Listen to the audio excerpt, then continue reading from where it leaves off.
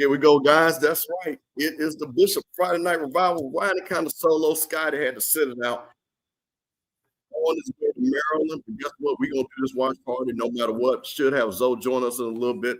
Want everybody to come in, man. We got a big game. This is one of those games that we all like to see. South Carolina State defending MEAC champs who beat North Carolina Central last in that barn burn on Thursday. They come down there to Durham to see if they can do it again.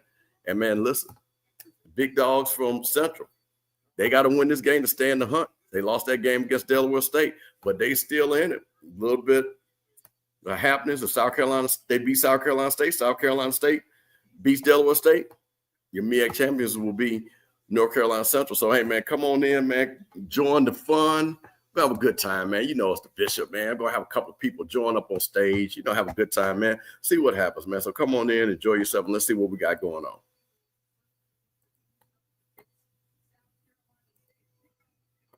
Kickoff getting ready to come on. ESPN2 is the channel. Make sure you stream it, watch it, however you want to do it. Come on in. We might do some little shows of the game. Got to see how that plays out. But like I said, once again, it is Steve Campbell, your favorite HBC Florida A&M alum, sitting here on the Off Script Network and also on the Rocky Middle Channel, home of the HBCU Coaches Corner. That's where you'll see me every Tuesday night. And you'll see me hanging out with Scott and me and Mike Reed doing our thing on D Breakdown on Wednesdays. So that's what we got going on, trying to see what we got going. I'm really excited about this game right here, what we got going.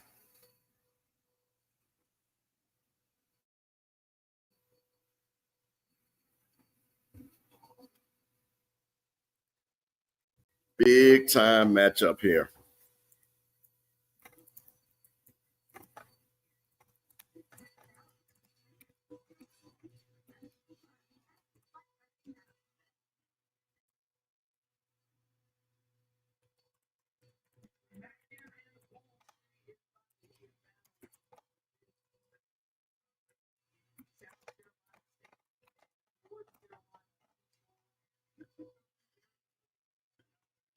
So, you know, you're looking at South Carolina State, led by Chennis Berry, the guy coming over Benedict, hasn't lost a conference game.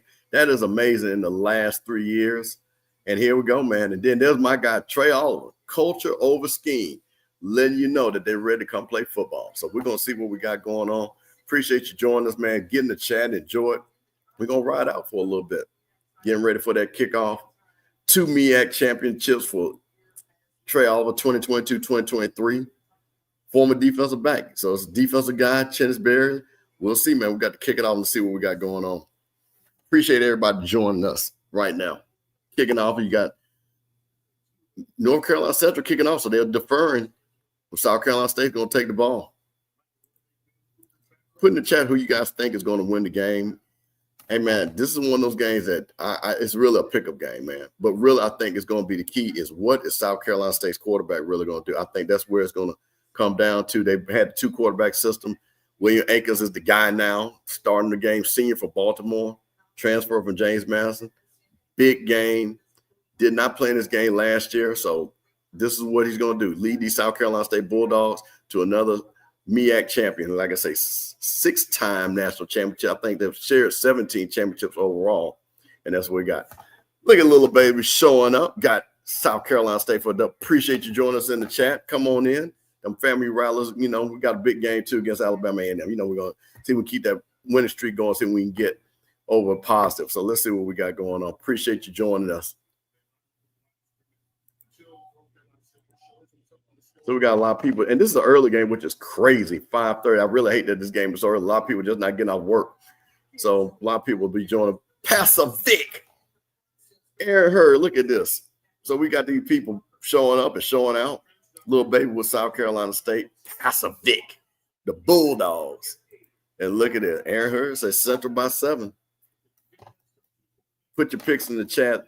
Man, we're just going to have a good old time on a Friday night. Man, get you some fish and spaghetti, man. Pull you up a little something to drink. Just relax, man. Don't stay out in them streets. Hang out with the bishop, man. You know what we got. You know how we got it.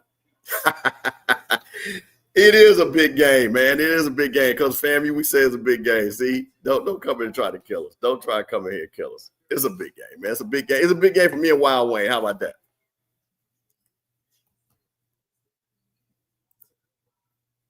Southern checking in. Look, that's a Louisiana name, Ladarius Arsenal. That's that boy from Louisiana. Look at that. He got South Carolina State 28-10. You know what? Hey, man, we're going to see if that defense can stand up. Now, that will be a low point for Central if they don't score 10 points. I think Central's going to get a little bit more now. I don't think it's going to be one of those 35-40 games, but I think you're somewhere in the high 20s where you're going to see everybody.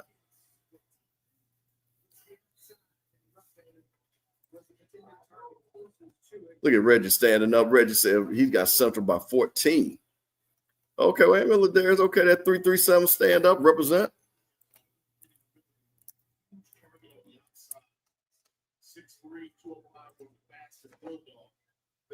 Down there, Lake Charles, Lafayette, down that way, Opelousas. Okay, look and see, man, my rally's going to come support the bishop, man. We got to show out, man, show up.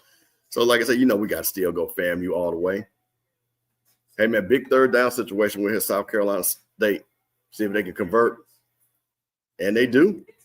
They do, man. Like I say, this is what's the key. Can South Carolina State get on that board and put pressure on North Carolina Central? Everybody knows the weakness of Central's team is those defensive backs. We're going to see if they're going to stand up to this good wide receiver core that South Carolina State got. Look at Teacher Clash to come in. Boy, look at these a lot of Bulldog supporters in here tonight. Bulldogs, I'm going to tell you one thing about the South Carolina Bulldogs. They don't bark loud, but they bite hard. Oh, incomplete?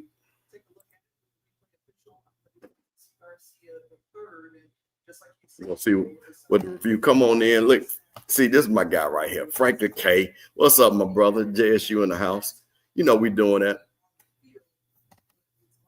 The game is on ESPN2. That's where the game is. Nephew Peasy representing. Hey, man, let's thank God it's Friday, man. I'm riding solo. Scotty had to run to Maryland, for a little something. So he got me riding solo. But we're going to take care of the house, man. We're going to make sure everything's clean. Got all my folks coming in. So all the off-script family, all the Rocky Mill family, all the people, the family, just come on in. Hey, man, it's a Friday night revival, man, with the bishop, man. And like I said, we're going to get the people in there. So, again, the game is on ESPN2. That's where you can catch it at. Obviously, they know a lot of that stake, but what has been for the recipe for successful Chinnisberry is the fact that the mission doesn't change from week to week. It's to go 1-0 each week. There are a lot of theoryisms that you will be introduced to without the broadcast. Got a lot of people coming in on a Friday, man. Just enjoy, man. Come in, man. The holidays are coming up, man. Get ready for Thanksgiving, things like that, man. We're going to enjoy ourselves, man. Pour you a drink. Bless yourself. Now, see, Josh, we're going to take that offline, but I'm going to say what the political correct answer is. Yes, we always want FAMU to win. Man, this is crazy. You know what? This is crazy right here. What is going on with YouTube TV, man, and ESPN? This is really, really, really, okay, killing me. So they're right, guys. Incomplete pass. So guess what? Stopped on the first drive of South Carolina State for the punt. Alexander, we're gonna see if we can find you a feed. I know some people out there on you in YouTube land usually has a feed. Let's see if we can find something for you. Don't want to get Scotty in trouble by totally broadcasting the game. We want to, stay on the good side of people and stuff like that. I think there's a couple of people that are streaming the game, so you might want to just kind of get on your YouTube feed and see what you got.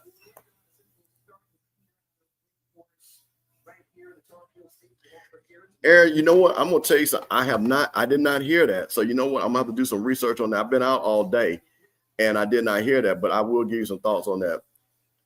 Yeah, and I think I know who you're talking about. So yeah, we'll have another AD at Florida A&M. I've definitely got some thoughts on that, as you guys know.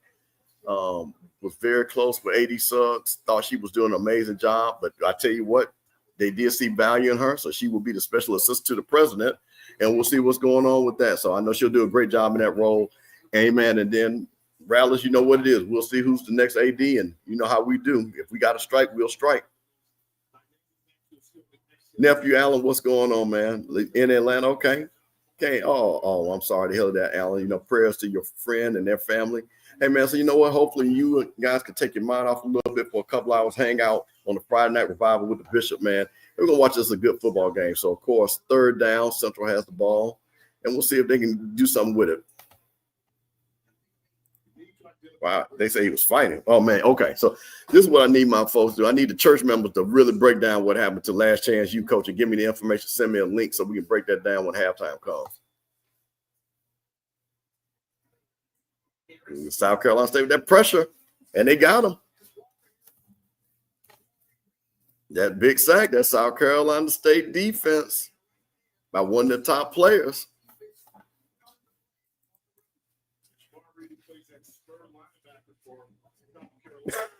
The thing about Dick 36, man, is a very accomplished newscaster. So, she probably could do well and present well for FAMU. So maybe we do need her there. Oh, you know what? That's a great, the only thing about it, Peasy, Coach is out there in Arizona.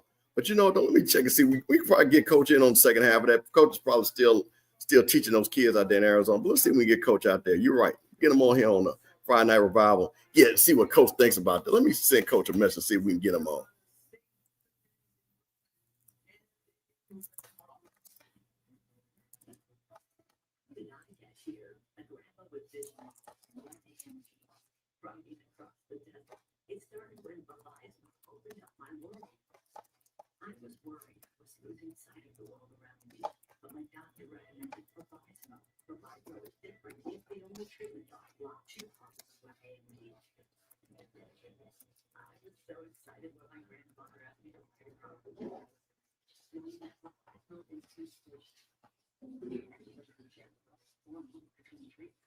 Oh, okay.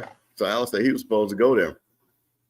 See, now this right here, I have seen a person right here, always a big South Carolina State supporter. Back in the Dion era, let folks know that they was going to take those Tigers down, always standing 10 toes down with the South Carolina State Bulldogs. See, man, we got a lot of people in here hanging out with me tonight.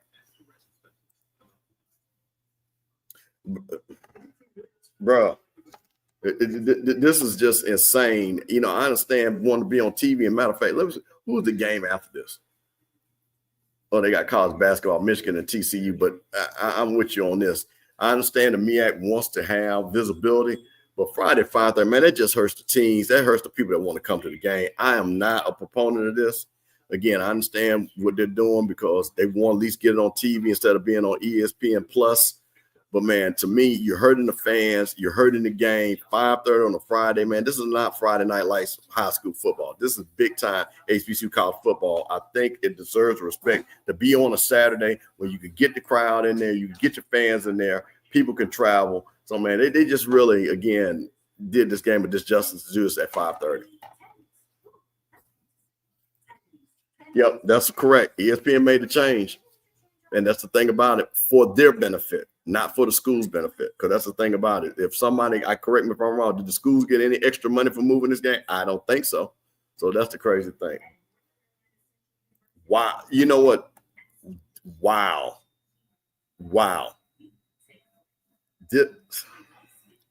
can't do no more. Shake my head. You know what?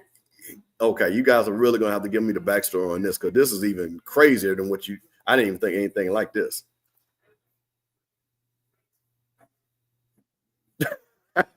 Listen. See, I'm pretty sure you're not as old as me, so I already ate early because listen, I know that feeling, boy. You get that itis, you know, you sit at home, get you something to eat, and then you miss the game. So I'm with you on that.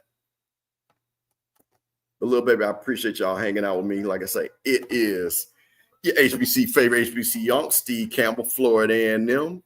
Love of all HBCUs, man. You know me, I don't hate nobody. I love everybody, supporting them all. Give them my money, give them my time. That's what we're all about. But man, it's Friday night, man. Friday night revival. You know, everybody, the doors of the church are open. Come on in and hang out with your boy. Appreciate everybody joining us, man. Almost about to hit 100 people. Shout out to Jack. Look, Jacktown said it. Listen, that's crazy. So yeah, at noon, yeah. High school day down there in Jackson, you know, Bethune-Cookman coming to town, heard they're bringing their band. I think that game is going to be a little bit close, but of course, I think those Tigers are really going to show up and show out. Here we go, South Carolina State again with the ball going deep. Woo! Should have put that ball out there. Should have put that ball out there. Could have been 7 right there. Testing those, what we like to say, the weakness of Central's team is those defensive backs, man. That quarterback would have put out there, that should have been 7.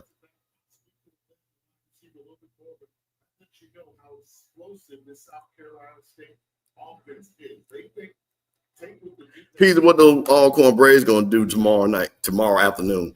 That's what I want to know. If your team is playing tomorrow, tell everybody who your team is and tell everybody what your team is going to do. We're going to do a lot of that, man. Put up scores, put up predictions, man. Have a good time on a Friday. Watch the game together. And, you know, man, we'll drop that StreamYard link. Let everybody come in and check it out. Listen, man. Hey, man, listen, one of the 12 in the house, boy. You know them PV folks in the house. Hey, man, shout out to Coach Cam Peters' father coming on the HBCU Coach's Corner. Shout out to my PV folks, man. They standing up, man. And shout out to PV of being a great school to get another donation from McKenzie. $63 million. I think it's a total now of $113 million that Prairie View has gotten from McKenzie Scott. Shout out to that university. Let you know that you all are doing the right thing. Very proud to see that announcement. And, man, like I said, I know it's going to do a lot of good because Prairie View has always been the anchor of Texas. Don't get it twisted. It ain't Texas A&M. It ain't Texas. It's Prairie View because they was doing the most with the least. Got them Prairie View folks in the house. They celebrating that $63 million. Got a big game for you all, even though you'll be heavily favored, but you got to keep on winning, see what happens.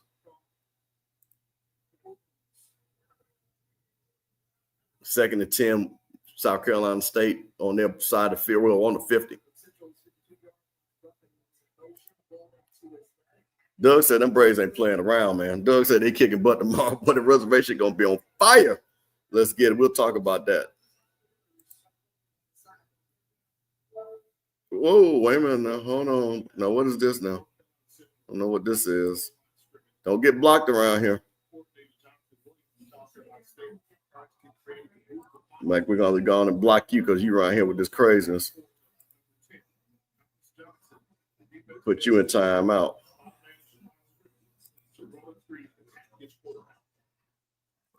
Yeah, get you on out of here. We ain't playing that foolishness. Hey, man, this is a church service, man. We ain't got nothing that craziness going on around here. Y'all know about that, man. I'm a man of the cloth, man. Plus, I ain't at Magic City. When I get to Magic City, then y'all can do that talking. We ain't Magic City tonight, man. We're in the church. Doors of the church open. Friday night revival, man. We're around there bringing that stuff, man. Come on, man. It's the bishop. Y'all know how it is. Like I said, if I lay hands, I lay hands in private. Don't lay hands in public. Carlton Green checking in for Columbia, South Carolina, probably representing those South Carolina State Bulldogs coming in. Man, listen, man, it is a Friday night, man, with the FAMU family, with the South Carolina State family, with the Jackson State family, with the Alcorn family, with the South Carolina State family, with the North Carolina Central family, with everybody out there, man. Listen, man, we just here to have a good time, man. The one thing about it, you know about me, man, we ain't going to talk about nobody. We ain't calling nobody no names. We just going to have a real good time. And we're going to talk a little football, man. I know a little bit about some football, just a little bit. Had a sports agency, did a little recruiting for some folks. I know just a little bit. So we'll talk that in. But, you know, you guys know football too. So put in the chat what you see going on early in the game, what you think is going to happen. You know, we here, man, just to have a good time. Look at Miss Griffin. Miss Griffin, you know we don't allow that. We don't allow none of that fortification on a Friday night revival. Got to do that out in the streets when I got to lay hands. You know how that goes. Brother Doug, listen, man, I appreciate it, man. You know how we got to do community, man. Scotty was supposed to do the watch party. He had to go to Maryland. Like I say, nothing's wrong. Had to just take a family trip to Maryland. So I said, you know what? We're going to keep it going. I know people were waiting to have it. So, man, we here, man. We're going to get a couple other people to join us in the night. So probably jump in probably after you get off the work. Just holler at Coach Cole. See if we can get some other folks to join us. See, this is what I'm talking about. People already watching the game, already seeing some tendencies. Let's see if that plays out with score a little jet sweep there.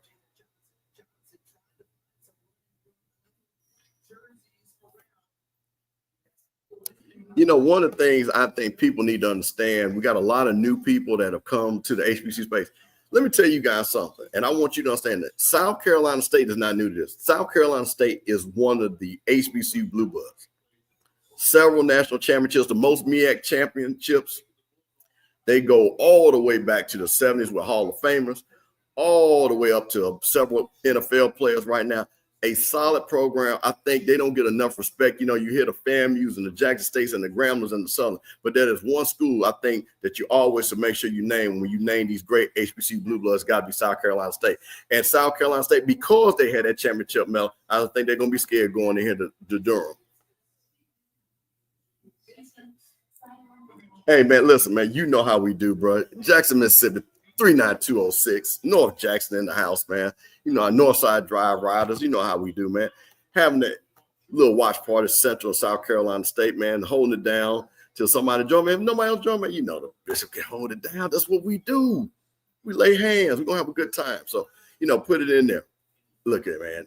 My man, Kincaid in the house, all cornbread, you know, cooking that good food, always raising money for a school, supporting the school. This is what I love to hear. This is my guy right here, supporting them Braves. Hey, big game for them Braves, Kincaid. I know you're going down there, have that food cooking down there. I got to get down there for one of those. See, hey, man, Beasley Road, listen, man, come on, man. Callaway High School over there. Y'all know about that Beasley Road. My mother used to live in North County back in the day. You know what I'm saying? Used to go over there, Beasley Road. Used to go over there with my little girlfriend and hang out. They went to Callaway, slid on over there. Y'all don't know about that. That's how you had to do. Central stepping their defense. So it looks like they stopped them on third down. 50-yard field goal attempt by South Carolina State. Hey, man, listen. My guy right here. Love this young brother right here. Hey, man, check him out. Doing all the HBCU basketball. I know Herbert. I know you got to just started. Put your stuff in the chat. Let everybody know how they can check it out.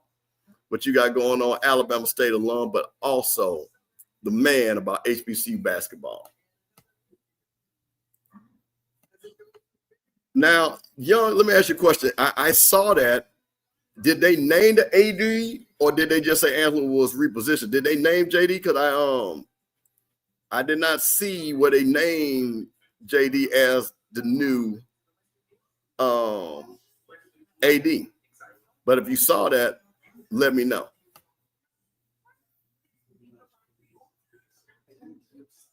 So we will have in family, we'll have a new AD. Word on the street is a guy named John Davis, Florida State Seminole. I'll hold comment until it's officially announced, but we'll see what happens on that.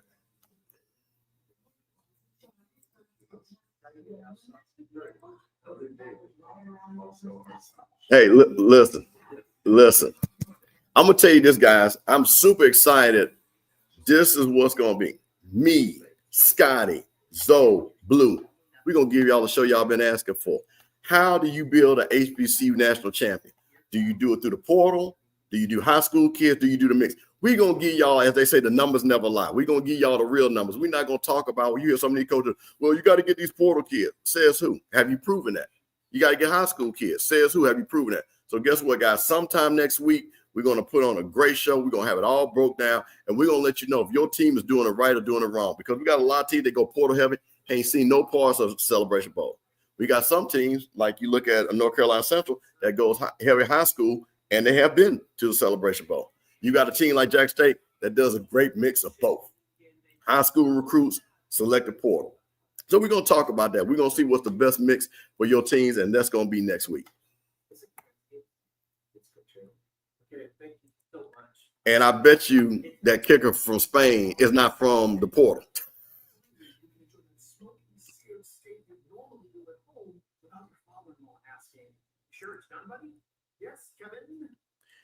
So, okay, let me tell you something about this. This is a great question. Now, I've been around the SWAC close to 50 years. You got to understand something. I will say this.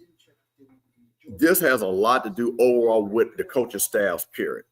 We do not have the consistency and the quality of the coaches that we've had back in the day, where you had coaches that actually played the position, had coaches that coached the position, had coaches that were long-time coaches that work with quarterback. And I'll tell you another thing, too. We don't have it. And this is what's going to be great when you see TC and Lockhart, where you had you got to understand, most of our quarterbacks did not start as freshmen back when I was coming through.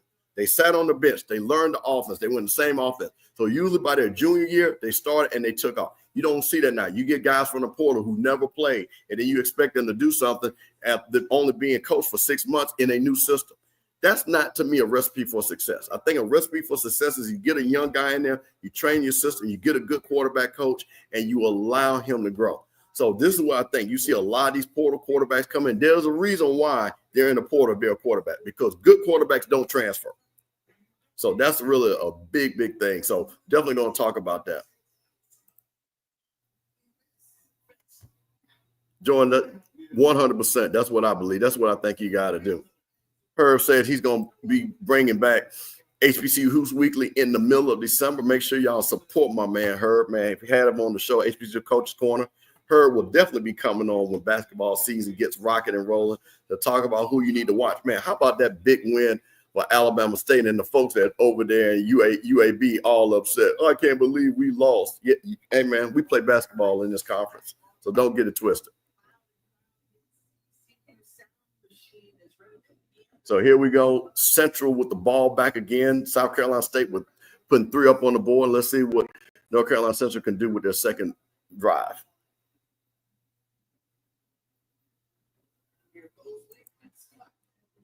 Okay, here's one of the things that they talked about. What's Chris Mosley going to play? As you can see, Chris Mosley is in the game. That is a big deal for him to bounce back, be ready to play this game. I think you're going to see a really big game out of Chris Mosley. And you're going to need a big game out of him if you think Central's going to win this game. 2nd and 4 with Central. Oh, big play by Walker Harris. Inside the South Carolina State territory. Big play right there in the middle of the field, caught by Peterson.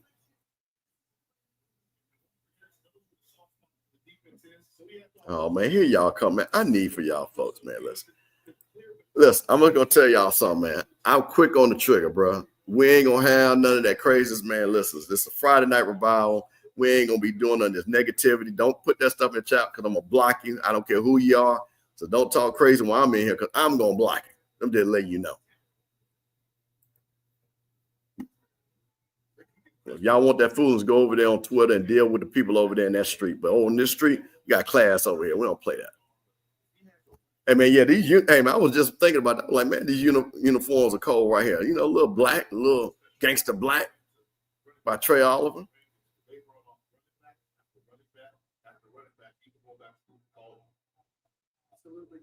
The question is, can Central go ahead and get this, convert this and get this into the end zone? Walker Harris back again. Woo! Got the A team calling the game, of course.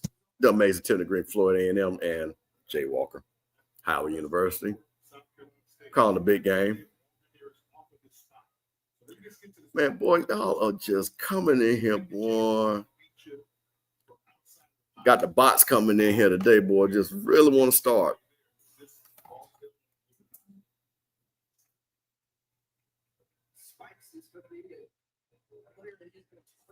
So as you watch the game, you know, put in the chat, man, what y'all gonna have for dinner tonight on a Friday night? What you gonna have to drink? How you gonna relax as you watching this big MEAC showdown? You know what you gonna do? You gonna have a little something to drink, have a little something to eat. Oh, Should have been a touchdown right there. Should have been a touchdown.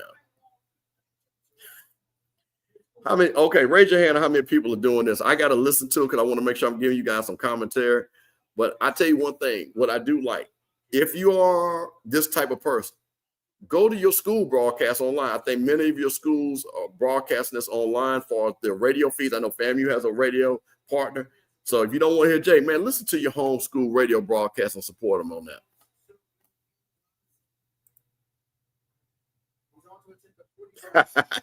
Yeah, listen, this is facts. This is fact.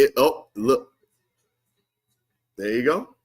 3-3, 41-yard attempt. So this is what we got. North Carolina Central with the answer. See, this is what I'm saying, man. Ain't nothing better when you got black folks. See, it's going to be some simple answers with black folks on Friday. See, this is the first answer right here. See, that's like I said, if this was like Family Feud, and they say the number one choice on a Friday for black folks, fried fish, number one answer. Survey says, absolutely. Hey, this right here, see, now James Everett, see, what would you have to drink on a Friday in a black person household? Number two answer, Crown Royal honey. There you go. I see, Miss Griffin got to be special. See, little sushi. You know what I'm saying? Little sushi. We do it all. See, we ain't just doing fish. See, she doing a little bit of different type of fish. I hate it.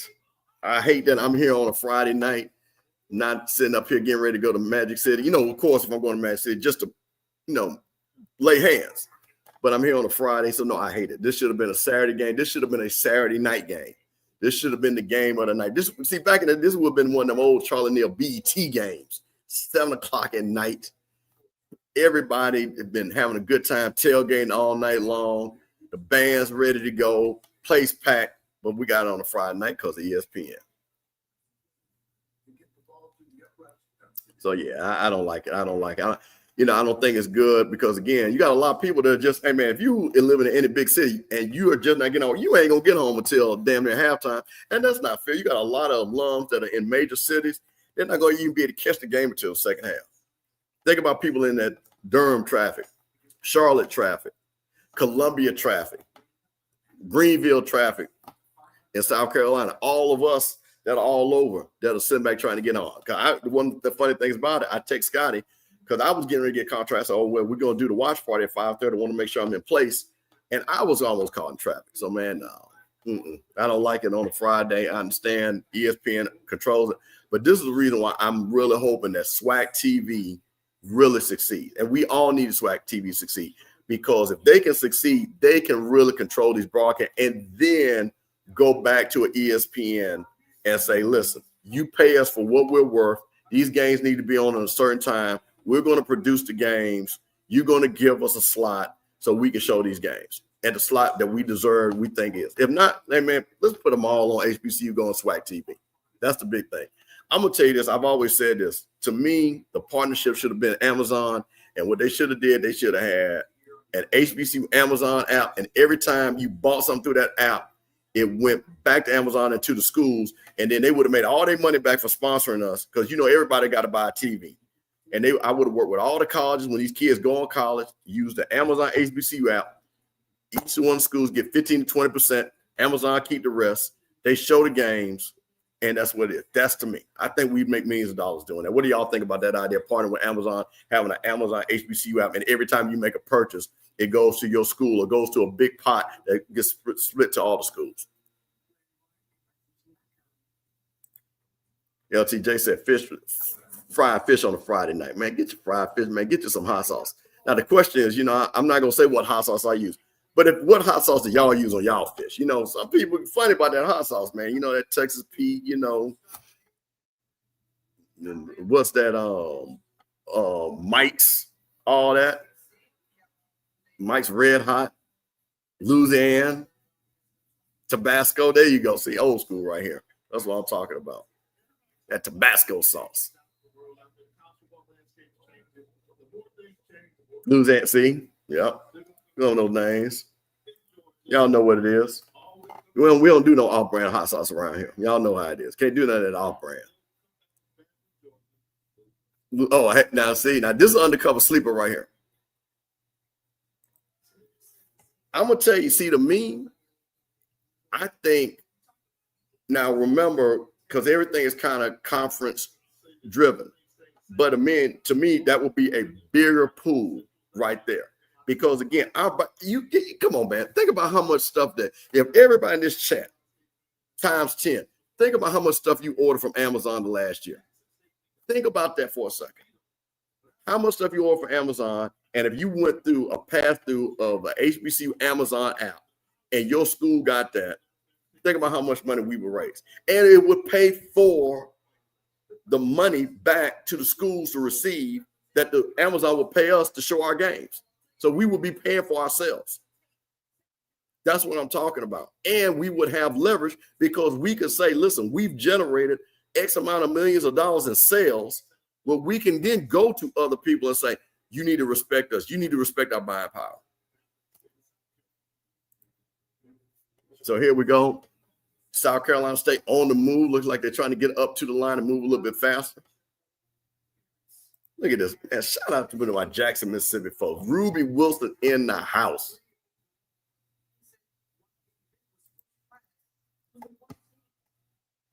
Yeah, we'd have to tighten that up. And what I mean by that, it would be not even HBCU Go. It could be just HBCU Amazon app. And let Amazon produce like they do the football games. And Amazon, I think, works with NBC when they do their football games. But Amazon has the type of money that they can produce quality events. But again, us using our buying power to dictate the games that we want on TV. Miss Girl, I want them all. So you know what, to your point, you know what? So what we could do is, again, it could be a two-tier system. And what I mean, while the bigger games could be on TV, they still could be streamed by Amazon. So still getting that same buying power, still getting that same exposure, still able to leverage who and what we are. Not giving away like we do with the Home Depot Retool Your School, where they got the whole HBCU database. Sweet Newt is in the building. Always appreciate you joining us, checking us out on a Friday night. It is the Friday Night Revival, you know, with the Bishop, with your favorite HBCU on. Gonna talk a little bit about what's going on in the game.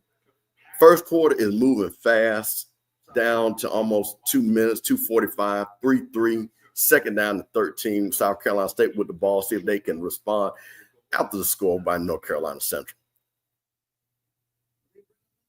Oh, nice little screenplay. And he fumbled the ball out of there. Shout out to everybody joining the HBCU Watch Party. Listen, hey, listen here. We ain't related, but we are related. Because, see, I like a person that's got the resume of former AD Campbell, Mrs. Campbell in the house, talking Bulldogs, class of 91 in the house, supporting her Bulldogs, supporting her cousin. That ain't her cousin, but that's okay. Campbell's are always Campbell's. You know how it is, man. It's the Friday Night Revival. You know you got the Bishop in the house, riding solo. Scotty had to ride to Maryland, but you know Scotty check in on you on that road and give us probably how he feels about the game. So we'll be looking at him. You already know it, cousin. You already know it. We cousin just because. You already know it. Good man over Kappa Alpha Psi, my family's fraternity, my guy. Hey, man, appreciate you being here, man. Thank you for joining us, man. We're just having a good time, man. Put it in the chat, you know, who you think is going to win, what you think about your team. That's not, if your team is not Central or South Carolina State, what do you think your team is going to do tomorrow? Got a lot of big games tomorrow that's going to determine, you know, if coaches are going to stay or going to determine if some team's going to get to their conference championship. Hey, listen, I'm going to tell you this right now. I just told somebody this. I'm getting a group of superior FAMUans, and I'm going to go for the gusto with Mackenzie Scott. I'm going to ask Mackenzie Scott for $237 million. What y'all think about that?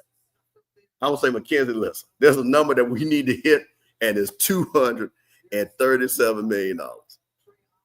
Can you give us $237 million? And she asked me why I asked for that number. I'm just saying it's just a number out the top of my head. You know what I'm saying? I think $237 million a family would sound good. What do y'all think about that? Y'all think I get 237 out of Mackenzie? Hey, man, listen. We got a couple of people in this chat. That feel like that. Listen. You got to turn it around. You know what I'm saying? You got to turn it around. Then we would have the biggest HBCU gift of all time. And then we could really brag different this time. Good to see what kids are saying. Why is he asking me for $237 million? That's such an odd number. Hey, listen. Hey, okay, I'm gonna say something to y'all. This is what I don't understand, and this is respectfully. You HBCUs that got this money from this white woman. Why y'all ain't gonna have the homecomings? Y'all need to make the band needs to spell her name. I need every band that has received money during their homecoming to spell this white woman's name and to make sure she got her own section, sit next to the president. I need for y'all to teach her all the touchdown, South Carolina State. Teach her all the dances. Thank you, Bobby. See, you understand where I'm going with that. You know what? We'll come to this question during halftime. I think this is a good question, but we're going to come to that. But we got a big touchdown, 28-yard reception by DeAndre Ruffin. South Carolina State has come to play. Hey, listen. Listen, let me tell you something. We be spelling folks' names that ain't gave us nothing. We just be spelling, you know what I'm saying? Let's spell Michael Jackson's name and Whitney Houston. And that's nice and all that. But this white woman that gave over $400 million. If y'all don't spell that white woman's name on that field next year, come on, man. We got to do it. So I'm just telling you something. FAMU, listen. Marching 100, Mackenzie Scott. I will pick up in the Escalade, bring her to the game, treat her VIP. Make sure she come to the cookout. Come on now. Hey, listen, we will take it. We will take money, players, holy water to beat Jackson State, 100%. I'll tell y'all a story about somebody I saw from Jackson in a few minutes right when this goes to the quarter. I had a good Jackson State that literally just happened to me. There you go. 10-3, South Carolina State. I tried to tell y'all, man. This is one of the blue bloods. They are not scared. And I think sometimes South Carolina State gets disrespected because you got all these new fans. They don't remember their history. They say history don't matter. It matters to a school like South Carolina State because when you win championships, you got that championship DNA.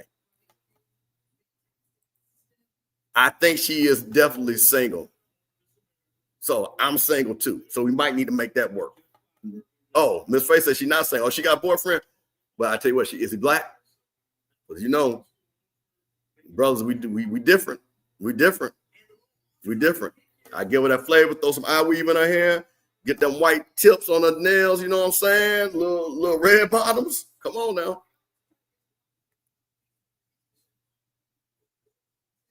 Now, boy, look at these folks.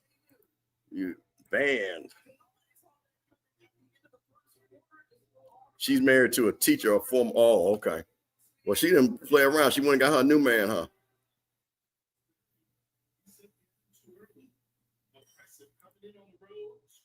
Andrew said, JSU versus the world. Hey, man, listen, that's what it is right now. It's JSU versus the field. So wait a minute. Was this an onside kick?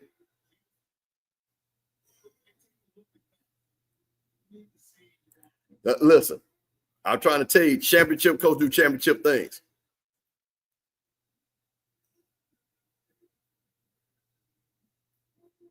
Shout out to the Royal Court of South Carolina State.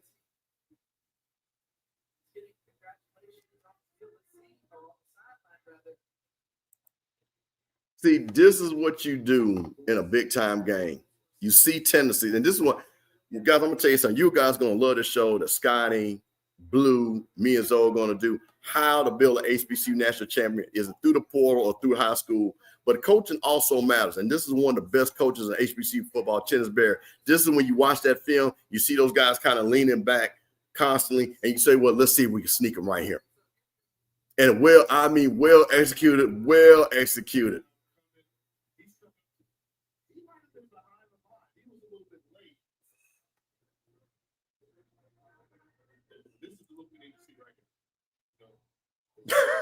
Bro, listen. This is like one of them Tiger Woods situations. Shout out to my boy Blue. Hey, man, me, Blue, Scotty, Zoe. How you build your team? Through the portal or through high school. You know Blue already. I talked to my nephew. My nephew said, Mr. Campbell, you know I got you. We about to do something different. We ain't going to do all that talking, man, or what it is. We're going to bring facts and numbers because we're going to say numbers never lie. Blue is already breaking it down. We're going to get the time and date for you guys sometime next week to see and let you really know how HBCU national champions being built. Is it through the portal, is it through the high school, a little bit of both. Hey, there you go. It's been upheld, South Carolina State football. Now, the question is, can South Carolina State put a touchdown on the board? Because, guys, if you remember last year, this is exactly what happened. They got up big against Central, and Central tried to chase them down, but they ran out of time. Chennis Bear, is he going to be aggressive? Are we going to go for the gusto or go for the throat?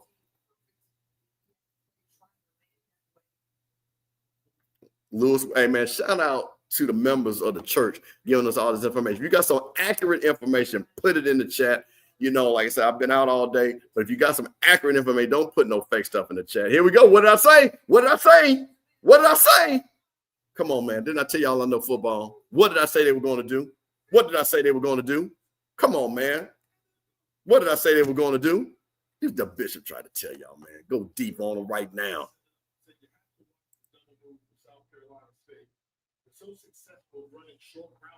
Listen, man, let me tell you something. The game is not over.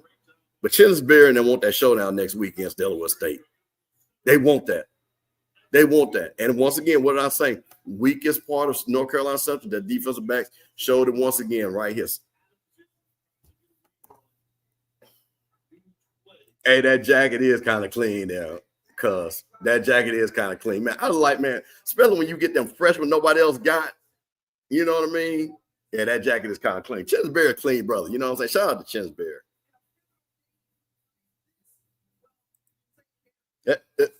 Blue, I literally just said that. I know you agree with me. And like I said, Blue, if you got time, if you're hanging around, let me know. I'll drop the link in the chat. Come on up. Let's talk a little bit. Talk about what we're going to do next week.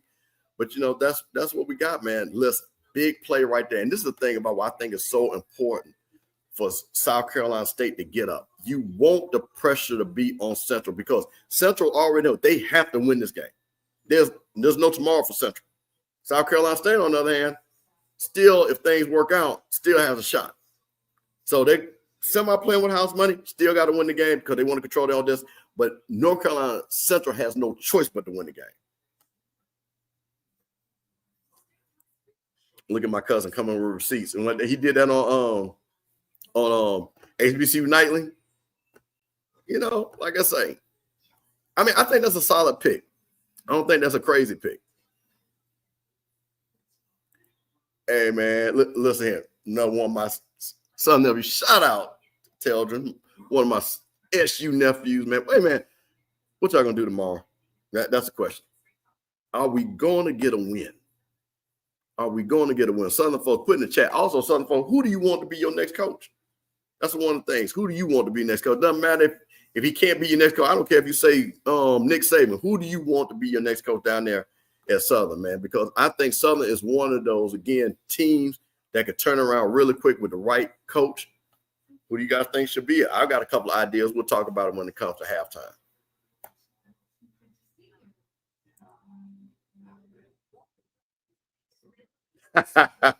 He's all know about a win. Hey, listen. See, I like when somebody's honest. Hey, man, listen, just go get Jack State coach. You know what I'm saying? Go get. Hey, listen, but here's the thing.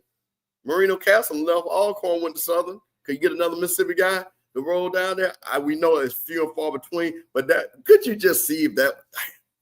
Do you understand? T.C. Taylor would not be able to come I-55 for the rest of his life if he ever did that. Come on. You know what? Hey, man, listen, white boy need a job. Billy Napier need a job. Could you see him reinvent himself down in Southern? Understands the state of Louisiana, has coached at an HBCU, understands it. You never know. He got money. Why not do something out the box? Got those people from North Carolina A&T in the house, BJ, Mr. Levette. He says he thinks it's either Oliver or Barry. I think that will be on their dream list. I think 100% that's on their dream list. I don't believe it's going to happen, but I think if you said, who could we get, it's got to be 1A and 1B right there. We have not announced the new AD. The new AD is supposed to be a person from Florida State that attended Florida State, played on Florida State football team. And I will say that for right now, because again, I know a lot of people watching this. A lot of people are watching this, if you know what I mean. So I got to kind of be careful. Don't want to cause no problems. But they have not announced a new AD. We know the names. You can kind of Google it. They see who he is, see what his resume is, and we'll see what happens. But I will say, shout out to AD Suggs for what she's done, and shout out to the fact that once everything got cleared up, that FAMU saw the value and how great a person is, and she's gonna be the special assistant to the president. So again, she moves closer to the president, and hopefully she'll be able to offer the president some things to guide Florida A&M in the right direction.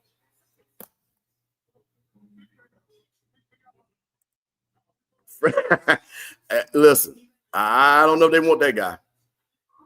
I do not know. Southern got the money to do. Remember, Oliver makes less than that. That's true. This right here. And you know what's funny about money? I will say this. People say, "Oh, never leave." If that man is married and the wives say, "How much more you getting?" That man will move. I'm just letting you know. Because the wives want that money. I'll tell you that right now.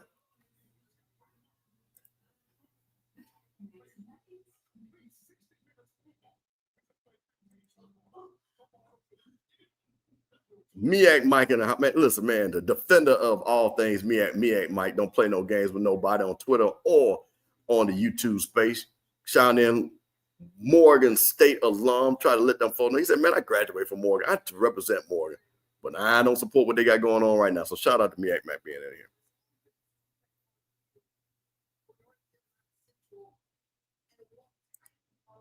Yep, they both been to SU. That's what I'm saying. It's again, they say Southern's gonna go big game hunting. Now, Chennisberry, I think, makes 330 already. And like they said, Trey Oliver does not make that. He did get a raise. He pimped FAMU to get a raise up out of Central 2 years ago. So, but you never know. And like I said, and I'm not saying that he's going to leave. I know Trey Oliver loves Central. He's got a great thing going. But like I said, we're just talking about, it's what if the white folks can do it over there in Paul Farmbaum, we can do it on over here.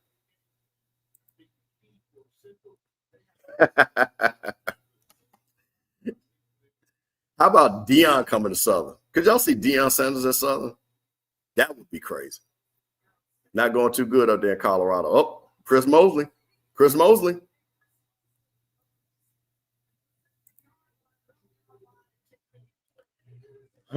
This guy right here. Troy, how you doing, brother? Been kind of quiet for you this year, hasn't it? But I hope you're doing well. Hope your family's doing well. This is one of my guys right here.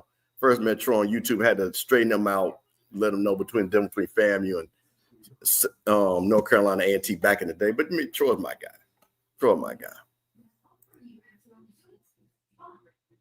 Yeah.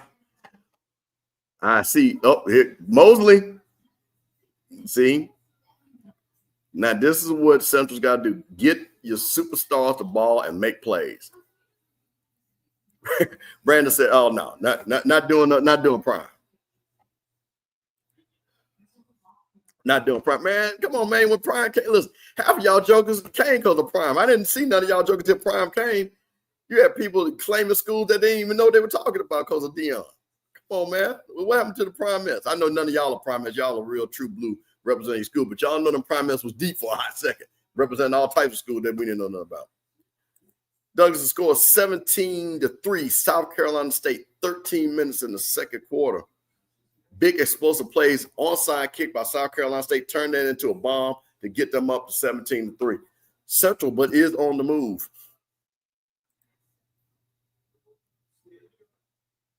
Oh, what? Woo! And that pass rush getting there.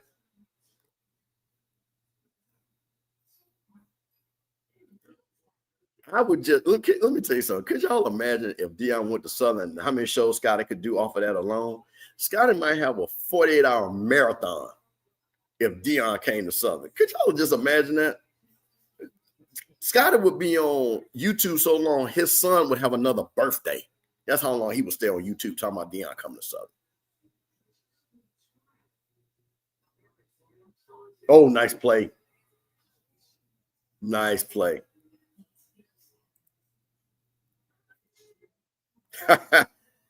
Cousin Campbell said, bruh, come see me next week. Come see me. South Carolina State folks don't feel no smoke now. And they will talk that talk and walk that walk. Hey, man, got the Bishop on a Friday night. HBCU, South Carolina State, North Carolina Central. MEAC game of the year. Well, part one, because part two will be if South Carolina State pulls us out. But part one is tonight on a Friday, early Friday game.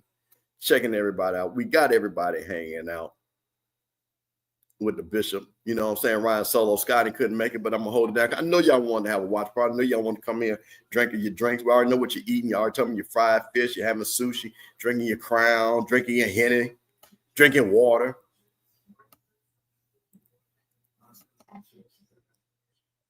Giving us some background. BJ giving us some background on Wall. All right, don't get your quarterback hurt. Go. They switched out.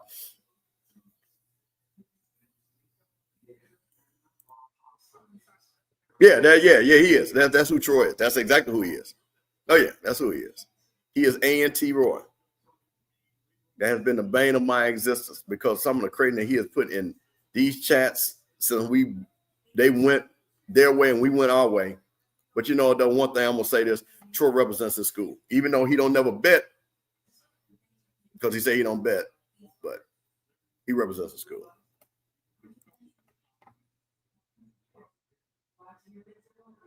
Oh, big play! Oh, no wait, what a flag! That gotta be holding because that can't be.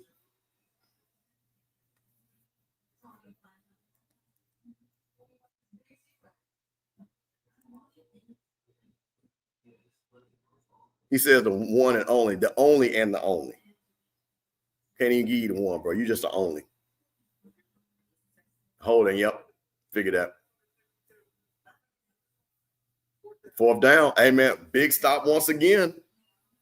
Hey, man, South Carolina State, man, is prepared, ready to go. And I'm going to tell you this, Trey Oliver, do not get behind by another touchdown.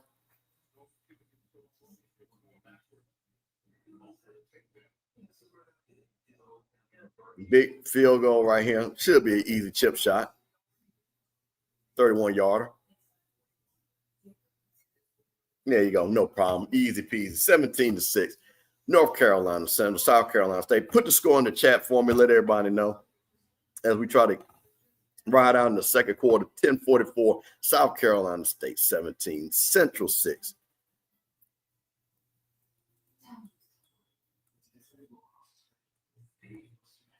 You know, this is interesting that you made this comment. You know, you hear things like this, but you think about a Trey Oliver team that's well coached, well prepared. These guys have been with him for a long time.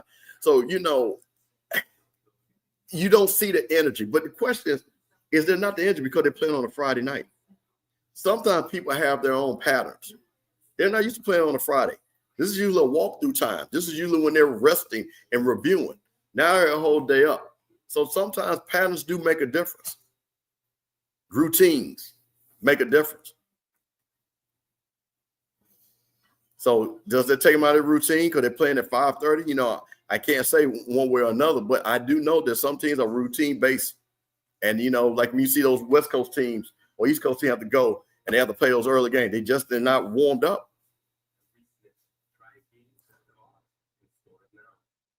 Hey, listen, DW, you hit it right here. Appreciate you joining us tonight. Hey, but listen.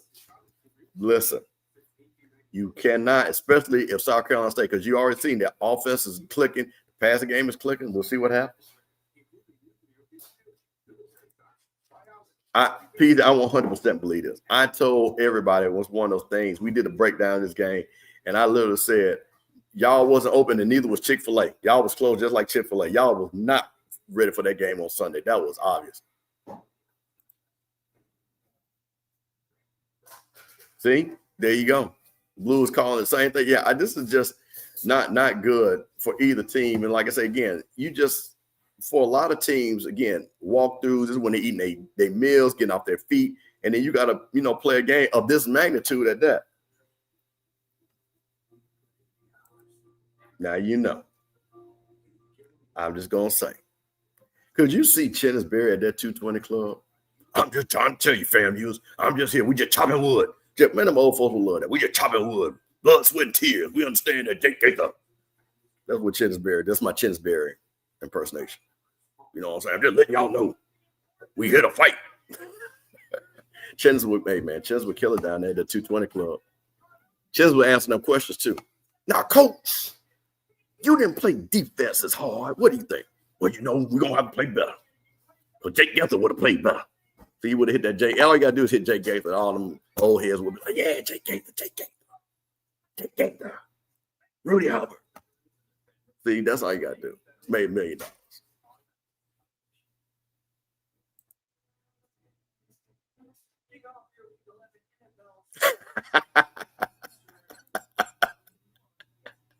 Oh, man. There it is, Ashley. I'm apologize. Every time you call me, bro, I've been busy. I ain't been avoiding you. I've been busy. And you called me when I was at the game down there twice when I was on the field. So that's the only reason I call you back. But I'm going to hit you back. So I said, oh, hey, listen. Let me tell you something. I was just talking about your grandsons, and that was family football, bro. Listen, Bowler Brothers, we don't care. See, that was family football. I literally just talking about what family football meant, and those two young men epitomized family football. Hey, listen. Oh, yeah, Dance ain't going nowhere. He got that nice, cool AC, Wi-Fi working, getting free meals. Oh, yeah, yeah. Gonna be tough for that brother to come back. That is awesome, man. Hey, man, shout out to that. Man, listen, now, straight up, Mr. Bender, again, my person I talked to put in the chat, tell him I'm not talking about those boulders. Because I'm going to tell you this. I was talking about Kendall, and when we played at Jackson State last year, compared to, and no disrespect, our defensive backs just don't have it. But one thing, he went up against Fortillion, one of the best wide receivers in the SWAC. And, hey, man, he was like, hey, bro, you're a foot taller than me, but we about to get it. Let's go. And that's what we needed, FAMU. He did not step down from the challenge. That's the thing. Hey, man, you know what? Hey, I love this question right here. Who do you guys think, again, you guys all been watching it. We already know probably the SWAC, but the question, who do you all think in the MEAC? I think that's a little bit more up for grabs. Who do you think the MEAC coach of the year could be? I know you say Deshaun Jackson, you know what I mean? But, hey, Chinsbury, if he runs the table, you can't give him coach of the year. I mean, I know what Deshaun has done, only 2 wins. He gets about a fault, but I'm talking about the body of work. I think Chinnis can make a statement for that.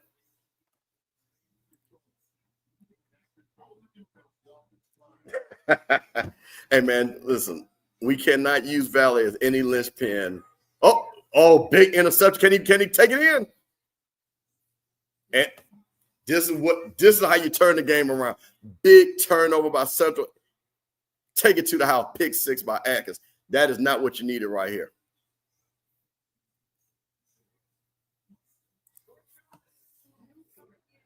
Got to kind of almost agree with you right here. Coach, I think that's really right there. Man, this is what I'm talking about. Now the question is, has North Carolina Central woke up? Big play right here.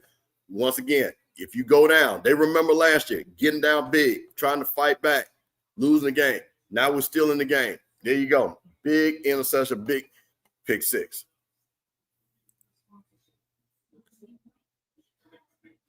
This is the thing that BJ really just tips the scale. I mean, for any of us old enough to understand, Delaware State is like the valley of the SWAC. And for that man to turn that team around to potentially go undefeated in the MEAC, go to the Celebration Bowl his first year, and I think they'll beat Howard, even if he only loses 1 game and they lose to Chinsbury, can you understand they'll be number 2 in the MEAC? I think they have 8 wins. Unbelievable.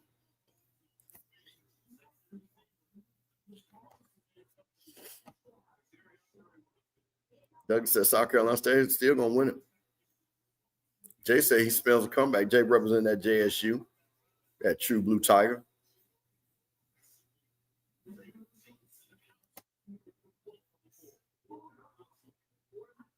Okay, well, like I say, This is the one thing I like about when you got good coaches, great coaches actually in a game like this. You know, Chinsbury going to tell them to relax. This wasn't going to be easy. Let's come and make a play. We're going to see what South Carolina State is made of right here and see what kind of drive they put together. 9:55, plenty of time to do everything they want to do in their playbook. Can they come back with a touchdown? Get right back up by 11 points. Let's see what they do. You know, I was like, that's true. That's true. But let me tell you something. Let's give D-Jack, it's not one coach. It's his coaching staff.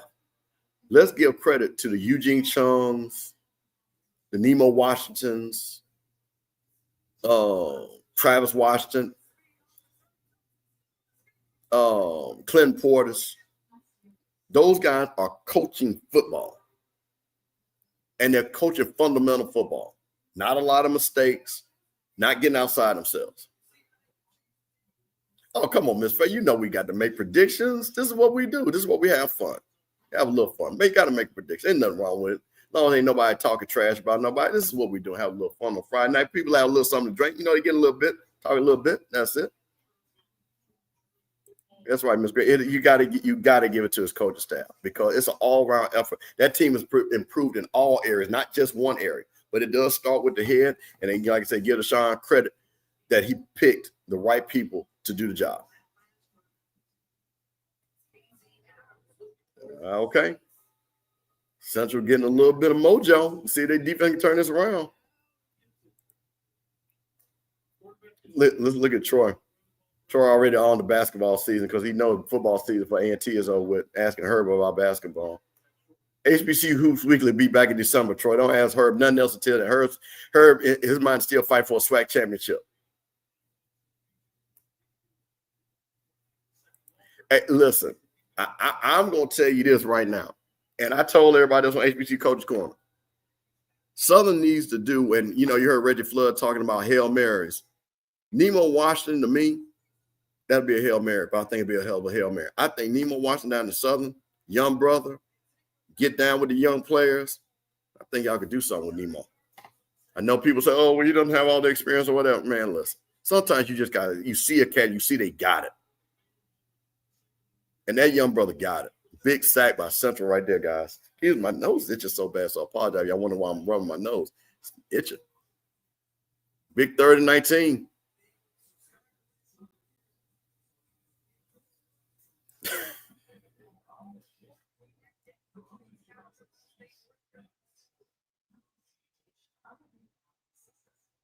It can never add. He'll move it up. You know, at least they give him a little bit. They'll punt it. So this is the thing where you want to see Central come back, pick six. Can their offense do something? Remember, guys, offense hasn't done anything. 2 field goals. Offense hasn't done anything just yet. So what can they do? Can they put the ball in the end zone and get ahead?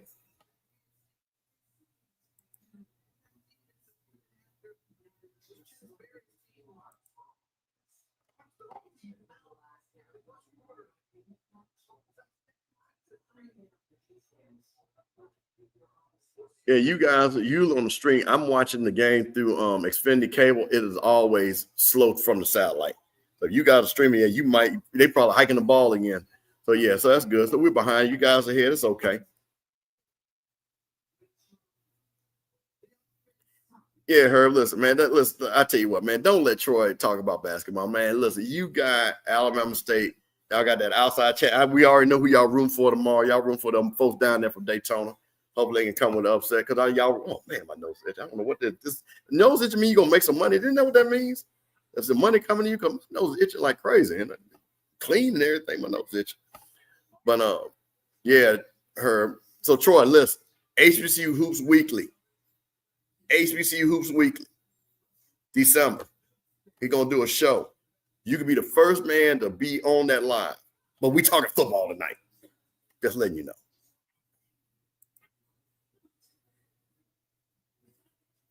Oh, wait, we gotta be blocked. Oh, Jesus. Oh, somebody putting the score in the chat. Oh, yeah, don't put the score in the chat. Oh. Hey, man, listen. Wow, well, good. Let it keep itching. I ain't gonna wash my hands, even though I did wash my hands before I ate. I'm like, good Lord. I need some money. Mid-December, that's right. HBCU Hoops Weekly. Big Herb. Breaking it all down. We're going to have Herb on HBCU Coach's Corner. Because I got to ask you a couple of questions about my Lady Rattlers. Got to ask you a couple of questions. I know Liv is with that, but I'm going to have to ask you too. What's going on with that?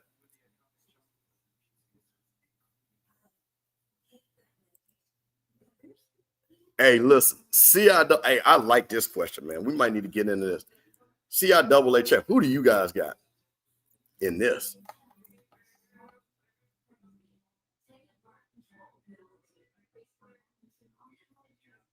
That is a big game. I like this. I like that question. Who do you guys got on that? Hey, man, you got Virginia Union, number 1 seed, gets Johnson C. Smith. Kickoff at 3 p.m. Going to be an HBCU go. And, we might see what tomorrow. I don't know if we'll do a watch party tomorrow. We'll have to see where all the guys at. We might jump on and just take a look and see what's going on. Miss Grimmel says she got Johnson C. Smith. Al, appreciate it. Hey, man, thank you for watching. You know what I'm saying? You got the game on Xfinity and you got me on your computer, man. Appreciate you watching. Hanging out with the Bishop on Scotty's Off Script channel and Rocky Miller channel, home of the HBCU Coach's Corner. It's the Friday night revival. You know what I'm saying? We're going to bring a little praise to your life on a Friday night. Might lay a little hands on some folks, depending on how you look and what kind of money you got. But that's what we're doing. Shout out to everybody watching tonight, man. Hope you're having a good time, man. Relax. Not going to talk bad about nobody. It's not what we do over here. All respect. Shout out to all the schools that got that money from Mackenzie Scott. We already talked about our game plan, how we're going to get that money out of her for the rest of the schools. We're going to put that together, get the rest of that money for all the rest of us. Like Herb, he says, toss up. Now, CCM, you two sides of the same. I totally agree on that, Herb. Love that breakdown on that. We'll talk a little bit more probably about that about halftime. So here you go. Right here on the 2-yard line, 1-yard line for Central. Throwing out the end zone. Oh.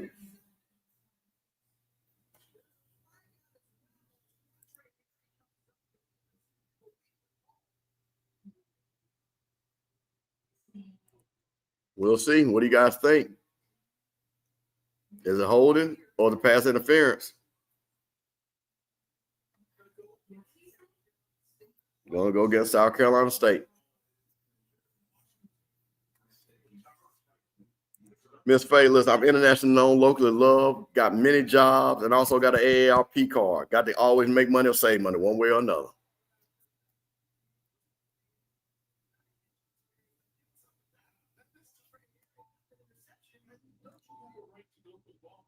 Where, how? Oh, my God. Where?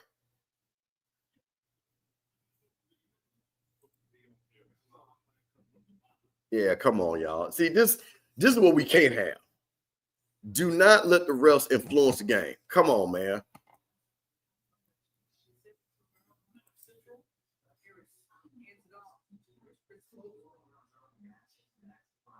Mostly with the carrot. I leave my nose itch. I'm trying to tell you, it's weird.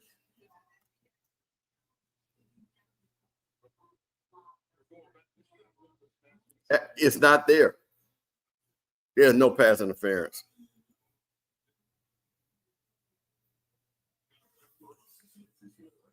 Yeah, Miss Faye, that's a fact. That is a fact.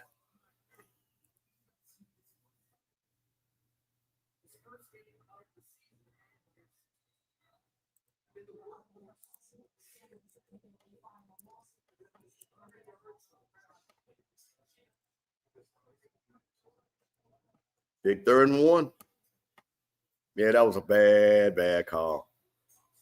Oh, wait a minute. Oh, he just got that last effort.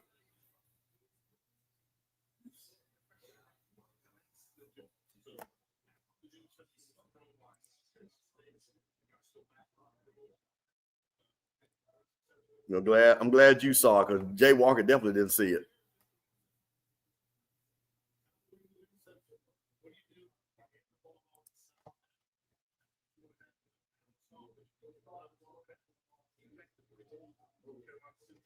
Be right back, guys.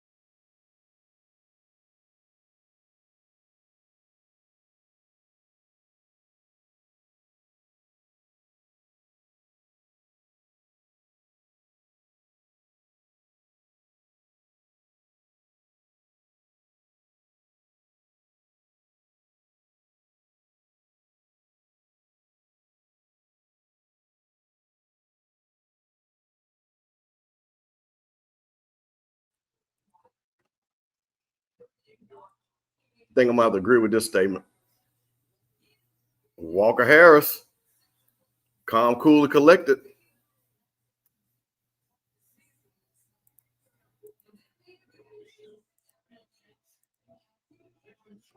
As you are watching the HBCU South Carolina State NC Central watch party on the Off Script channel and on Rocky Miller channel, home of the HBCU Coaches Corner. It's the Bishop, Mr. Campbell, in the house, holding it down on a Friday night. Glad everybody's joining us, man. Listen, we're just having a little bit of fun watching a big game that started way too early and it should have been played on Saturday, but we're not going to complain. We're just here to have a good time. Not for a long time, but we're here to have a good time. So, man, listen, let people know what school you represent in the chat. If you got a topic you want to talk about when halftime comes, we'll do that. And man, listen, we're just here to have a good time.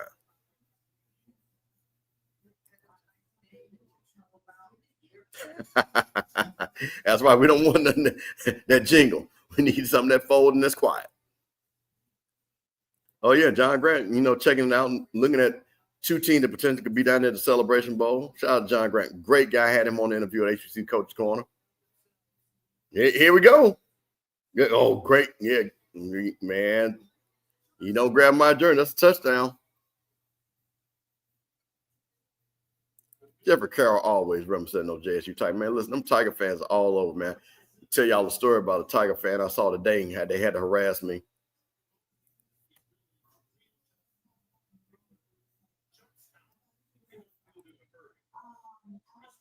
Yeah, this is what you got to get it to. You got to get it to your bell cow, man.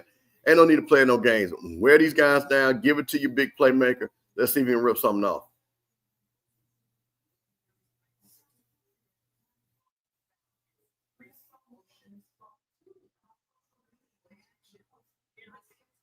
There you go. There go that man, Walker Harris.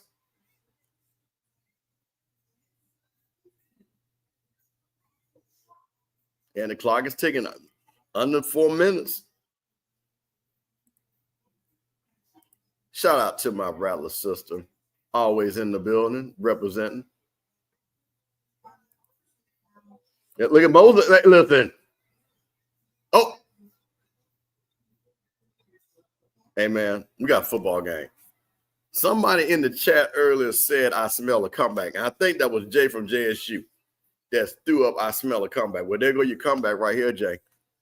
Touchdown. First touchdown of the game on the offensive side by Central. Came right down there, punched them boys in the mouth, man. They went 98 yards on these boys, man. That is a big statement drive.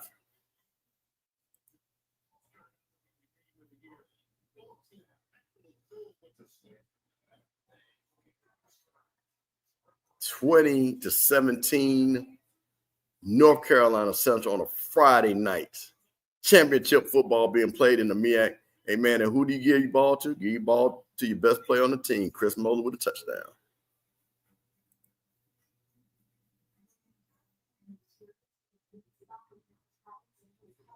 Ruben said we got a football game now. The blue comeback was I told y'all so. The blue hit y'all with the told y'all so.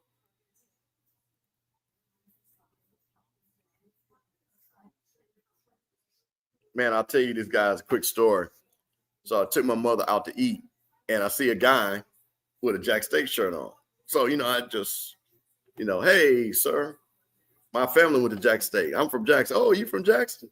I said, yes, sir. He said, did you go to Jack State? I said, no, I didn't go to Jack State. I went to FAMU. He said, you went to FAMU. Didn't we just whoop y'all behind? Come on, man. See, why we got to be doing this?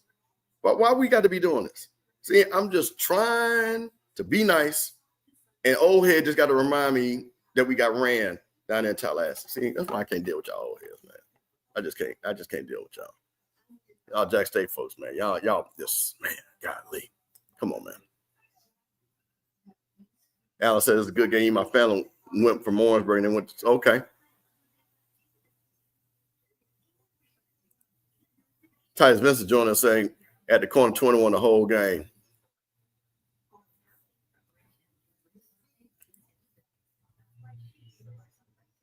Called the Green in the house showing up on a Friday.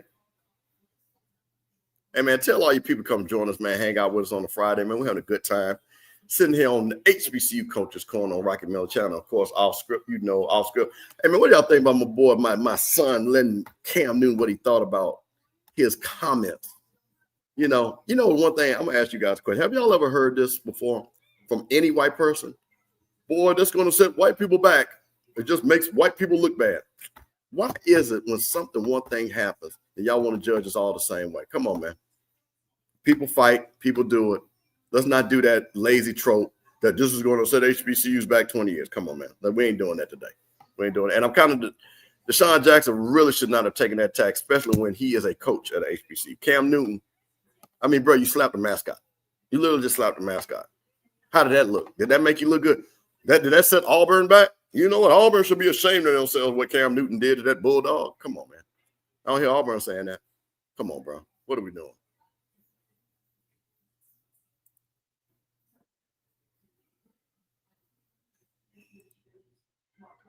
How do you feel about the quarterback? Allen, that quarterback is probably going to be a dual threat guy. I don't think he's going to play quarterback. We'll see. He's a shorter guy. I think they're going to move him.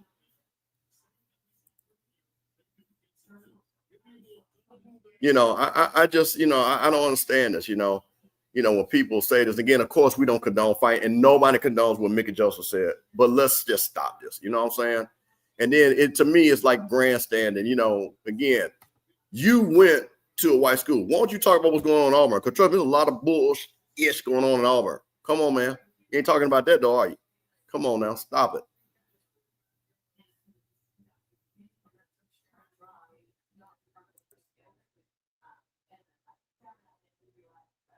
And I still, you know what? And I did see Scott. I had to jump off. But correct me, did y'all Central people say the man's name is Omari, but his Cam calls him Peggy? Come on, man. What is that about? What is that?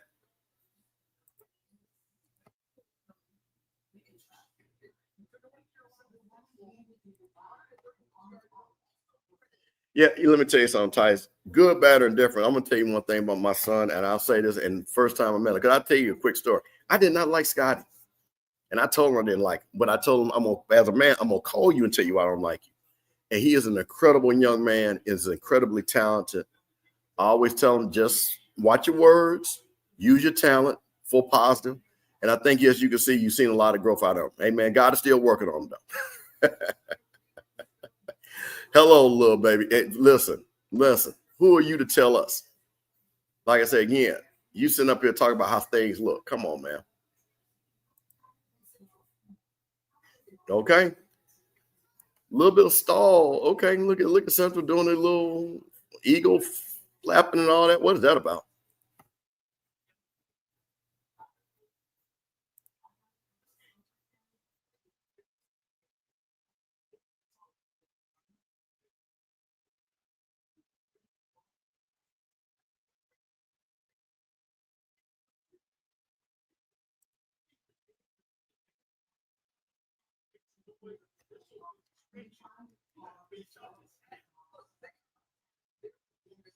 A big 2nd and 10.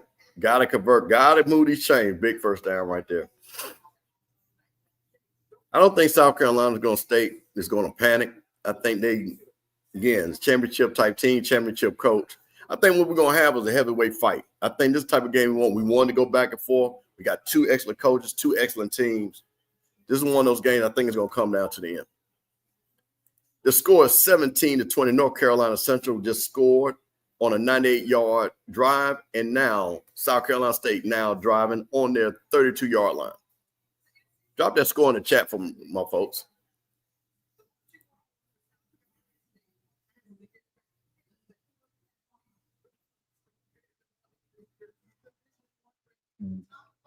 We ain't talking no band. I'm gonna let y'all see they got the band of the year up on.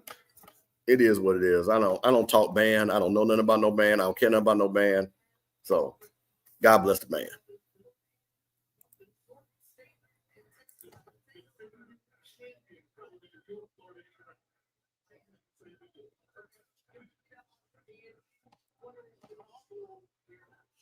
Yeah, look, oh man. DW hit it right on the head. I think this is a great quote. Got to consider the source. Cam felt because he knows Screen will probably cut with 100%. And man, What is going on with your boy Stephen A. Smith, man? Well, I mean, I understand he's trying to get that conservative white folks money, but bro, slow it down. Slow it down. Especially when you're going after Jasmine Crockett. Look at that. Come on, South Carolina State.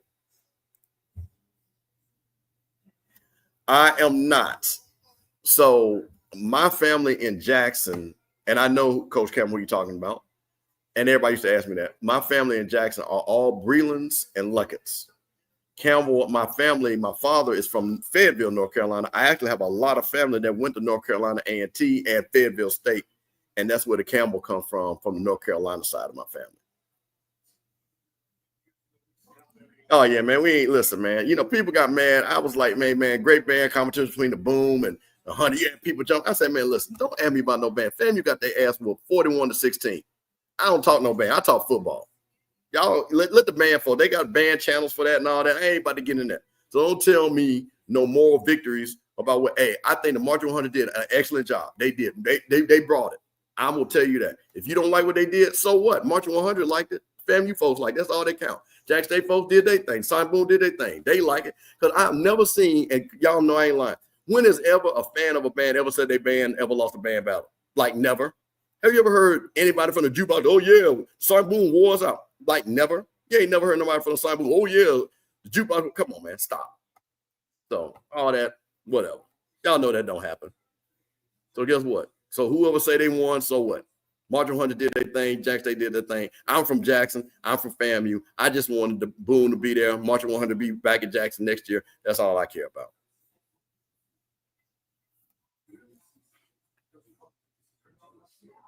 But like I say, for the band heads, y'all, hey man, listen, y'all know. But I don't, like I said, I don't play music, so I'm not gonna sit back here and do all that. I couldn't read music. Don't know music. Can't sing. I just got this beautiful voice right here. That's all I got. Y'all understand what I'm saying? Hey man, hey, hold on right here. This is Zoe right here. Let me see if we can get Zoe on.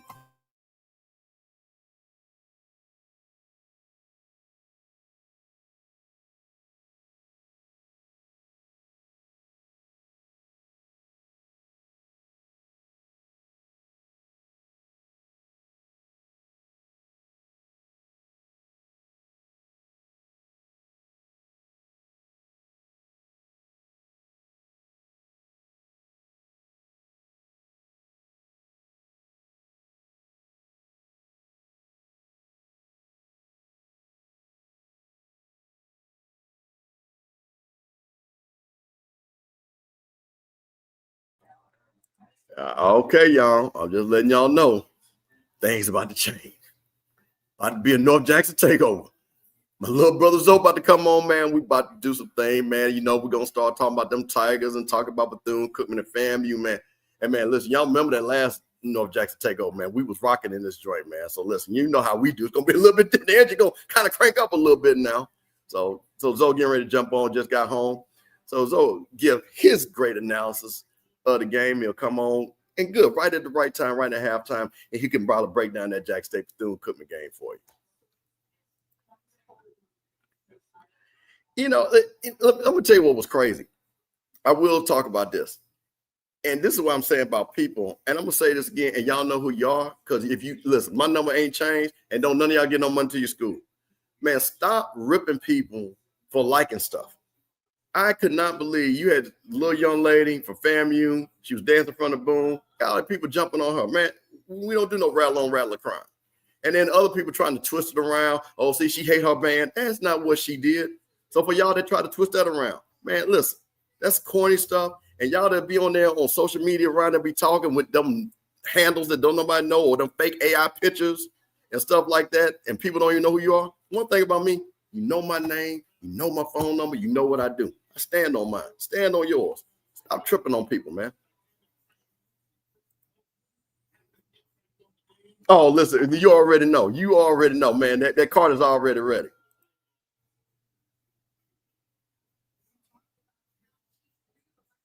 Exit 19 down. Come on, man. I-20. What, man? Come on, man. I'm from Jackson, bro. Come on, man.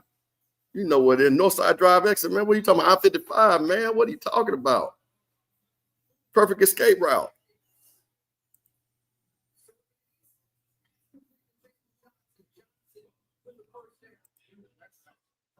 Listen, see, I like a person that has intelligence. That's exactly what it is. But see, don't be driving clicks off our back. That's my problem.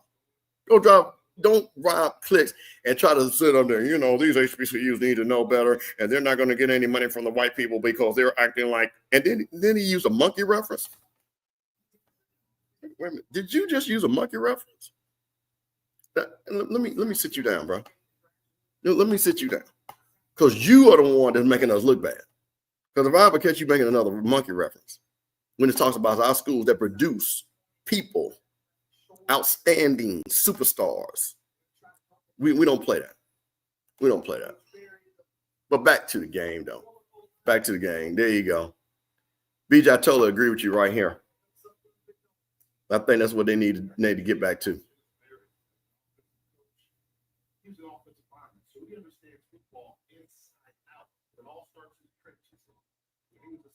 First and 10. The yards have kind of evened up. Like I said, South Carolina State dominated the first quarter. Hey, Central came right on back. Now we got to score 20-17, minute 52 under me, 2 minutes in the second quarter. Chennisberry with that play sheet trying to get his team in the end zone. Yes, they are. And I know his daddy, actually.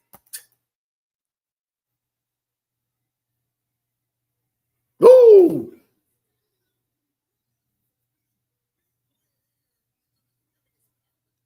This is what I'm talking about. Big play by Donquarius Parker, right up the middle.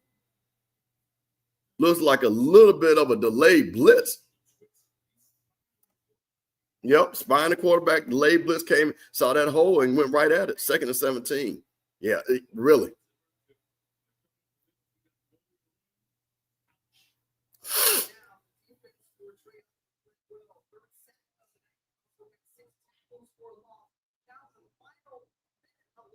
Like Chen is trying to switch up. Is he going to try to run this clock out? Yes, they are.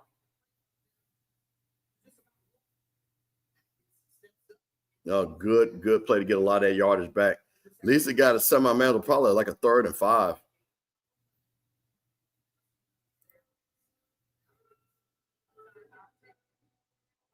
Timeout by South Carolina State. 39 seconds to go. 2017. North Carolina Central, South Carolina State. HBCU MEAC game of the year. You got your man Steve Campbell, Mr. Campbell, the Bishop, the Detective. We're in the house. Friday Night Revival. We're here just to have a little bit of fun. And listen, man, shout out to everybody that's joined us. Got over 100 plus people that's watching us on all different platforms, on the Off Script channel, on the Rocky Metal channel, on Twitter, watching us all. So we're here. Okay, watch out, Lake O's finals. Okay, Ruby, what you know about Lake O? Hey, listen, man, my friend right here, she know what it is. Got to call him out. Let me tell you something. You got 1996 behind you. And listen, if that's old school 1996, this guy could easily, the old school HB second half, this thing could be 45 to 50. if you talk that type of old school, I've seen that happen. You Jack State folks know about them shootouts between Southern Jack State and back in the day. All of a sudden the game was like this, and all of a sudden they scored 30 points out of nowhere. Is that a fumble? Yeah, you know what? We're gonna. The problem with the crime report, things kind of got changed with how Scott and them had to do the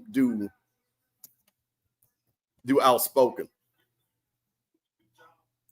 So it was kind of hard to fit it in. Me and Scott had tried to work out. We're gonna bring it back. We're gonna give it its own proper due. But yeah, there was a lot of crimes committed that, people was running wild. But, that we might have to do an end of the year crime report, do one of them stings, what I'm saying? Like the FBI just get everybody and, do some BMF, just arrest everybody. So you might see one of them FBI crime report stings where I just knocked 10, 12 schools down at one time. They just running rapid out here in these streets, out in the HBCU streets.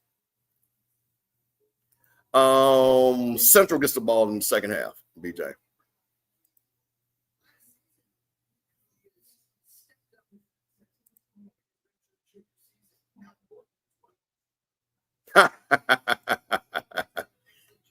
Facts.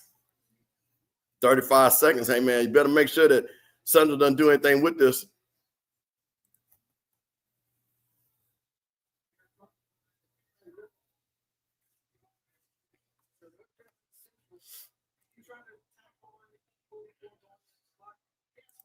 All right.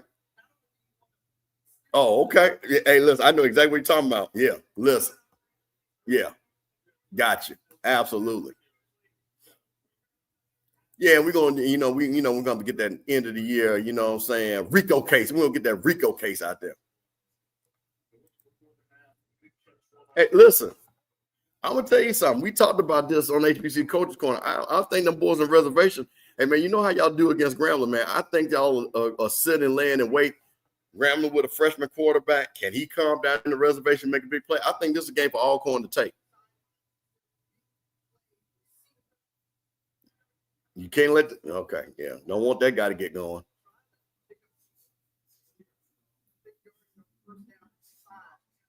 And I appreciate all you all the support about the crime report. You know, it's one of my favorite things, and when me and Scotty started doing that, man, it's really funny, man. We have a lot of fun doing it. So it's like I said, it is not forgotten.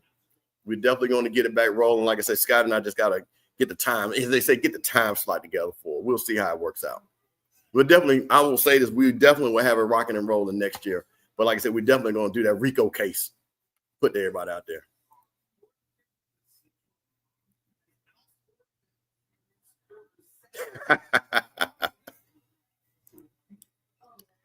Right. See, I like people that know what there you go. Exactly.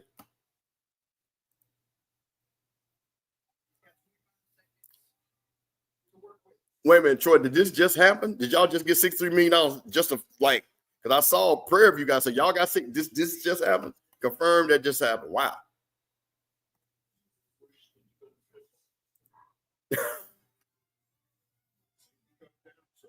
Hey man, shout out to North Carolina A&T, man. If y'all just got $63 million, which I'm assuming that it just happened or just got announced, man, blessings to you all, man. And blessings to Mackenzie Scott, man.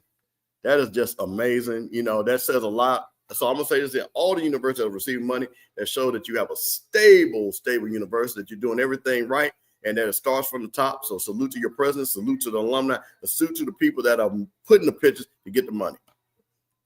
BJ said the check clear today. I like it, brother. I hope they allow you to do it well. I know it's what they say, not reserved when funds or whatever, that you can do whatever you want with the money. So I'm glad that you guys got it. Happy for it, man. Shout out to Mackenzie Scott, man. But let me tell you something about Mackenzie Scott. Me and one of my finance friends did the math. Do you realize as much money she got? Okay, first of all, I think she hasn't even given away $1 billion.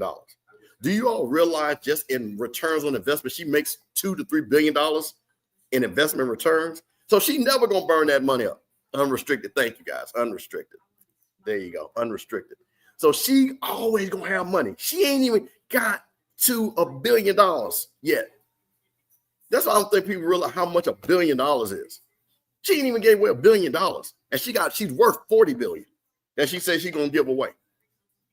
So she's gonna always just look at you go, baby. You know what she's doing? Say, you know what? Let's just give them. And I'm saying this in a positive way. You know, let's just give them the investment returns. You know, that $400 or $500 million, no big deal. And she still ain't hurt. That exactly. That's play money. Oh, shout out to hey, bad talk. Listen, I need for you to talk your talk, man, because you know there's a lot of Tigers in this building. And I heard that y'all bringing the band. Now, is that confirmed that y'all bringing the band to Jackson, Mississippi tomorrow to fight the Sonic Boom in South? I need that confirmed. Hey, listen. See, listen. She helped. See, this is what you got to love. And see, let me tell you something about women. And this is what I hate about men. This woman let this man not work to build his dream. And then what he go do? Go cheat. And then gone about her business. But guess what? She said, you give me all my money. So shout out to Mackenzie Scott. And this is what I'm saying, man. Listen, you got women that's down when you're down. And then you like, I never understand that about certain men like that. Because those are the women you got to be down with. Now, he got his, build a body, whatever looking crazy looking white woman that he paid like $600 million to have a wedding, which is crazy. Well, Mackenzie Scott said, hey, listen, I built this thing. So you're going to give me my money. So shout out to all them women that's down with brothers that help them build up. Because you can never build nothing by yourself. You can never build nothing. And I hate when people think that a woman, because I'm going to tell you something, when you ever see a guy making a whole bunch of money, trust me, it's some woman that gave him some good advice. I'm telling you, some woman gave him some good advice. Especially, she probably will say, you know what? Especially if they're together and he wants to take that leap, it's the woman that says, baby, go ahead and take it. I got your back. It's usually the woman that does that, that gives you the confidence. Yeah, 100%. 25 years of marriage and 4 children. I mean, listen, they really do not. They really do not understand how much a billion. You got to understand something. That is 10 100 millions just to get to a billion. And she got 40 more. 10. So look at all the money she done gave. It ain't nothing. She literally probably makes that, like I said, again, on return on investment per month of $100 million. That's what's so beautiful about that.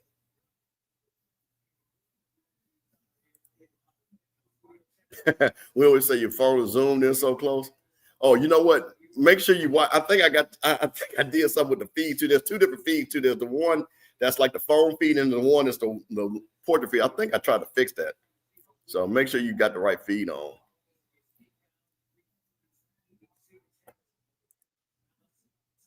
Hey, listen, that's another thing too. You ain't losing nothing. But I mean, like I said, when you got that much money, are you really worried about taxes? Let's be honest, you're not. Now, see, here goes Troy being messy. You don't know when their blessing might come. Fam, you ain't got nothing either. That don't mean our blessing ain't coming. Like I say, doesn't matter. I'm pretty sure people at Good People at Central are working on it. I know the FAMU people are working on it. I know Jack State people are working on it. I know the Grambling people are working on it. Everybody's working on it. She got plenty of money to give around. 100%. Thank you. There you go. Shout out to my man, Ken. Hey, man, listen, we got halftime. It's the Bishop, Stephen Campbell, Mr. Campbell, sitting right here. Got us at halftime, man. Waiting on Zoe to join us to break down some of the games on Saturday. Man, appreciate everybody joining the watch party. I hope you all are enjoying it, having a good time, man. It's 7-16. Game started at 5:30 on a Friday, man. We're just having a good time. We're talking about all types of topics. Mackenzie Scott, Celebration Bowl. Who's going to win the SWAC? Who's going to be the MEAC? All of that. What you say, Reese? Can you share your screen on this link? It will show you how much money $1 billion is. I can do that. Okay, let's do that. Oh, hold on. Unhide. Let me. Whoa, hold on. Let me go to the right. There we go.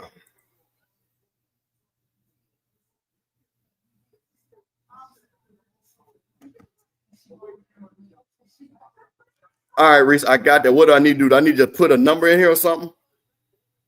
Choose a billionaire? No, I see. You just choose one. Okay.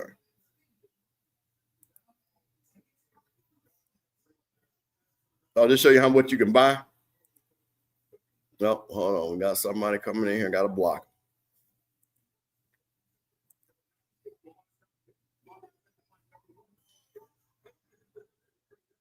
Let's see here. Let's see what Miss Faye said. Hey, Reese, let me make sure I got it up because I see what it tried to help me out real quick because I'm looking at it because I clicked on Bezos and showed how much money available to spend. Now we talking about how many coffees we can buy, Skittles. Hey, listen, Anthony Bell, 100%. We're going to talk a little bit about that before we get off too. Herb, we might want to bring you up to just a little bit of a breakdown on that. Can ESPN not talk? No, they can't. You know they can't. That's why we got, you know what? That's why we got us. That's what we got. So you know what, guys? I'll tell you what, while we're waiting, I'm going to go ahead and just pull up games in the SWAC and in the MEAC. Just kind of go over them real quick while Zoe jumps on. Let me pull those up. Give me a second. So that's what we do. We got our own thing. We don't need them. So we're going to bring our own thing. And we're going to pull our own thing up. There it is. Hey, man, shout out to my nephew, Black Golden. Always in the building. Always supporting his favorite HBC on. Hey, man, we're here. So, hey, I'm going to pull this up. And we're just going to, run through. Let's see here. Do a little share.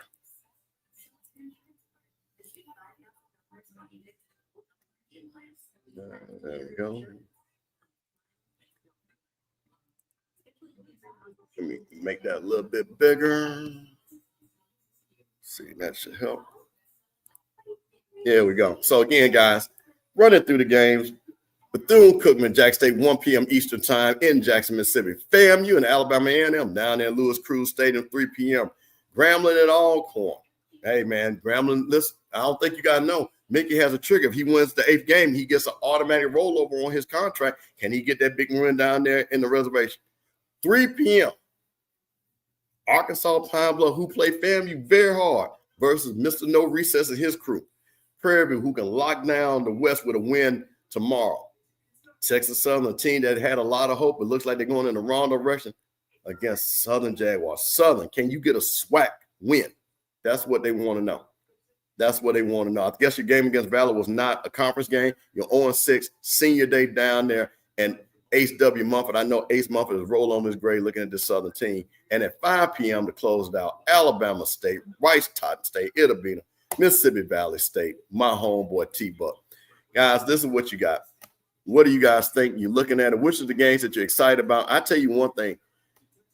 This game, this Arkansas Pine Bluff Prairie View game, Prairie View is favored. Prairie View shouldn't win it. But what I want to see from Prairie View, and I'm going to say this again, I want the fans to be there, but I want them to start turning their attention to starting to dominate so they can roll into that SWAC championship on that. You saw it last week, giving up only 3 points against Alabama A&M. Again, I know you play a bad team, but when you play bad teams, you should dominate it. This game right here, Grambling Alcorn State, 7-3, Grambling 4-2 in the SWAC, has an outside chance, even though I don't think even if Prairie View lose, Prairie View lose their last 2, they would have 3 losses. Grambling would be the West champion, highly unlikely. But you know what? I think Valley upset Prairie View a couple of years ago that cost them not being able to go, if I'm correct, or Southern. You know, you guys will let me know. Alcorn down there reservation, trying to turn it around, trying to finish up strong down there. And my Florida A&M Rattlers. But I tell you guys, I told everybody, that Coach Cozy is a lucky guy. He might run the table and finish 7-5. We'll see. You know, again, can't take Sam Shade lightly. I know a lot of people are upset about what's going on in Alabama A&M. Relax. Just relax, guys. Sam Shade's going to be fine. You got a great coach. Look at what he did in Miles. He's going to do the same thing down there. And then really the game that a lot of people you better watch, Bethune-Cookman Wildcats and those Jackson State Tigers. With their freshman quarterback, Bethune said they're bringing the band. It's high school day. Last home, well, no, it's not last home game. I think Jackson State plays Alcorn at home. But I'll tell you this, though. Bethune has shown the ability to score. This is one of those games. Can they score? Can they make it instant? I don't think so. I think Jackson State's going to do the same thing they did at FAMU, stay close and then blow it out, but we'll see what happens. And then let's go over here to the MEAC real quick and take a look. And, of course, we got the game right now, Central 20-17, South Carolina State. And then we got Norfolk State, Morgan State. Disappointing. I think Norfolk had higher hopes going in this year. 1-9 on 3 in the MEAC, playing at Norfolk. And one thing I will say, shout out to the people of Norfolk. They have come out and supported that school. And I give them credit, man. They got their money out of homecoming. And then this right here, I'm going to tell you guys, I think this is a trap game. I think Delaware State's going to win it. But let me tell you something that Deshaun Jackson said I think is very important. My guys have never been on a winning team. Most of the guys on the team have never been on a winning team in college. So now you got to not look ahead to South Carolina State, and you got to handle business against Howard. Those guys have kind of been playing bumpy the last 2 games. Don't look past Howard. Do not be unfocused. And that's what I'm saying. When you have not won a championship, you don't understand that these games like this can really trip you up. So I'm really curious to see how that game goes and what's going on there. Getting back, so we're going to stop the share, get back and see what we got on the chat. Okay. Doug, Mr. Bender said, Grambling won't win in Lorman. How about that? Listen, hey, boy, you just pulling it right. UAPB would upset. She said, my team just playing. We're banged up and bruised. Go Bulldogs. Talking about the Alabama A&M. Still go, is this on TikTok, Facebook? What is it? What on TikTok? Don't matter my team. Not sure. You talked about, well, what is your thoughts on SWAC back? Reese, I'm going to be honest with you. I haven't looked only up at the high level of some of the games and the upsets that I've seen some of our teams do. I haven't done an in-depth dive. Actually, this Sunday, I'm going to start looking at it. I want to be honest. One thing about me, I hate when people say, "Oh yeah, I saw it." You ain't see it, man. I actually watch the games, so I'd rather say someone. Shout out to. I think Howard had a big win.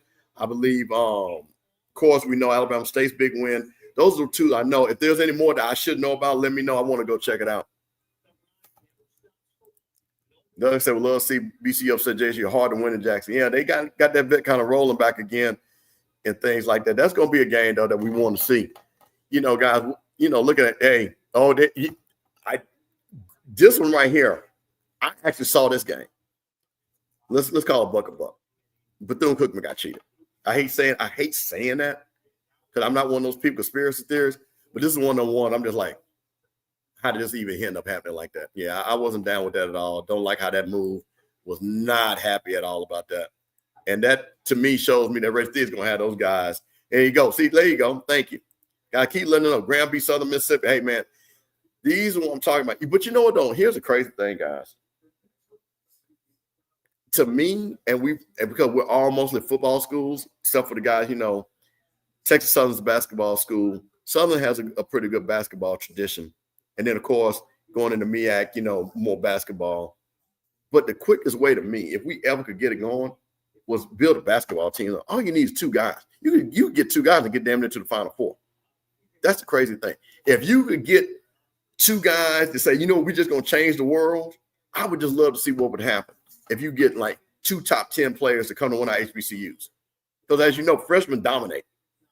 And I think something really special could happen. If you could get, I don't know who's equivalent to Deion in the basketball world.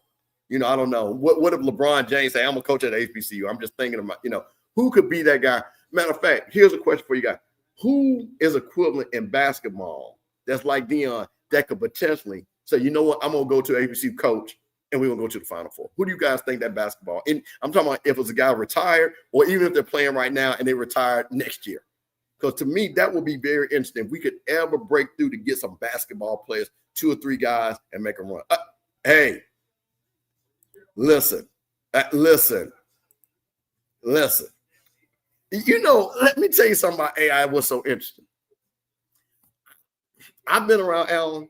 Let me tell you something. I've been around him several times. Very, very smart basketball player. My question is, could he coach it though?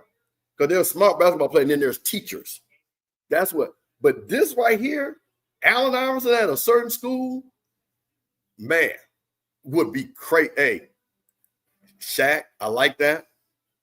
The big fundamental, which is, I'm thinking about Tim Duncan, but Big Shaq, LeBron, LeBron's so cerebral. Could you see LeBron coming? And I'm just saying because he sponsors FAMU. LeBron comes, and we got Charlie Ward, not trying to replace him. I'm just talking about the synergies, have his uniform, LeBron coaching, bringing all these people in, NIL money would be crazy. It won't be Isaiah Thomas. He tried to coach already. Reggie Miller. Okay. Reggie, a student of the game, great shooter. Now, you know what? I think this is a really good pick, too. D-Wade. A lot of people like D-Wade. Flashy, very smart guy, very charismatic. I think D-Wade will bring a lot to see, listen, man. Now, hold on. I'm going to come back to this. This might be the one, though. I have heard more people in the NBA, and I'm around a lot of NBA people, and you even hit on that Rondo would be a great coach. Could you see Rondo coaching one of our schools and everything with his basketball knowledge, people that he knows? Man, listen, I would love to see that. I like that. Hey, man, the Admiral. I'm going to tell you something about the Admiral, though. He would have to be in the right school. See, to me, the Admiral have to be like at Howard or something like that. He can't be in no rowdy school like Southern or FAMU or Jack State. He got to be more, where, like a Duke type setting. Can't be around there, them rowdy. Now, I think this might even happen though, Peasy. Chris Paul's love, all his whole family, went to HBCU, went to Wake Forest, went and got his degree from HBCU. Big love for HBCU. I could see Chris Paul has an AAU team. Could you see Chris Paul and his son? His son is getting up of age. I'm pretty sure that boy should be about a teenager now, right? Could you see him going to one of those North Carolina HBCUs, bringing his son and just really trying to, bring it back? I don't know who's coaching Winston-Salem. I think that's where his family went. What if he coaching Winston-Salem State? That would be crazy. And kill at the CIAA tournament.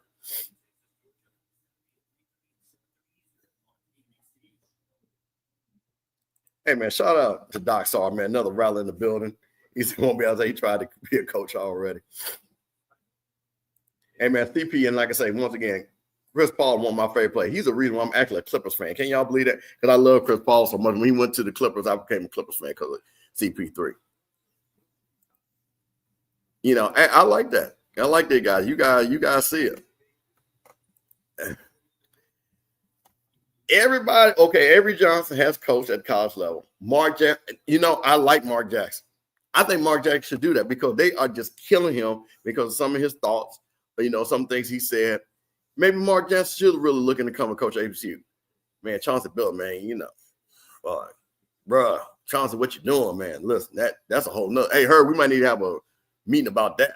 Talk about that. Grant Hill, man, cool. Grant Hill. Listen, man. Grant Hill will be big time. Grant Hill got that money too.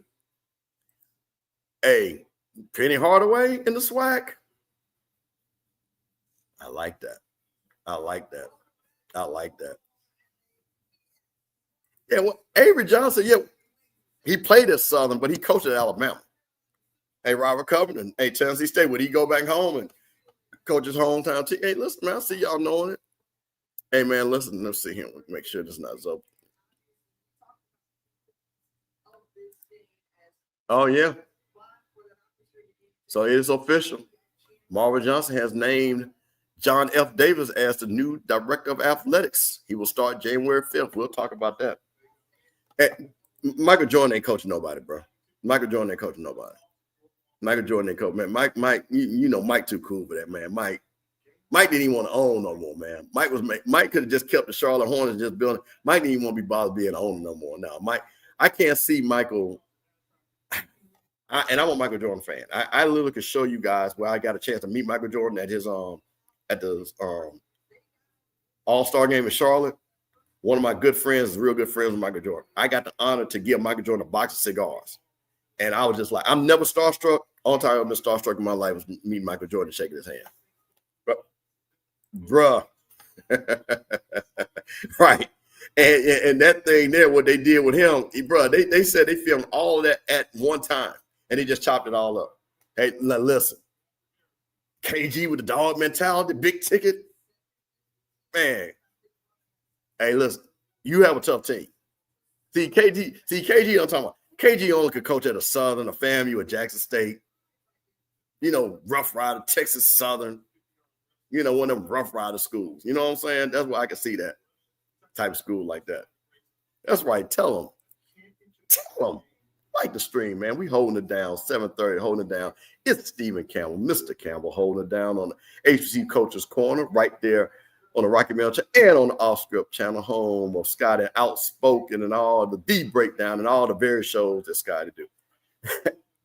Hey, listen. Lindsey Hunter could coach. Shout out to North Jackson. That's my 88 brother right there, Murrah High School. We'll have to get Lindsey numbers. See if we can get Lindsey on the HBC Coaches Corner. Hey man, James Harden. See, look, as long as James Harden is not coaching in a city that's got a strip club, it might work. But if we got a strip club, he ain't gonna be focused, bro. He ain't gonna be focused. Ain't gonna be up. Got to start the second half, guys. Here we go. North Carolina. Oh, did he fumble it? Are they gonna call him down?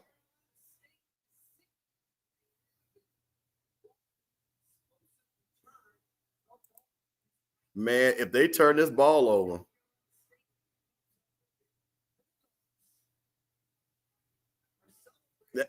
No. Big turnover right off the rip. I thought he might have been down. Let's see here. Yeah, no, that ball's out. That ball is out. Hey, listen, love that. I think Jalen Rose will be an excellent coach. Actually, and I love what Jalen Rose. Shout out to Jalen Rose with the Jalen Rose Academy in Detroit. Been up there and checked that out also. Jalen knows kids, good with kids. I think Jalen. Only thing about Jalen Rose, which was very interesting, he did an interview and he knew nothing about black fraternities and sororities. He did an interview. He said he didn't understand why they had that. That was kind of weird. Yep, he did.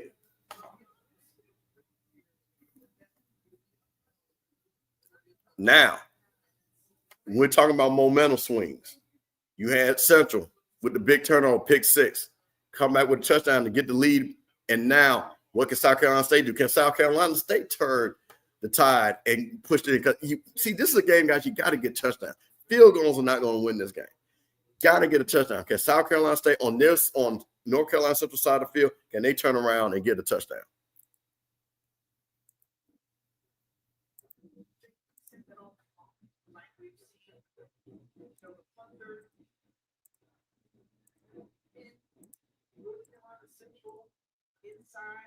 Waiting for the call and see what the rule on the field is. A fumble, see what we got.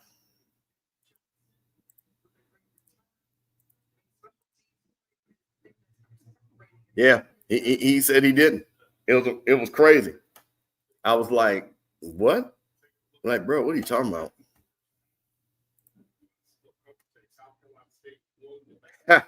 Let me tell you what's funny. I told people this. When I caught wind that Deion was thinking about coaching,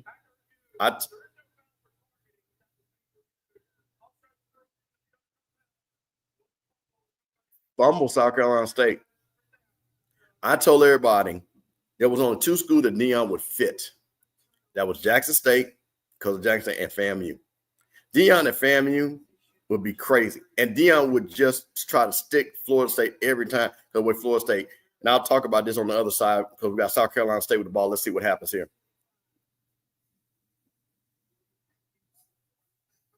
Wide open.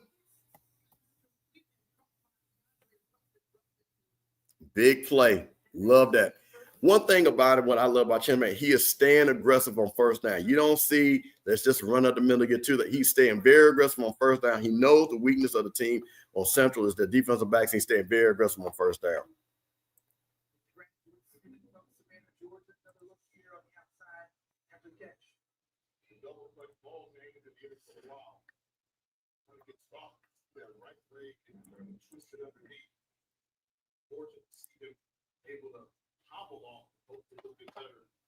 Hoping. Whoa, is that okay? That's a wide receiver that's slipping. Peace, I totally agree with you. This is a big deal right here.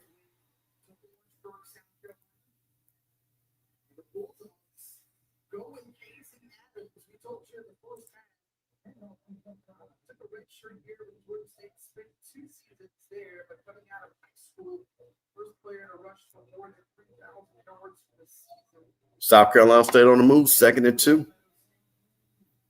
On the 22-yard line. Oh, getting loose. Hold that ball.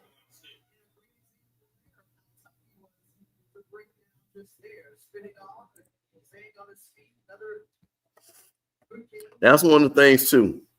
Balance, pass, run, keeping them off balance, staying ahead of the chain, staying on schedule. That's a Chennisberry team. That's what he wants to do. He doesn't want to be in no third short. Inside the red zone.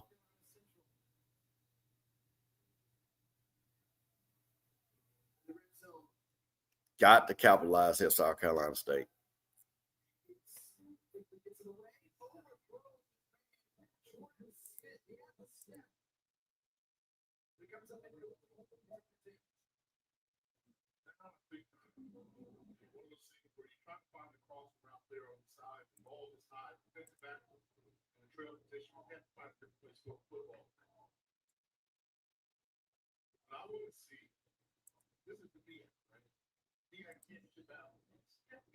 Second and 10.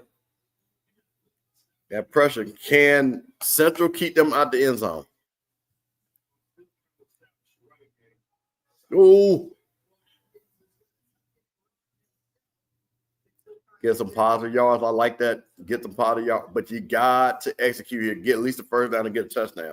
Can't get 3 right here. You really want to get up on these guys.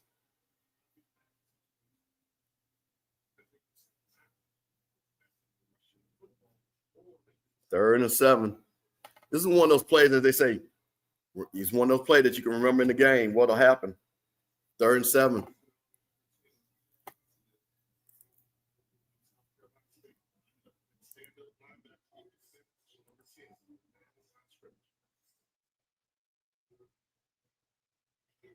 Oh, good defense by Central. Good defense by Central.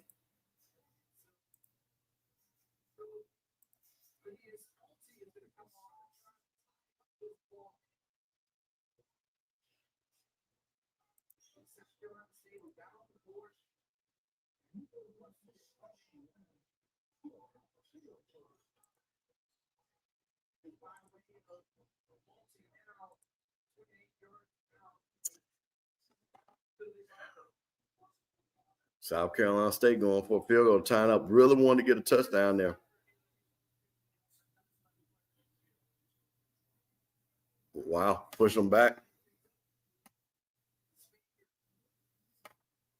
20-yard field goal attempt.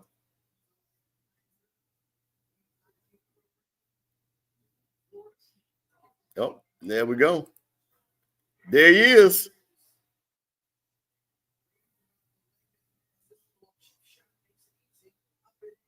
No, we can't hear you.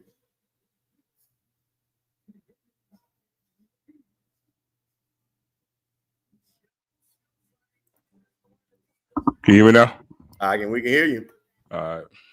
Hey, man, let me do the proper introduction, man. Y'all already know it's a North Jackson takeover, man. This is Steve Campbell, Zoe Phillip, North Jackson in the house, man. Getting ready to do all things North Jackson. Getting ready to show y'all how to do the old school HBCU football talk. Zoe, first What's half, happening? come back, man. Listen, we got a 2020 ball game. You can't write 8 to reset just because you here. I just saw the fumble. I was rushing in. I had to order me some meat. I just saw the fumble, man. That last play on that third down was kind of crazy, man. They could have called something better than that. Yeah, I didn't like that at all. And that's the thing about it. That's one of those ones. That's what I was telling you. You got to me, that's a drive you got to have a touchdown. Yeah, man. In the way that this game is going, and struck over 5. Hey, I also said that Delaware State would be winning too. I love how people want to hang on that one thing, but y'all talk about what I said about Delaware State way back in before the season. Let's talk about that. I did say Delaware State was gonna have something to say. He did. But to your point though, Steve, man, in a game like this, man, especially with that point swing, South Carolina State being up 17-3 for Central to come back, take the lead, and you're gonna have these type of ebbs and flows in this type of game, man. Possessions are crucial. But again, they got a turnover, and that's a huge turnover. You know, especially when you got, you know, your possession for Central to turn it over, and then for South Carolina State to get easy points out of it to tie it up. Now it's 0-0. So now you're looking at, like, you know, what you're going to do in the rest of this game. But I like what some of what South Carolina State is doing. But Central, man, they made some great plays, man. Their defense has showed up. Their defensive front has really, really came to play today. It's a good game, though, man. It's going to go down to the wire looking like. But here's the thing. For things to really work and pan out in the conference for the MEAC, you want South Carolina State to win this game. You do. Because if Central wins this game, I mean, that works to even more so for Delaware State than, you know what I'm saying, if South Carolina State would have win. Yeah.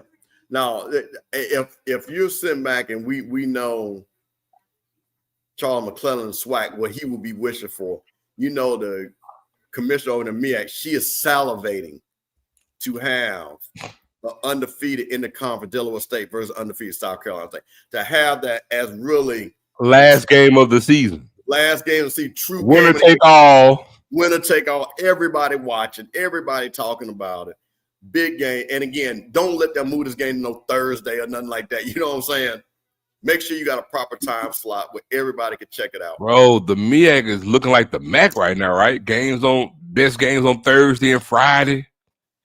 It is crazy. Mr. Bender said this is where it's going to finish out 27-24. So well, Mr. Bender, I don't know how that's going to be possible right now because it's 20-20, and that means Central can only get two safety. I don't think that's going to happen. Yeah, this game got to be a Saturday night game. It's got to be a Saturday night game. But you know what? They're going to mess around and play it during the day. And I'm not being funny. Does Delaware State even have lights in this stadium? I don't know. Oh, 23. You know what? I could pull it up to see that. Yeah, I'm sure they do. I'm being funny, but you know what I'm saying? I just don't remember. Honestly, that's not even to be funny because Tuskegee just got lights last year. Yes, Steve-O, they got lights. Okay, they got lights. But I wouldn't even be funny. I didn't know. Well, I'm gonna tell you the reason why you won't see any MEAC team because honestly, guys, for any team in the SWAC or the MEAC, you're gonna have to be a one-loss team.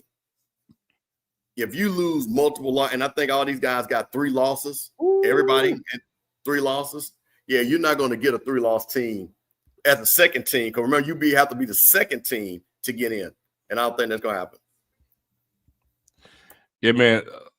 I know the way things look, but the MIG is going to have to do something with a contingency to get this thing back up to 8 teams. They got to. They're going to have to, man. They got to. Just to give the conference more stability, man. You got to make that phone call to Tennessee State. You got to make that phone. You got to get Tennessee, whatever you got. And you know, not being funny, and I know, again, people say it's not going to happen, but you got to make a phone call to one of those schools that left. You got to call Hampton. You got to call A&T. You got to at least try. Yeah. Like I said, the perfect world for them is if A&T and Tennessee State both came. That would be fire. Man, let me tell you something. I'm watching this game.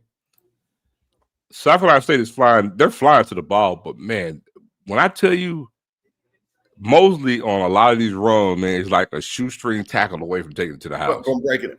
I'm saying shoestring tackles, man. Just catch it by the ankles, man. And so you got to understand, Mosley's already at 17 carry for 95 yards. So he's going to the next carry. He's probably going to eclipse 100 yards. And we're talking about early in the third quarter. Good play. Yeah, that was close. He's complaining about a late hit, but man, he timed it perfectly. Yeah, no, you can't call it. You can't call that late. He was in bounds. He was in bounds. Yeah, definitely in bounds. Yeah, you can't call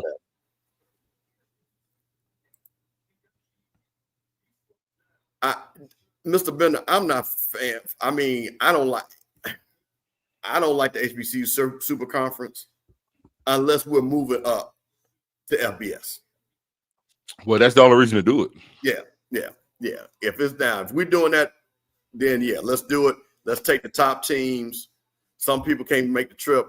Leave them there. They can keep whatever's after that. I am. Look, get me started. I am all for an HBCU FBS conference. Yeah.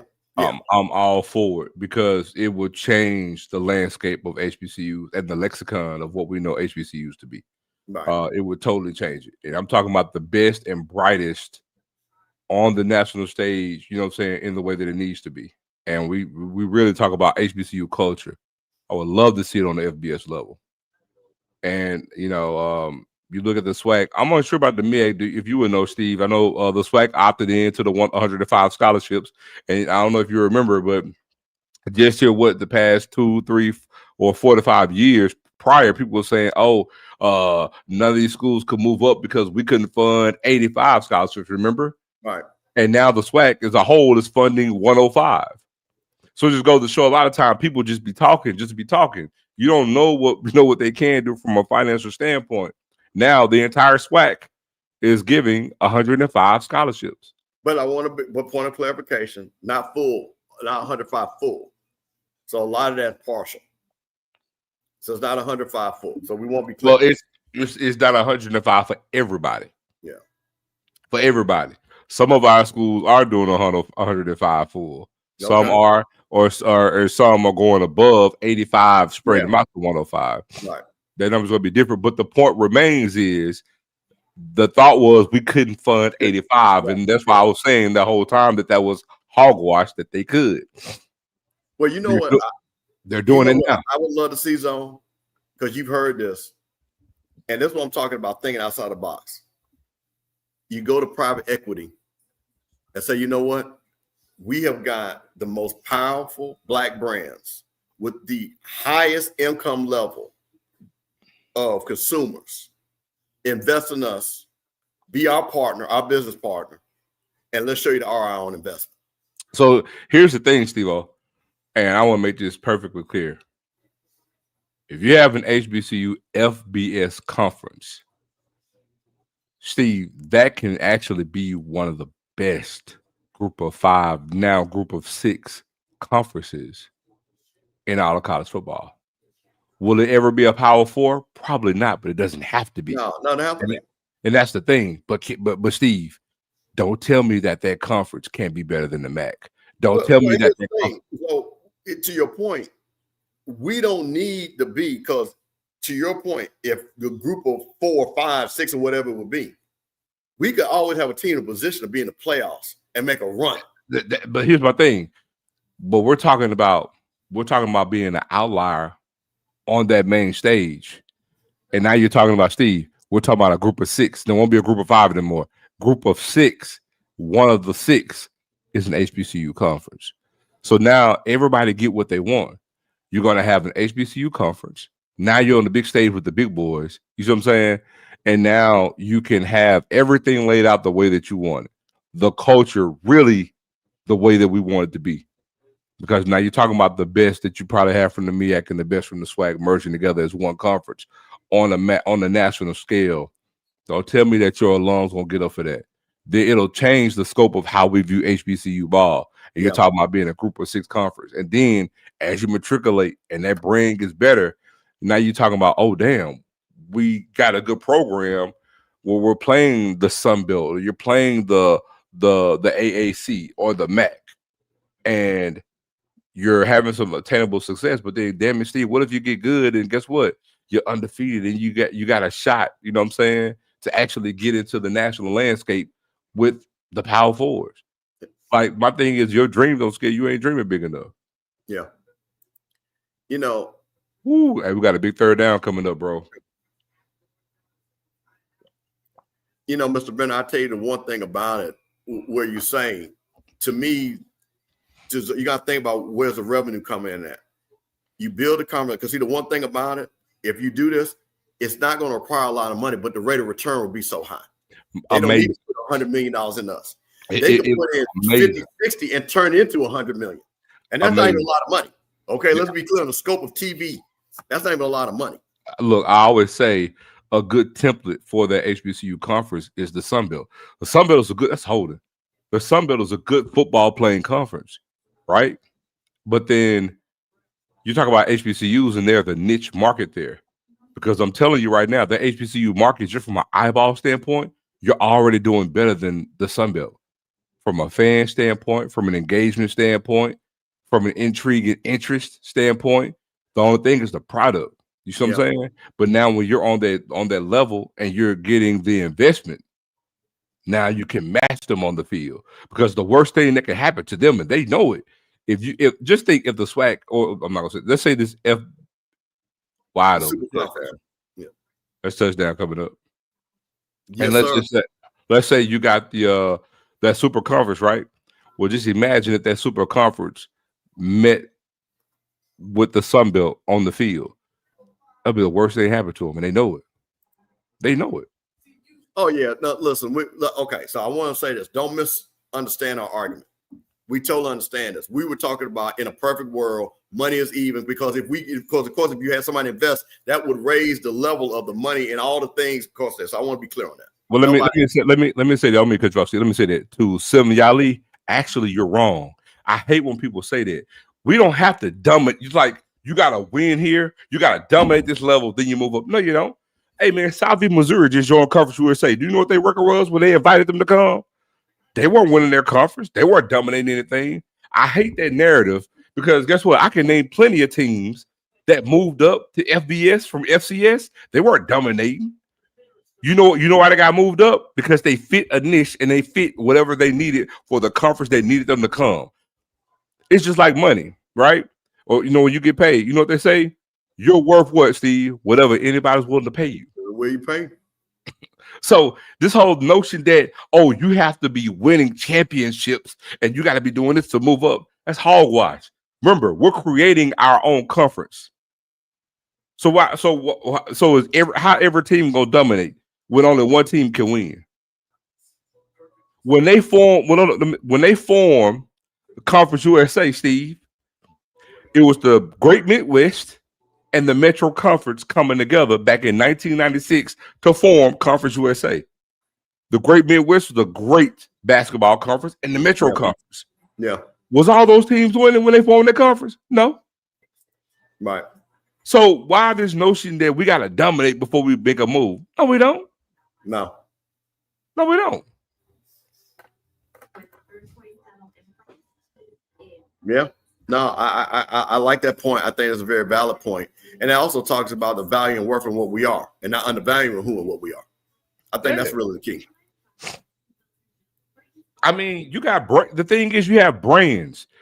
But now just think about this. We're talking about an HBCU FBS conference with FAMU, Jackson State, Southern, Grambling, Tennessee State, South Carolina State, North Carolina A&T. Just think about that. Look, listen to what I said. And we talk about from a band standpoint. Yeah. And then you talk about North Carolina Central, North Carolina A&T. So watch this. In that conference, you're talking about all the best classics, the best rivalries, all in that conference. All the best bands in that conference. It will have intrigue the day it's announced, bro. Yeah. I'm telling you, it will have, if they announced it, it will have a ripple effect throughout the sports world. Watch what I tell you. No, I agree. Because now HBCU won't be looked at as lesser than, because now there will be FBS. See, that's the reason why but see, now you're making what I was telling Mr. Bender, the financial case, because you would need some investment. That was what you sell, because in anybody investing, the only question they're going to say, how am I going to make my money back? And what you just laid out is how they can make their money back and the growth. Because see, this reminds me of too. I'm going to use a perfect scenario. Think about John Malone with BET. He didn't give Robert Johnson a whole bunch of money. Look at his ROI on just BET. BET was a niche market channel. Still is. Still is. I think he gave Robert Johnson between $250,000, $500,000, something like that, and took 20%. $500,000. They sell BET for $3 billion? Something like that. $3 billion of a $250,000 investment, or $500,000 max. Yeah, let me tell you something, Steve. A lot of HBCU fans, because they don't know, they really won't believe it. But as it's constructed right now, not the HBCU FBS conference, the SWAC and FCS conference does better numbers than the Sun Belt conference right now. Oh, yeah, easy. Right now, today. Oh, 100%. So the thing is, when you don't know, it's a perception that most people have. And again, we devalue our own thing, but the Sun Belt is a damn good football conference. Yeah. And right now, the SWAC does better than them. Not on the field right now, on that level, but everything else, we outdraw them. We get more eyeballs than they do. And we're an FCS conference. I'm telling you, you're going to get a bump in that if you move to an FBS conference. Wide open. Linebacker messed up on that touchdown, too. Yep. That is crazy. Well, so here's we go. Like I say, Axe comes right back out. Can he answer back? But see, so this is the reason why I said that touchdown was so important. Why they need to get that touchdown last drive. Exactly. So now you got to answer back with a touchdown. You can't answer back with a 3 to tie the game up. Got to answer back with a touchdown. Here we go. Well, I mean, you would like to get a touchdown, but Steve, honestly, with the way the game's going, the main thing right now is you just want to they can get points. If they can get 23, 27, you're in the ball game. It's a one possession game because you can get a stop, turnover, anything can happen, and you have the lead. Yes, you want to match them, but in this game, with the way the game's going, getting points is going to be tantamount. You can't have empty possessions in this type of game. Right. That's going to be the main thing. That is the biggest thing. 2nd and 6. And here comes the blitz off the corner. And see, here's the thing that I've noticed. South Carolina State's old line has been having some issues because Atkins is pulling the ball down entirely way too much. Way too quick, yeah. He's not really having time to set his feet and really look downfield. South Carolina State is going to have to, in their passing game, they're going to have to go to more of a quick passing game, 3-step drop, get rid of it, probably do some more screens. Because right now, on any long development play, man, he's pulling the ball down. He's not getting the time.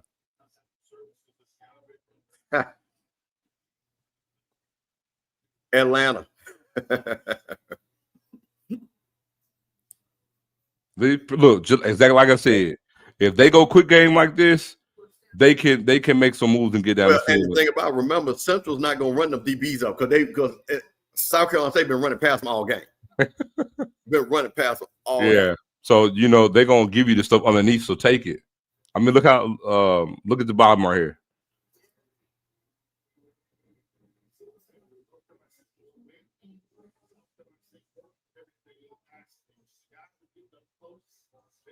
That's a whole referee didn't call. Look, throw it. Like waited forever to throw on the ball. Yep, good play. I'm telling you, man, he's not going to on these long developing pass plays. He's not getting the time. He's not going to get the time. You see it, man. He's having to throw on a move, but the quick game is there. Shout out to AWMF, like the stream, man. You got the North Jackson Takeover Part 2. Y'all thought we weren't gonna run it back. I like what Citrus doing from a formation point right here on defense, though. Woo! Man, number 9, he was down. Oh, yeah.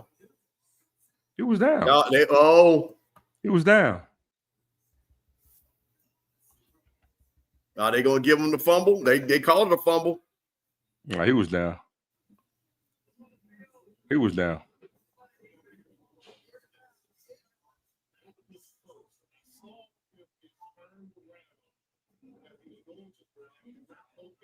Let's see. Oh yeah, he's down. Oh no, Let's see. Oh. Okay, here we go. I can see now. Oh, not fumble. I fumble all day long. Oh yeah, that's a fumble. That's a fumble. Man, I was holding the ball like that. Oh, that's clear as day. Talking about he was down. Man, please, that ain't even close.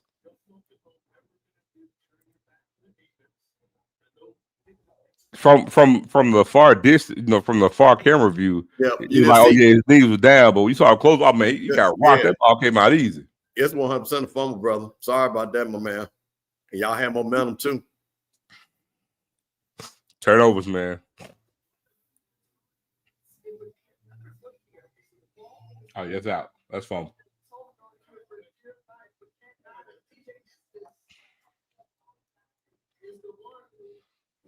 Gotta secure that ball. Good play. Yeah. And that's what I'm saying, man. When this is good defensive football. You got a bunch of people around. You know he's going down. Go after the ball. Yeah, but the thing too, man, you've seen it in several games.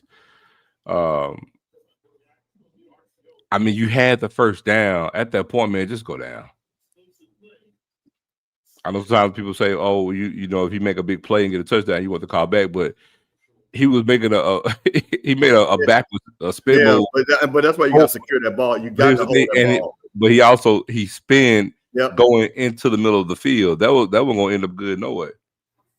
Picked up the first down, man. Just get down. Look where the ball is. They on the 28-yard line, bro. That's what I'm saying. That was a big turnover. Let's see, can Central turn this into a point? Here go Mosley. Now, what South Carolina State needs a 3-and-out. I'm gonna tell you right now, this drive is critical. 5 at the halfway mark in third quarter. If Central even get a field goal right now, I'm looking at this clock. This is pretty much gonna be ball game. If they get a touchdown, it's a wrap. What the hell is Harris doing on the sideline? They get ready to run some kind of funky play. I don't like this right at this stage of the game. We'll see. I just don't. That was supposed to be the flag. Won the potential conference player of the year out the game. You just don't get. You got Chris Mosley back there. That is crazy. What is that about? What the? You just gave away a down. You know what? I'm gonna tell you something else. Not only that, but potentially the player of the year, leader of the team, and a senior. And a must-win game, and you take him out to run that, man. Only to pull him back in. And here he comes back in. On 3rd and 10. So, like I say, let's put a pin in that play right there and see if that's a turnaround. Like I say, they don't get a first down right here and score. Let's remember that play on 2nd down. Here goes Harris. Right? Ooh. Call a flag. Oh, yeah, they got to call it.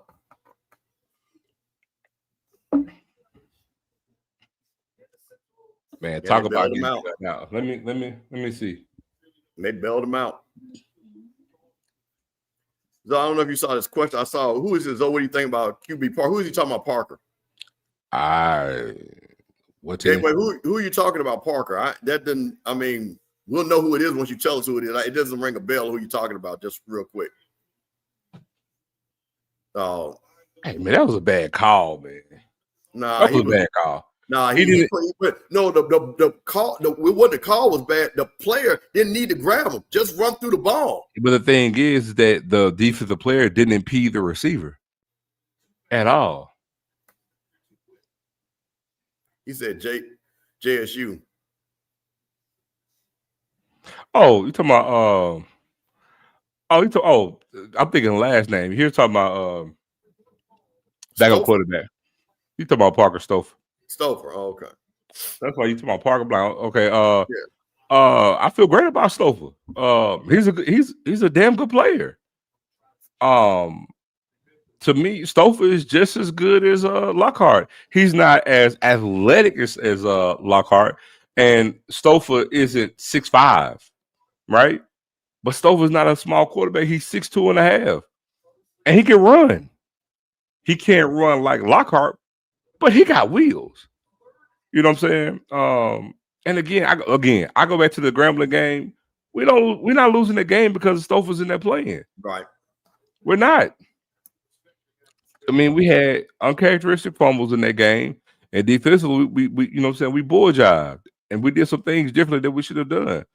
But Stouffer can ball. I bet you it's a lot of teams in the SWAC. Good play. It's a lot of teams in the SWAC that would love to have Stouffer at quarterback right now. I can assure you that. They needed that right there. Hey, shout out to the people that donate money. I saw a couple other people. I'm gonna go back and look. Shout out, thanks for the super chat. Hey man, every dollar counts. We appreciate it, man. It's me and Zoe North Jackson Takeover, Off Script Channel. What's up, Jack? So you know how we doing, man. Y'all always, hey man, when you Zoe coming back, man? Well, I told you we would come back. Y'all didn't know we were gonna come back this quick, but see, we back. You know, Scott had Jack? So, hey man, we doing the Jackson thing tonight, man. We're gonna be on here for a little while too, because we're gonna break down some of these games before we get off of here.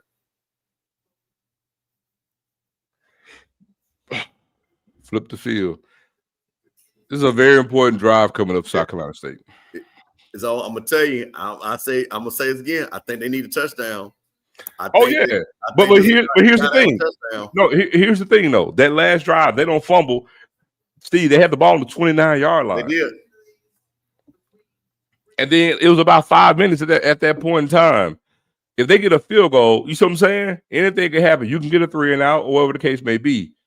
But right now, as the time gets away from them, they need to score a touchdown. But even now, they get a field goal without, you know what I'm saying, eating up a lot of clock. It still be beneficial for them. Yeah, JT, I did talk about it. The tiebreaker, if everybody has one loss, and Central will be your MEAC champion. And shout out to my nephew, Wild Wayne Cartwright. If we have time at the end of the show, Wayne actually got to catch that. While Wayne broke it down, and I might play that just for everybody if we got time. You know, plus it's early, man. It's only 8 o'clock. You know, depending on what Zoe got going on. I'm good. We'll definitely. So shout out, hey JT. At the end of the game, we're going to play Wayne's breakdown. Well, yeah, we'll still play it because it will determine what happens here. It'll answer at least one question because somebody's going to win or lose this game. And if again, just to let you know, if Central wins this game and they win next week, Delaware State has to win. Delaware State wins out, then they'll be champions. If they don't, then Central becomes tough catch. Tough catch. Oh, those are hands right there, baby. Those are hands. What's up with South Carolina State running the ball? Hey man, South Carolina State man only got 30 yards rushing. 21 carries, 30 yards. Man, what a catch. What a catch, man. Ruby, you know we got it going on here. Like I said, the Jacktown takeover. You know how we got to do. It's going to be a little bit different. Hold on, Steve. What you said the number was? Rushing yards? Hey, they got. Let's do it again when I just had it. You say 30? South Carolina State has 21 carries for 30 yards, 1.4 rushing average. And absolutely, there it is. And JT hit it. That Central has tightened up. They don't woke up now. They back in it. They know what's going on now. You can see that Central defense is kind of like, okay, now we playing Saturday football. We ain't in Friday no more. Look at this box. But they got to get something to got to get something on the run, and there you go. Needed that. Got to get something moving right there. Got to get Harris going. Ooh, another hold on 51. I mean, on 54. God, Leo the hold. God, that was a bad hold. That was egregious, boy. That should be coming back. Here they come. Well, yeah, it was a bad hold on South Carolina State on that run right there, though. Golly.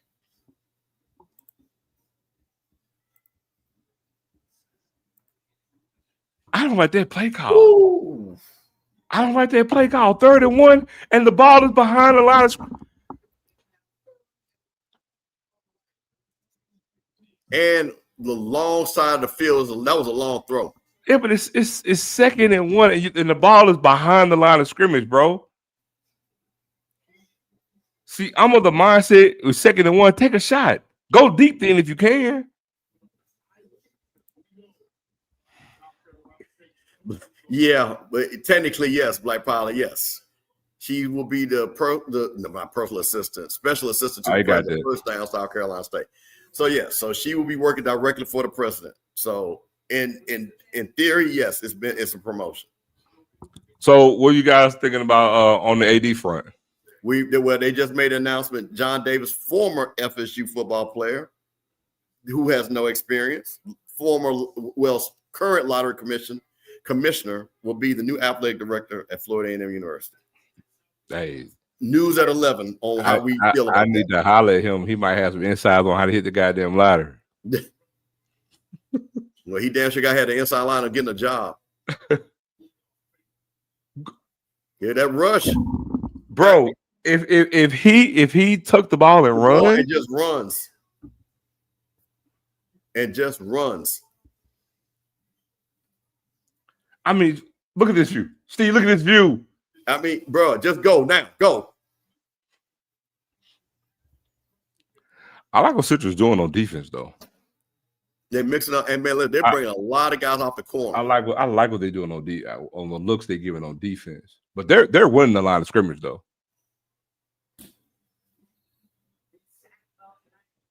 That's another hold.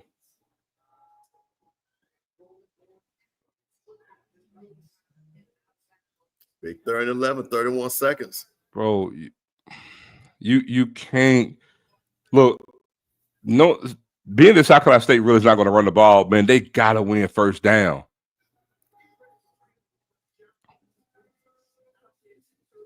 They just called timeout. You got to win first down. But yeah, JT, it is. It really is, especially knowing that they're going to throw it a lot more than they're going to run it. Some of the calls are kind of questionable with regards to what they're going to do. The scoreboard you went out? Oh, it did. Reset. But some of the calls are really, really questionable.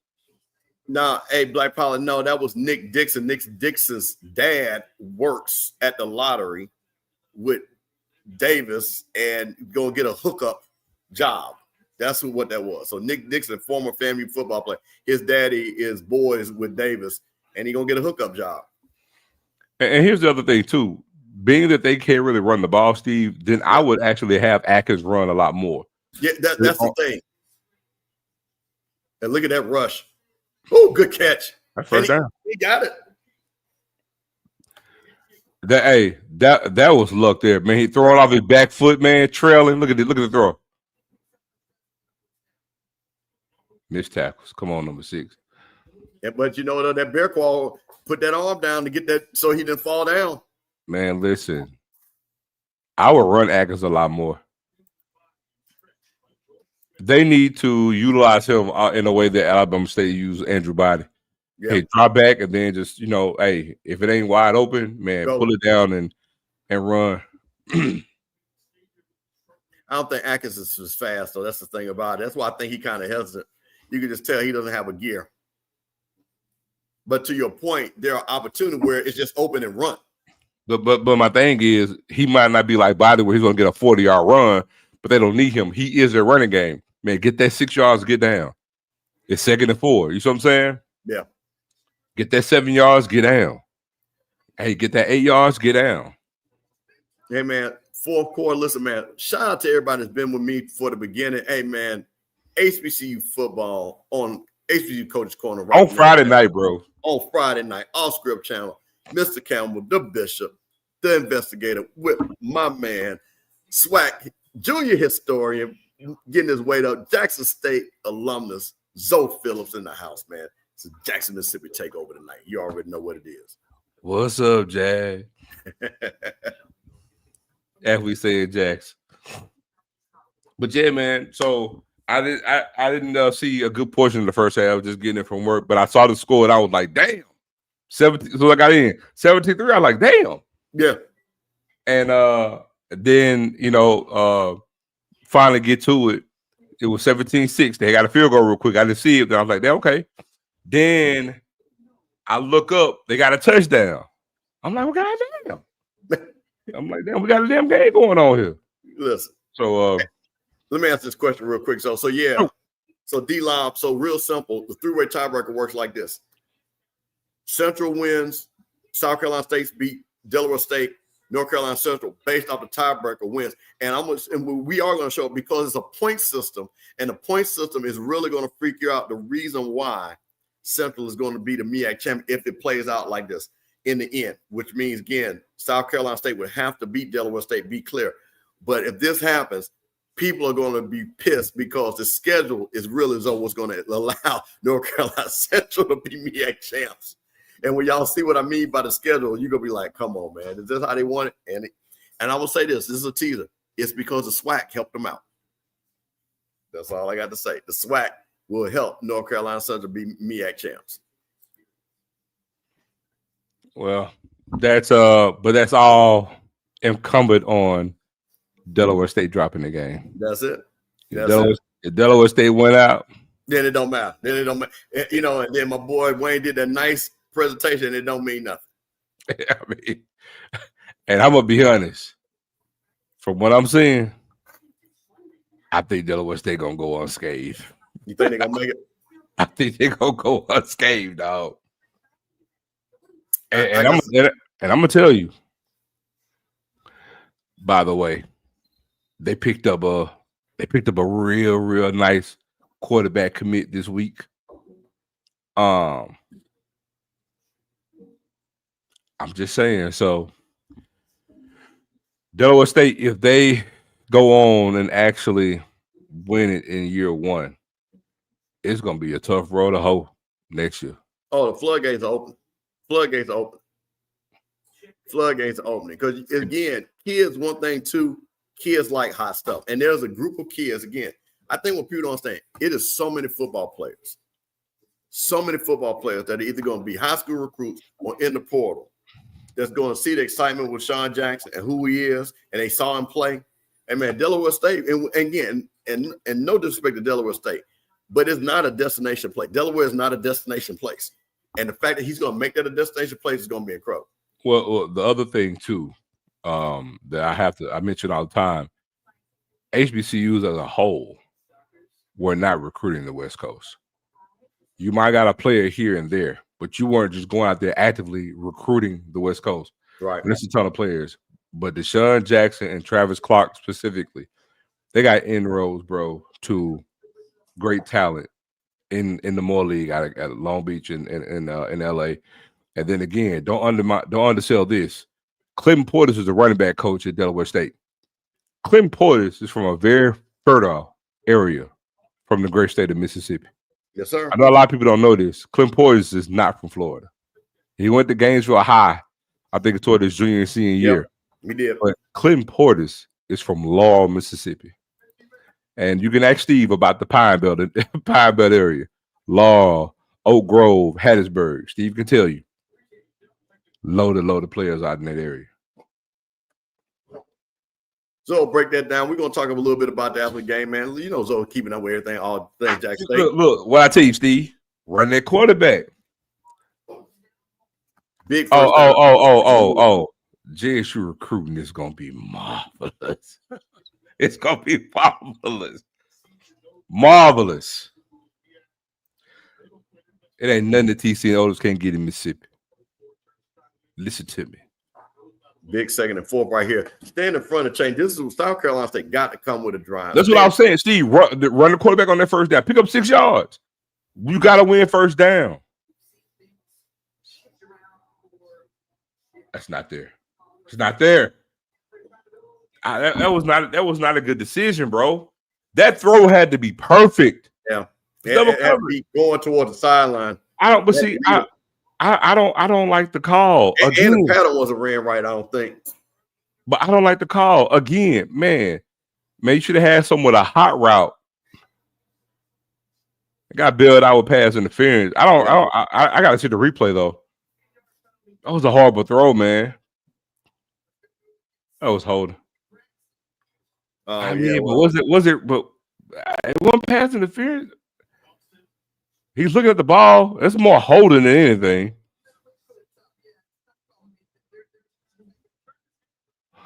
I don't know. That's more holding than pass interference. Yeah. Still gonna be a first down regardless. Yep. Bailed him out.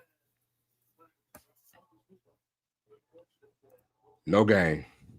No game. Woo! Stood him up. No game. You can't do that vertical stuff right now on the D. There wasn't a line of scrimmage, man. I like what Citrus doing on defense. Hey man, when you got a team on the average of less than 2 yards of carry, you win that line of scrimmage. Again, Atkins 252 yards, 2 touchdowns, 1 interception. Still 26 carries, 48 yards, 1.8 yard a carry for South Carolina State. Can't get the rushing game going at all. That's going to be an indictment to losing the game if they don't win it.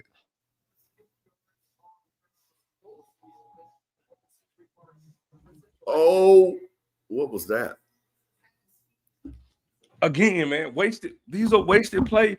Everything doesn't have to be deep, man. Take these yards, bro. Yeah, get these first downs. You don't ever want to be a third and look. You're losing it. You're losing in the trenches. You can't do third and line. Is not. That's not good for them. No. And they not like I say, get something, guy on the move, 5-6 yards, where it can be manageable. And on this play, if you don't get this first down, man, get the ball to the Twins so you can give your kicker a good chance at a field goal. Oh, let me shut up there and touchdown. Hey, listen, but that's what you got to do. We got a ball game, bro. That's the way to shut us up. What did I say? You got to get a touchdown. You got to get a touchdown. What a throw, man. What a route. I got to be pleased for the replay on this. We got a ball game, bro. This is like the same route that Central ran on them, to be honest with you. We got a ball game, man. Out of the field.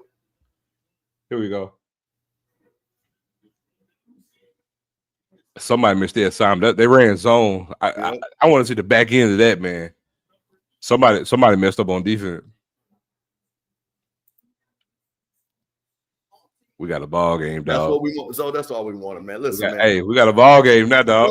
Ain't it the same time we had a ball game? Then we did the Delaware State and Norfolk game. Uh-huh. Hey man, listen, I try to tell y'all, man, listen, y'all want a good ball game, man. You know where to come, man. Jackson folks know what good ball games is, man. Just trying to tell you, man. Bring that Jackson, North Jackson match, North Side Drive, West Jackson, South Jackson, East Jackson, all the Jacksons. But What you mean? What you mean? Go for two? No. No. You can't go for two right You don't go for two right there. No. See, this is a Willie Simmons disciple. That's what it is. See, No. she's a Willie Simmons No. disciple. See, she's a coach on the sideline. See, she got that Willie in her. Let me help you. You don't go for two in that scenario. No, you don't. It's already hard as hell for them to score. You tie that game up. Yeah, I wish I could see the back end of that touchdown play because man, I believe it was I'm thinking the outside linebacker, man. Either that or the cornerback messed up because man, that was crazy. Yeah, man. Yeah, you said you thought we came on at 7. Now the game started at 5:30, bro. EA, what up, man? EA, how you holding up this year, baby? that boy jumped from chat to chat, just survived. He fight for his life. So I just see he just fight for his life, bro.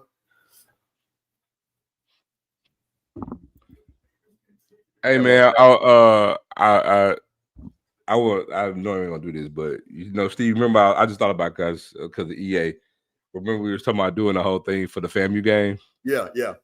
My partner I told you about just got rushed to the hospital. Oh, okay. We're gonna say prayers for that. Absolutely. Sorry about that. They got rushed to the hospital. But so I want to say something. I want to give everybody. I told everybody, listen, me, Zoe, Scotty, Blue. Guess what? Y'all want to know how to build a FCS championship team? Is the portal. Guess what? We're gonna show you numbers never lie. We are going to do the first breakdown on how a championship team is built, either through the portals, through high school, a mix of both. Zoe's going to bring some of that good stuff to see how Jack State is built. I'm going to talk about a little bit with the coaches from the coach court. You know Blue is already going to bring the stats, and Scott is just going to say, you need to do better. So guess what? We're going to let you know what time it's going to be, but it will be next week. It is going to be a big show. We want everybody to come back. We're going to probably do a simulcast. I want everybody to show it on all their channels because we tired of people talking about, I know how to build a team. We're going to show you what the best teams do to build their team. Because I think a lot of people are sleeping on high school recruits. I think a lot of people are overdoing the portal. But Blue gonna let you know what the championship teams, how their teams are built based off the portal or high school or mix of both. So we're gonna do it, man. You know we got to do it a little bit different over here. So just a little bit different. Yeah, y'all gonna be pleasantly surprised by my favorite thing, data. How about that? Gotta get off your feelings. Go with the data. Data don't lie. Got to go with the data. I'm going to put that together. Don't lie. So, yeah, I'm really, like I say, because I heard something one of the coaches said about, how they wanted to build a team. I said, oh, that's interesting. You know what? That sounds like a show. Let me call my boys and get all my nephews together and have the super friends and make it happen. Yes, sir. So, hey, man, listen, 27-27. I was just say 27-27, Steve. What you? So if you Central coming out with this ball, what you doing? I'm going to say one name and one name only. Chris Mosley. That's it. Because I'm going to run this ball and I'm going to eat that clock up and I'm going to try to get a touchdown because I'm shorting possessions. Now that's what I'm thinking about. I want to shorten possessions. I want to shorten this game up. I'm at home. I got the crowd finally got into the game. You know what I'm saying? Everybody got off work. Now everybody's there. Now I got to score. I want to get my band rocking and rolling. Here we go. Not good. It's coming back, bro. Tackle on the 25. It's probably gonna come back to about the 15-yard line. Shout out to Laquan Word. Hey, thank you, Laquan, for joining us. And you know what? This has been a good clean game. So we haven't had a lot up in where here we go with penalties. I said that, but it's been an enjoyable game. It's been a game that you've seen really good coach. You've seen some big plays on both sides. I think both teams know what this means. You got Chinnisberry on one side, who has not lost the conference games, though. That's the thing about it. In the mirror and going back to the SIAC. Well, wait, he was in, SIAC, right? Yeah, SIAC. And then you got Trey Oliver saying, going to put my Escalade on bricks. 2-time MEAC champion, HBCU national champion.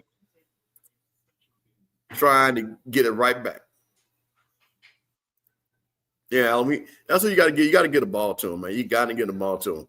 And, man, shout out for everybody just joining us tonight, man. Enjoying yourselves on a Friday night, man. You know, we here had to hold it down. People thought we weren't going to have a wipe. I said, man, you crazy, man. I got this. It's the Bishop, man. I got this. I'm calling my boy Zoe. We're going to do that thing, and that's what we're doing. And we appreciate you all because the chat is what's making the show good. Oh, you got to hit him right here.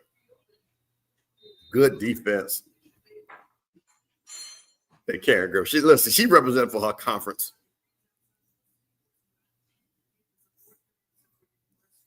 But I appreciate everybody joining, man. Got everybody from all the different schools joining. Everybody just having a good time, man. Letting us know what they think about their school. We're going to get into when Zoe gets back after the game. We're going to talk about those games on Saturday and see, you know, what it means for everybody. And then, like I said, man, we're going to break it down and talk some other things too as we go along. Second Central. What was the flag? Oh, wow. Oh, wow. That's a horrible flag. Oh, wow. That's a horrible flag. You can't call pass interference. The ball was. Wow. You cannot call pass interference on this. You cannot call pass interference on this. It will have to be these are the holder. Yeah, wow. Oh, that's a horseshit call. That's a horseshit call. Wow. You cannot be passing interference when it's not even a back shoulder throw. The ball is almost like out of play. Watch where the ball is, Steve. Watch where the ball is. Wow. Do you see that? That's a horrible. If you want to call holding, call holding. It's not pass interference. That's horrible. I don't want the game to be won and lost on plays. Come on, refs. Don't take the game out of the players' hands. That's just like saying it's uncatchable. You see what I'm saying? Yeah, exactly.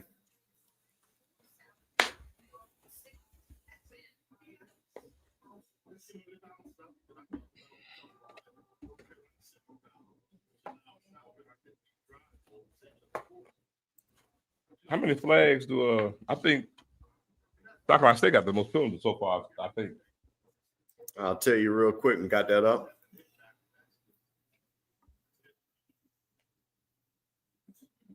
Penalties 4 for 49 South Carolina State, 3 for 35 Central. So again, not a lot of flags, but all the flags that have been thrown have been questionable.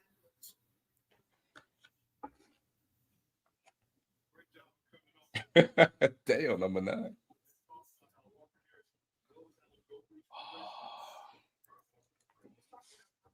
How about that?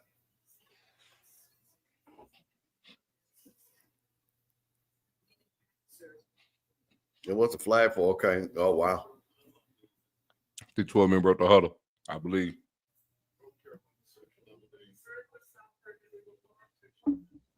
No, he said no foul. Boy, I got to look like one of them old high school refs. Been reffing for 90 years. Man. Look like he's from Scott County or something. I just want to say, when Callaway used to go down there and play Pearl and get jammed up. Well, Callaway would go down there and Pearl. No, they wouldn't come back with no win. Oh, you got to hit him.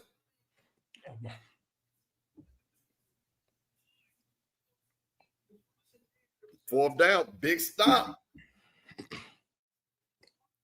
Man, pressure do it all day long. Listen, I'm trying to tell you, this is a guy, he just finished doing a junior high game. Hey, now that could have been a flag. Yeah, and listen, I think that's Trey Oliver trying to say that. Now that could have been a flag. Well, should have been a flag, rather. Oh, nice kick. Nice kick. Nice kick. Nice way to flip the field. So that's what gets me. Like, that should have been a flag, and it was right there in front of the ref. Yeah. I mean, the actual referee is right there in front of him. But I'm also wondering where was the side judge on that particular call. But that should have been a flag. Now, that should have been a clear flag. Yeah.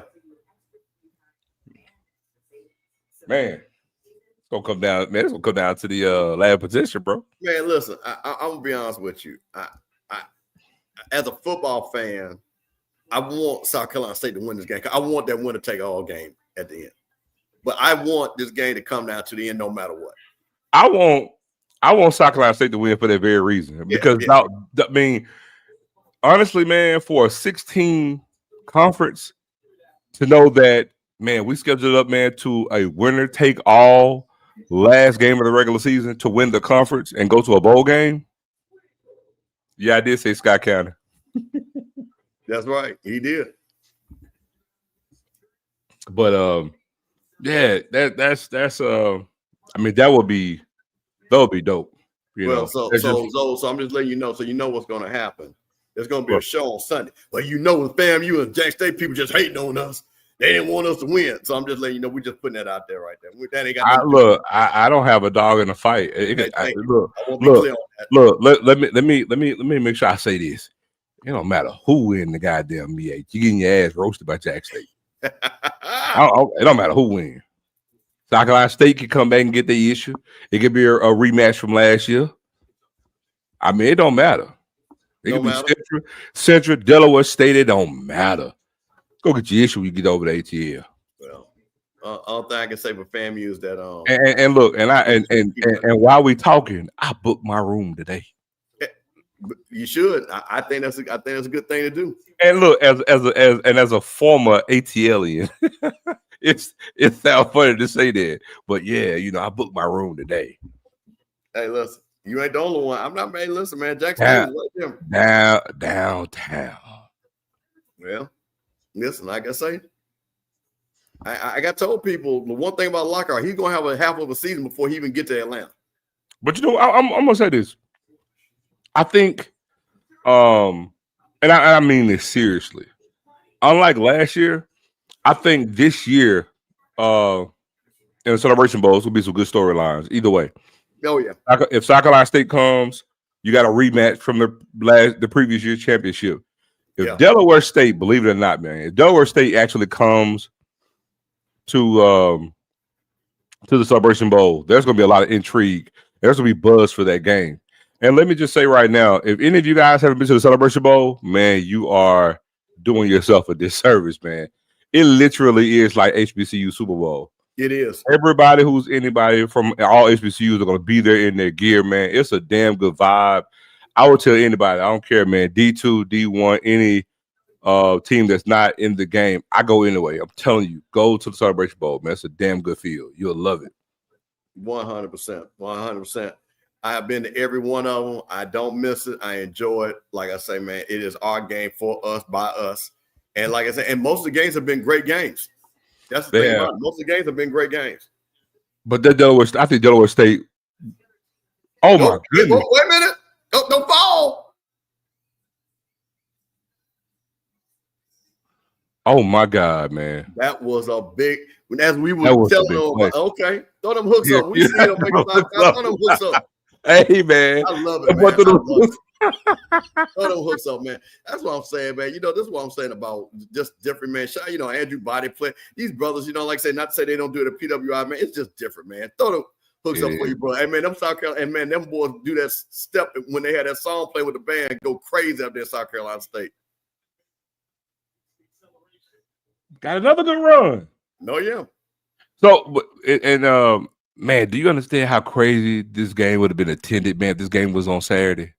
Man, I listen, so before you got on, I was so mad about it. Bro, you guys, a lot of people were still at work, getting off of work, trying to get home. And then you think about if you're from out of town, you can't get to this game. You had to work.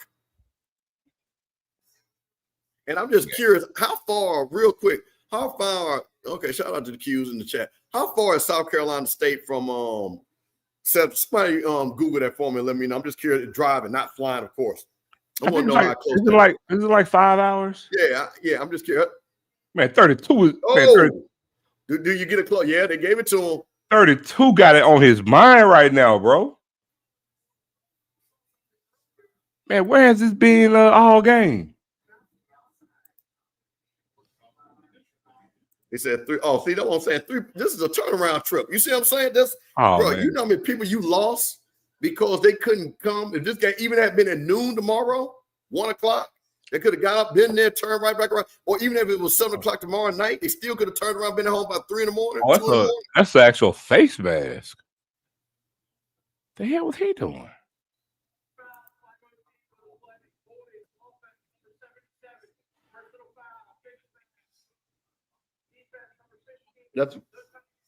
That. Yeah, I'm about to replay second now. Wow. He said 4 be dry normal.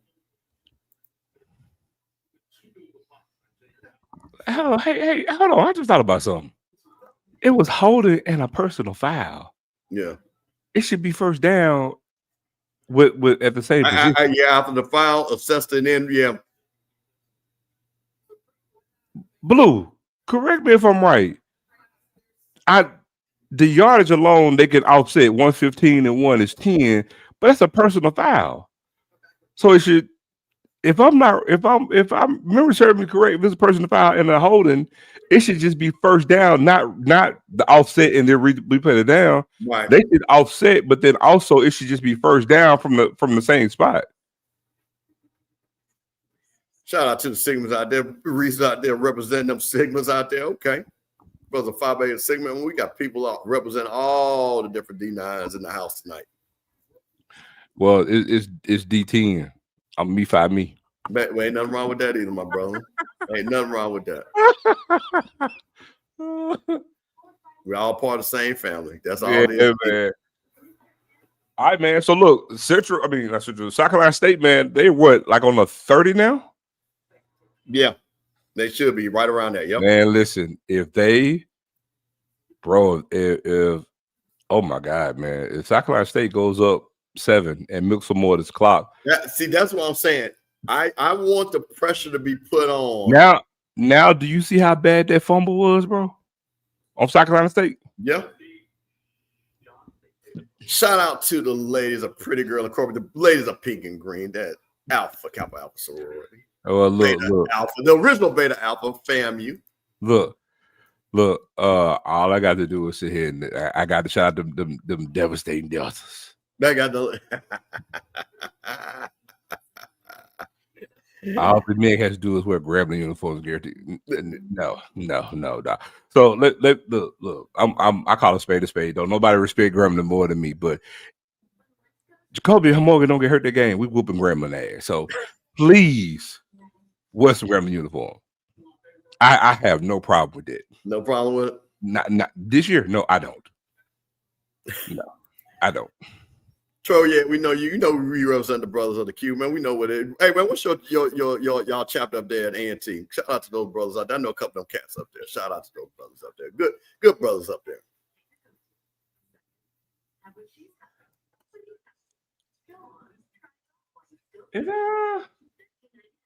It is Omar Epps. That's crazy. What? Oh, doing a Wingstop commercial. I mean, the Zaxby's commercial. Yeah, like my question is, who is his agent? Like who ever thought, like, man, Omar Epps be great for Zaxby's? How did even come about? How did that even come about, man?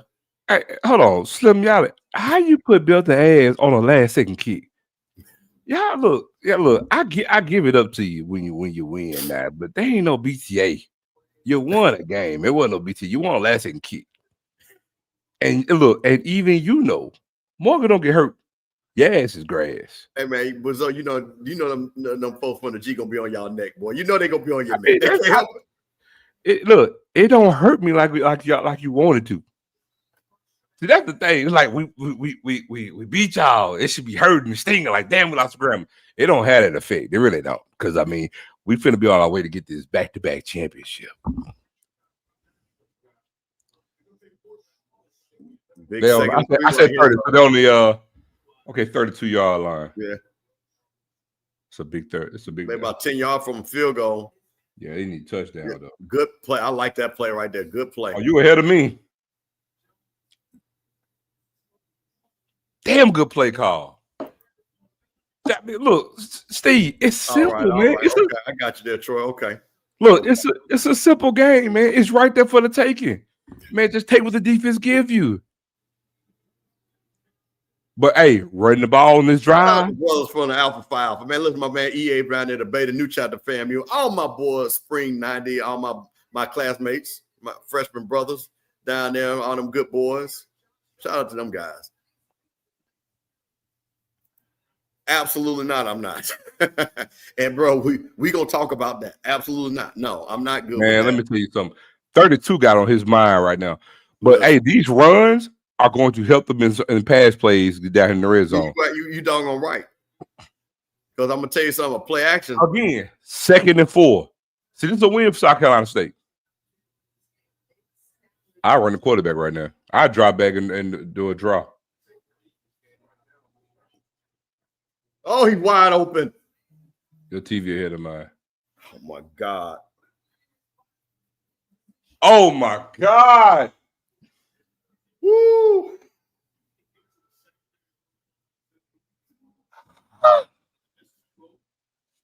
Like what? Well, he got to stand in there and take that, man, and set that throw. Wait a minute. I think the receiver was lost on the play. Bro, What the fuck was he running? The I don't quarterback threw on the outside shoulder the whole damn time. I think the receiver ran the wrong route, bro. This is a big third down right here. That was a touchdown. And Tiffany Green just said what I just said. And that, oh, man, listen, man. Hey, man, listen. Your boy Johnson with these hands? With these hands? With these hands. Oh, that's a hey, hold on. That throw, that's an NFL throw. That was an NFL throw. Go back and watch where that pass. The defender just missed it, bro. That's an NFL throw. Oh my God! Please show the replay again. Steve, watch the throw. Defender at his feet. He got hit, so he threw the ball. Look at the location of where the ball was. It just missed the cornerback's hand.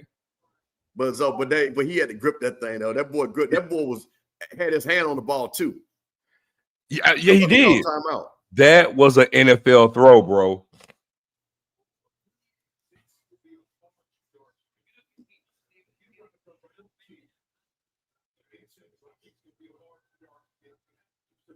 Now, see, this is what I don't like.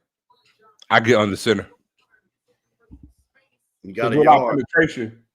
He got a yard.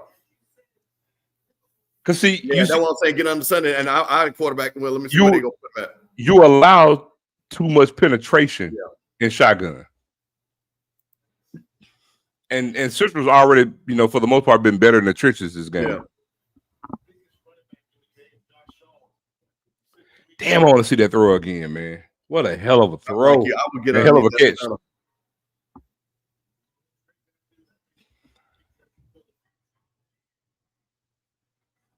Oh, no.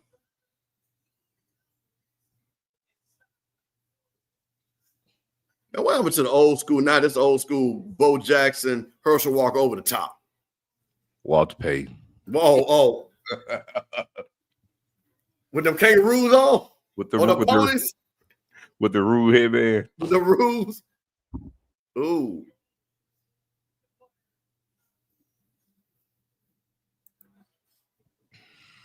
I run it again.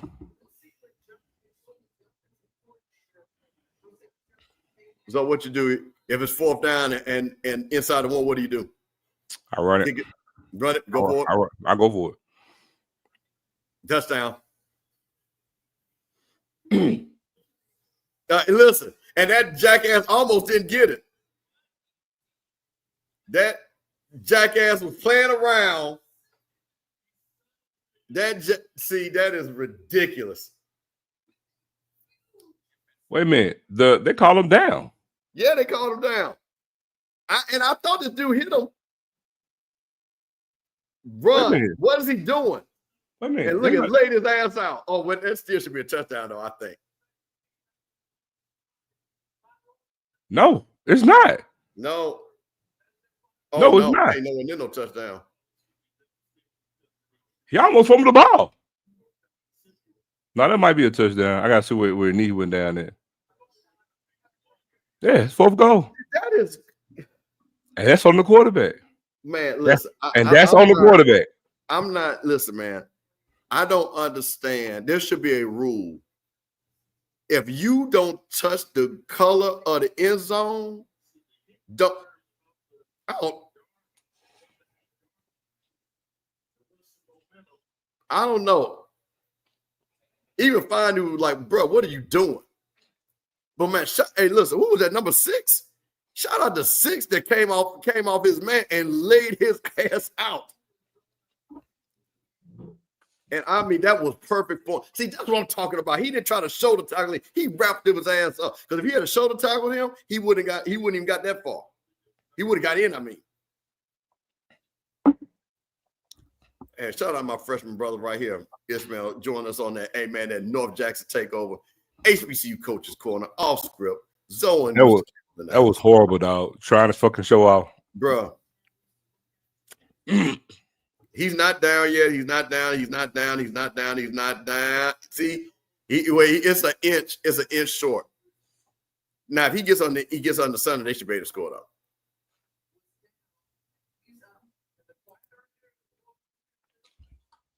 Yep.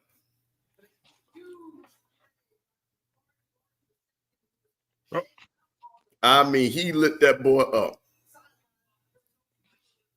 Got to go for it. If they do not get this, he got to stay in Durham, bro. If they don't get this, and if he don't get his ass underneath that center and just sneak this shit in. Where's the ball? It should be. That's a long yard. Well, that's a long yard, bro. I think the ball. They're not scoring. I think it's a bad spot. Yeah, I do too. I think he was close to that. I don't think they're gonna score. They are gonna blitz the hell out here. They are coming. And I think quarterback gonna go. Yeah, I'm like you. You got to get underneath. You can't. That's a bad spot though. Yeah, I think he was closer. He was way closer than that. I think because that ball was right before the white. Yeah, and then where his elbow. We'll see. Also, his elbow was down. He went on the damn 1 yard line. I told you. I told you they weren't gonna get it.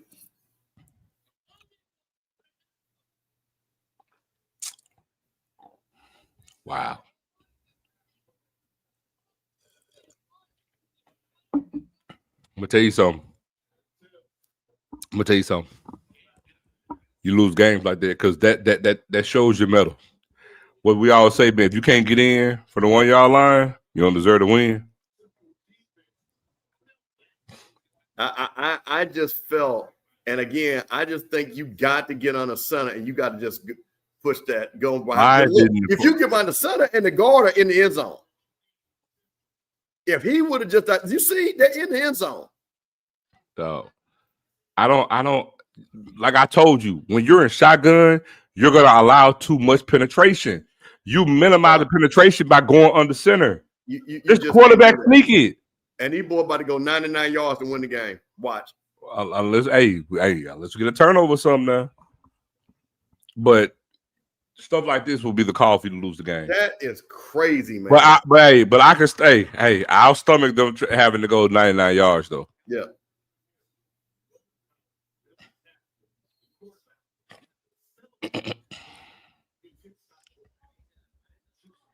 And this, but you know what those are, and I'm gonna say this.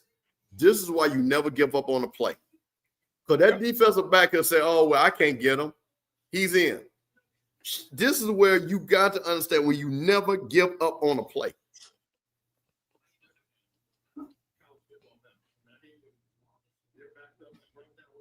This is shades of Alabama State and Jackson State.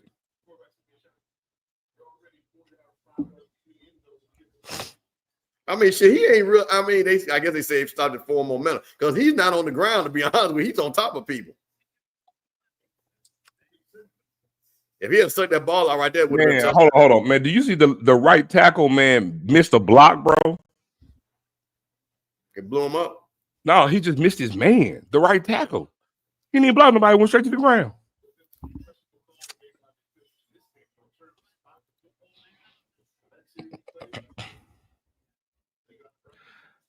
Oh, let me tell you, they're not gonna overturn this because the referee not gonna let you show them up.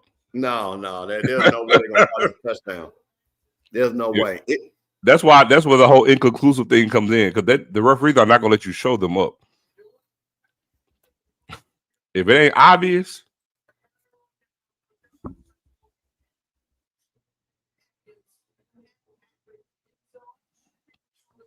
I can tell you that. If it's not obvious that whatever they call was opposite, they're gonna always go uphill the call.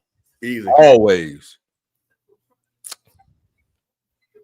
Yeah. Oh well, all blue. That's it. Point blank. Period. This ain't no. And listen, there is point blank. Period. You cannot do what he did right there. Look at this. Can we get a safety right here? Oh, now he pulled him down. No, you pulled him down. No, you said okay. I'm gonna say this. Now, why can't it be offensive pass interference, bro? I mean, now here's the thing: you make all these rule changes for the offensive players. Yeah, that's offensive pass interference, man. Right there, bro. It would have been half the distance, though, so it wouldn't have mattered. They would have half the distance. You cannot let them get out of here. This is crazy, man. Listen, man, shout out to everybody watching, man. We got a great game. Big fourth down stop. Me and you, big man's up. Mr. Campbell on the call. HBCU Coaches Corner. So now, podcast. So now, this is a huge third down because if they get stopped here, they're going to have to punt. Yeah. And this is the thing about it. It's not a. If they get a stop here, they're going to get good field position. South Carolina State. This is a huge play. Look at that. No, you can't get that. You can't get that. South Carolina State dodged the bullet, and Central will have to punt from the end zone. And listen, man, and I'm gonna tell you something. So if it was me, I'd put some pressure on. I'm still gonna get the ball in good position, fair catch. Yeah, I'm not unless it's an obvious thing where I can get a return. I'm doing punt safe. Do not try to block this punt. Oh, no flag. What they holler for? Do not try to block this punt. They did. Punt safe. Watch that back foot. Here's the thing, man. You gotta understand what is so crazy. And you talking about a game of inches. Hey, it's just unbelievable. Listen. It's 5:07 left in this game. South Carolina State can apply a shit ton of pressure right now. If they can take off 3 minutes on this clock and get a touchdown, it's gonna be hard.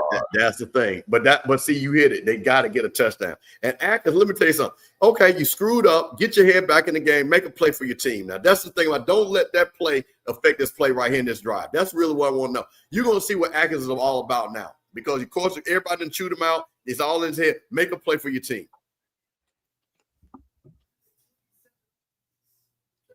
And you just hit it right there. This is a big thing. And we're going to keep an eye on that right there. 1996.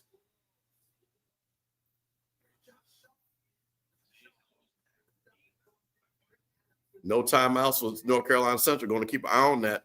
As Zoe said, if they can run the clock down, get it down, score a touchdown, 2 minutes left with no timeouts, we'll see what happens. Yeah, listen. Central don't have no timeouts. All they got is 2 minute warning. Yeah, you don't score because they did score if the boy had ran the ball in. That's the thing about it. Bringing that slot blitz.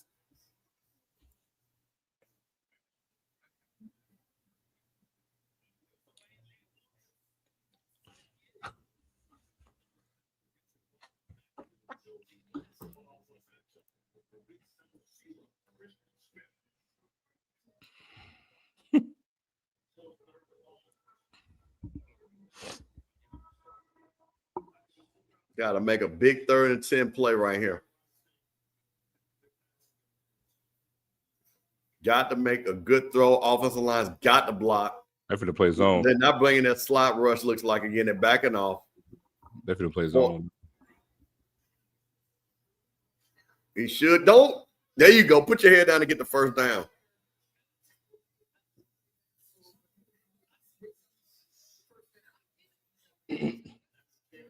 And I'm gonna tell you like now, the line judge is spotting the ball at the wrong place too. He got a whole nother yard ahead of the line. He did.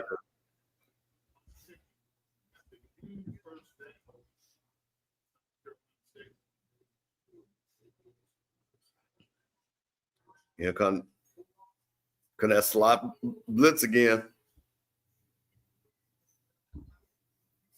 Backs off. They are coming off that slot blitz. Why would you run that? You see what?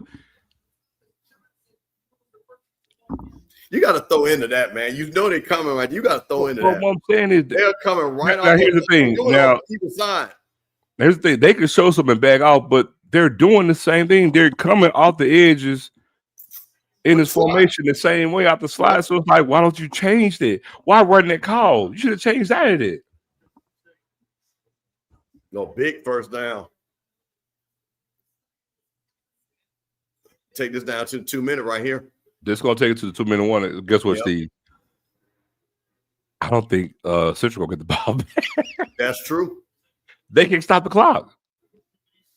40 seconds, 40. Ooh. They can win this on, yeah, you're right. They're gonna play for it. Because the problem is Central can't call in timeouts. No, they can't. So now, 1st and 10, 2 minutes left to go. I mean, they don't have to score a touchdown. No, they don't.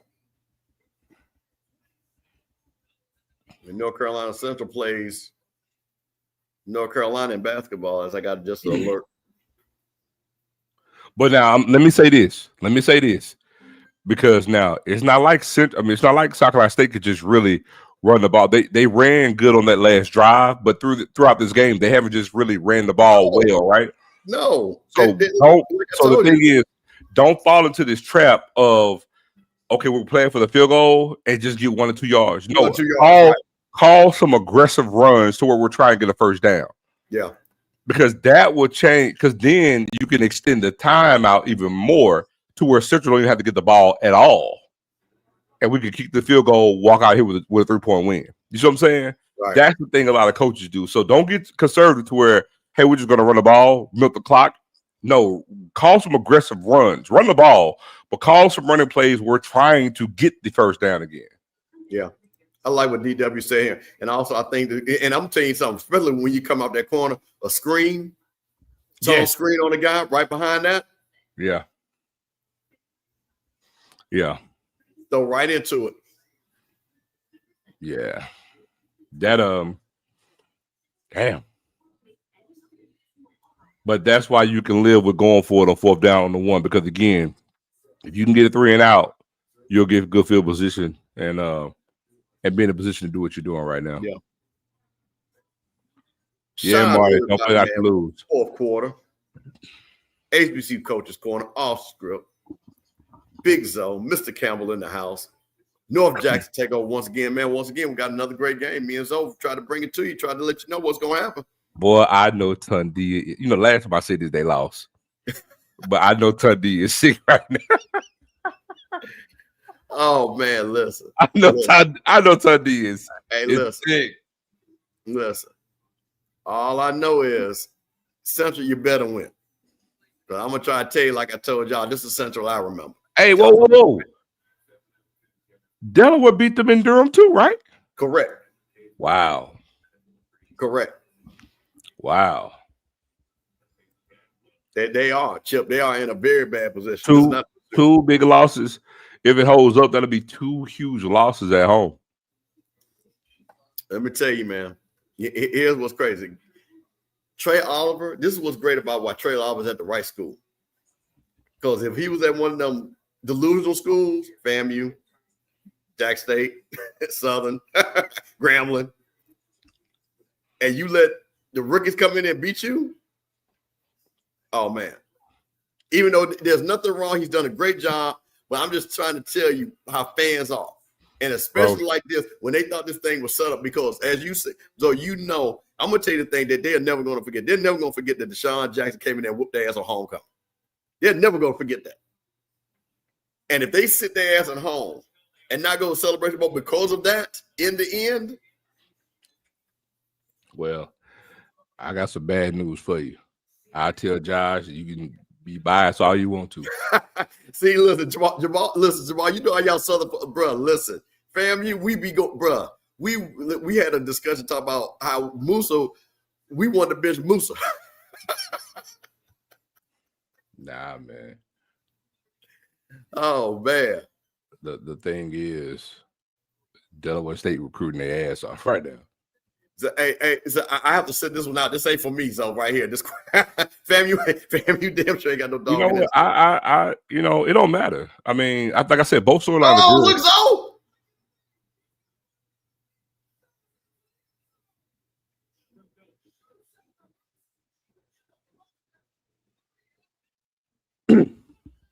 Now I'm gonna ask the question again, and I know. Hold on, quick question before you go there. Look and see in about 20 seconds. See what the rushing stats are now, because the last drive, that 32 got some yards, man. The last two drives. Hey man, he gotta have about 80 yards now, and they got 141 yards rushing now.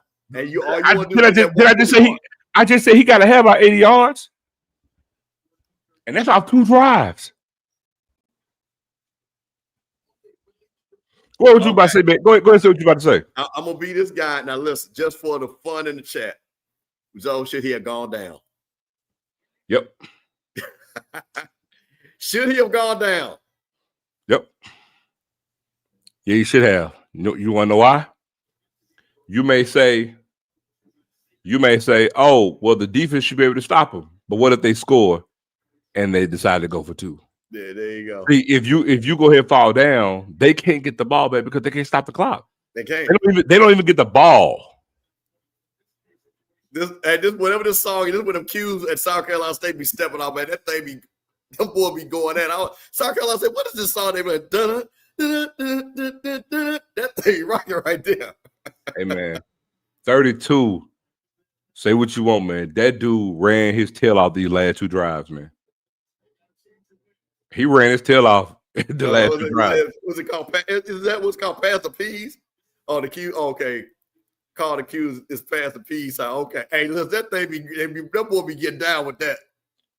Your boy Shawty just be going crazy on that. There you go. I see him. I see Q's up in the stands. That man said pass the peas. That's what it's called. Hey, listen, hey man, listen, man. Hey, in South Carolina State homecoming, I go find that video immediately for them. I know it. The Q jump out the stand to get on the field in the end zone, but man, who in the hell eating peas? As they said, you got to be a Q to understand that. Oh, that's coming back. That's coming back. That's coming back. That should have been a flag on the play on the sideline, spiking the ball. Hey man, Jay's talking about it right now. See, man. So let me just tell you, this is what I love about our HBCU culture. Every school got something like that. You know what I'm saying? Jackson State got the same thing. When y'all boys be rocking up there in the vent, you know what I'm saying? Everybody do their thing. Fam, you got the same. Everybody, Grambling got their thing, man. I just love. Everybody got their own thing, and when you just follow it like we do, and you see it, and you know what it is. Like I'm like you say, ball and parlay down in Tuskegee, man. You know what I'm saying? And stuff like that, all that, man. You know, all these different things that just make our environment so great. I love it.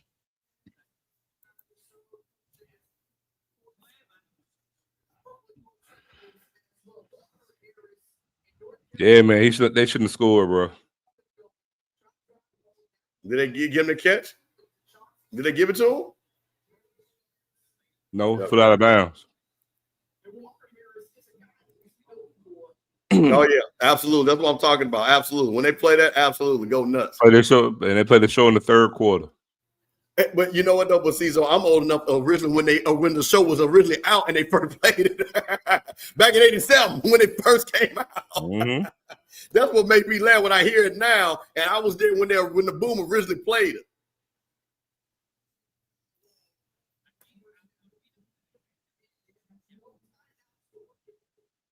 Well, it's just like Alcorn playing funky stuff. There you go, Pete. There it is. That was that represent. I just said it, yeah.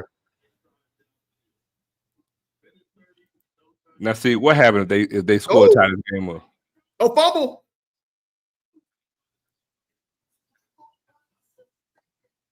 That was a hold. Come on, ref. Number 11 got the sack, but man, watch number 11 on that rush, man. He was held like a mofo.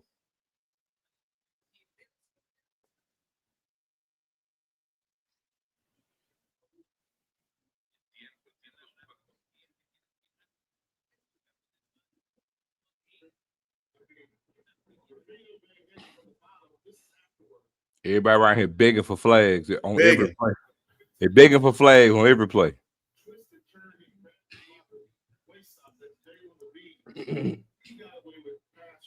Third and 19 zone. Do you try to get some of it and go for 4th down? You just try to go for it all right now. I try to get something else. Yeah. Oh, yep. Oh. Here we go. This could be the end of the game right here. 4th and 19, 53 seconds, South Carolina State. Oh, yeah. See. Hey, Chennis man. Berry with the money sign, the money down. Let me tell you something. Chennis Berry has done a magnificent job at South Carolina State, bro. Bro, listen. Magnificent job. Listen. I mean, and look, and Trey Auburn has 2 at Central.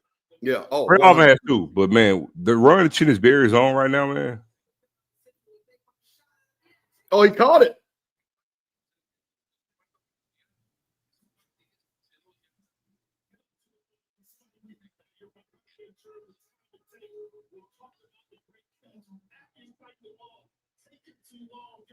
Man, I'm gonna tell you this. What? Wow, bro. 4th and 19. And they about to be in midfield. There's plenty of time left, bro. Man, I'm gonna tell you something. They on the 49-yard line. Raise your hand if you've seen that 1,000,001 times. Man, listen. All they gotta do is keep getting first down. The clock is gonna stop. That's why. See, guess what? You're not getting none of this if he falls down. None of this. And the D line is tired. He's not getting no pressure. All they're gonna do is throw. All they're gonna do is throw the ball and hope for a flag.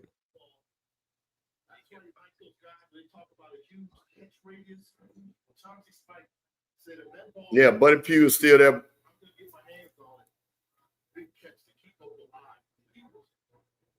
Hey, man, this is what we want right here, man. HBC football, best Friday night lights. Three-man rush. Ball's on the 49-yard line.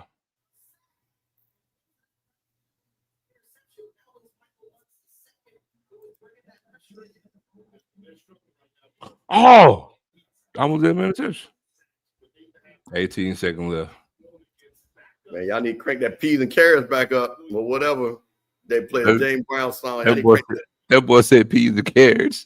Whatever they need to crank that back. I'd have that thing rocking right now, boy. Bro, peas and what is it? Peas and beans?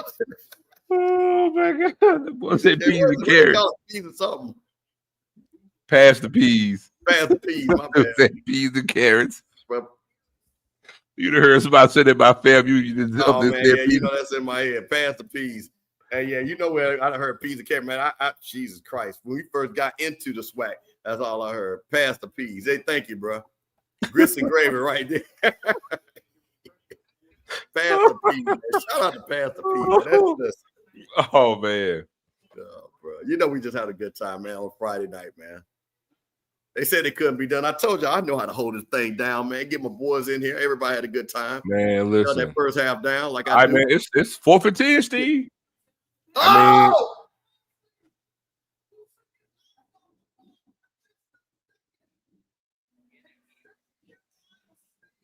wow.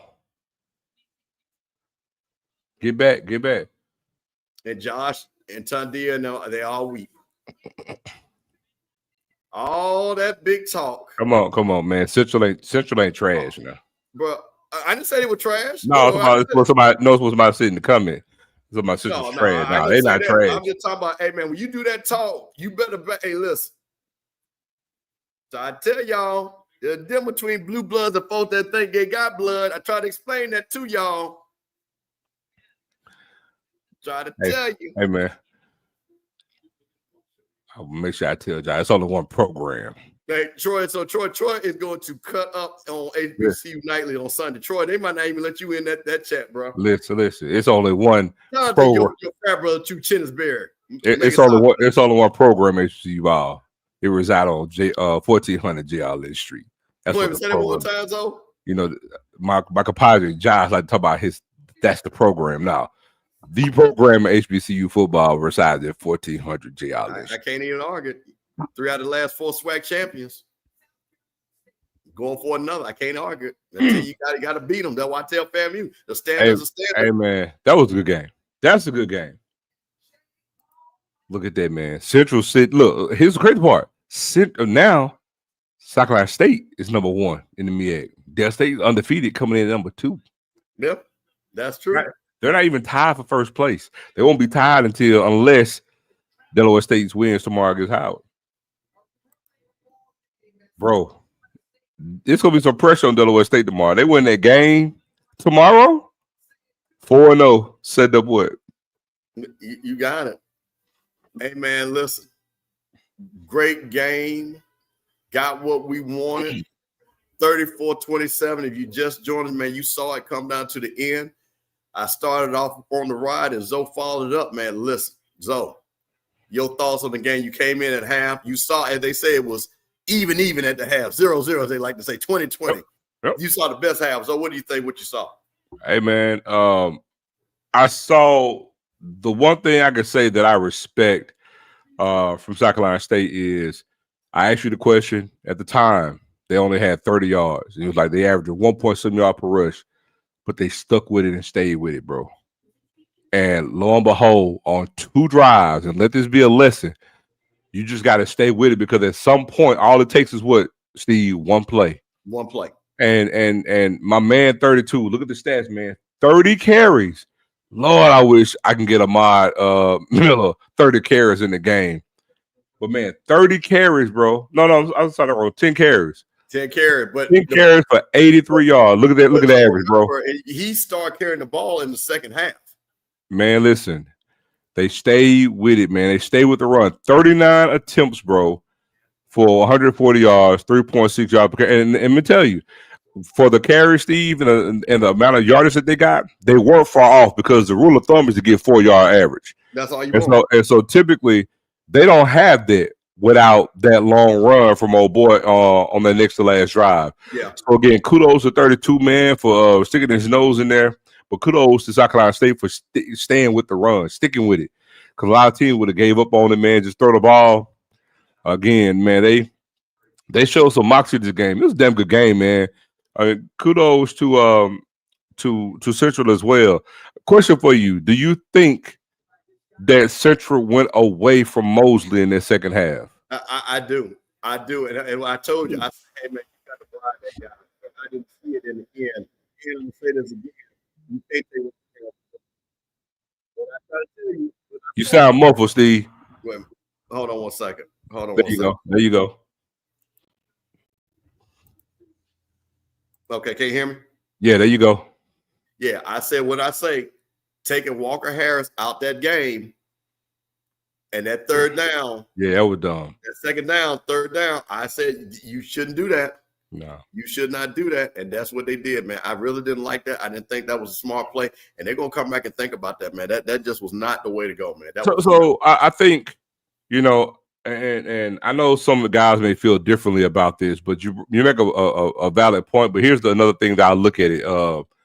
Scotty said something in the link. Here's another way I look at it, Steve. You got Walker Harris, right? Won a lot of games, senior quarterback. But this team, to me, goes as Mosley goes. Yeah. Right.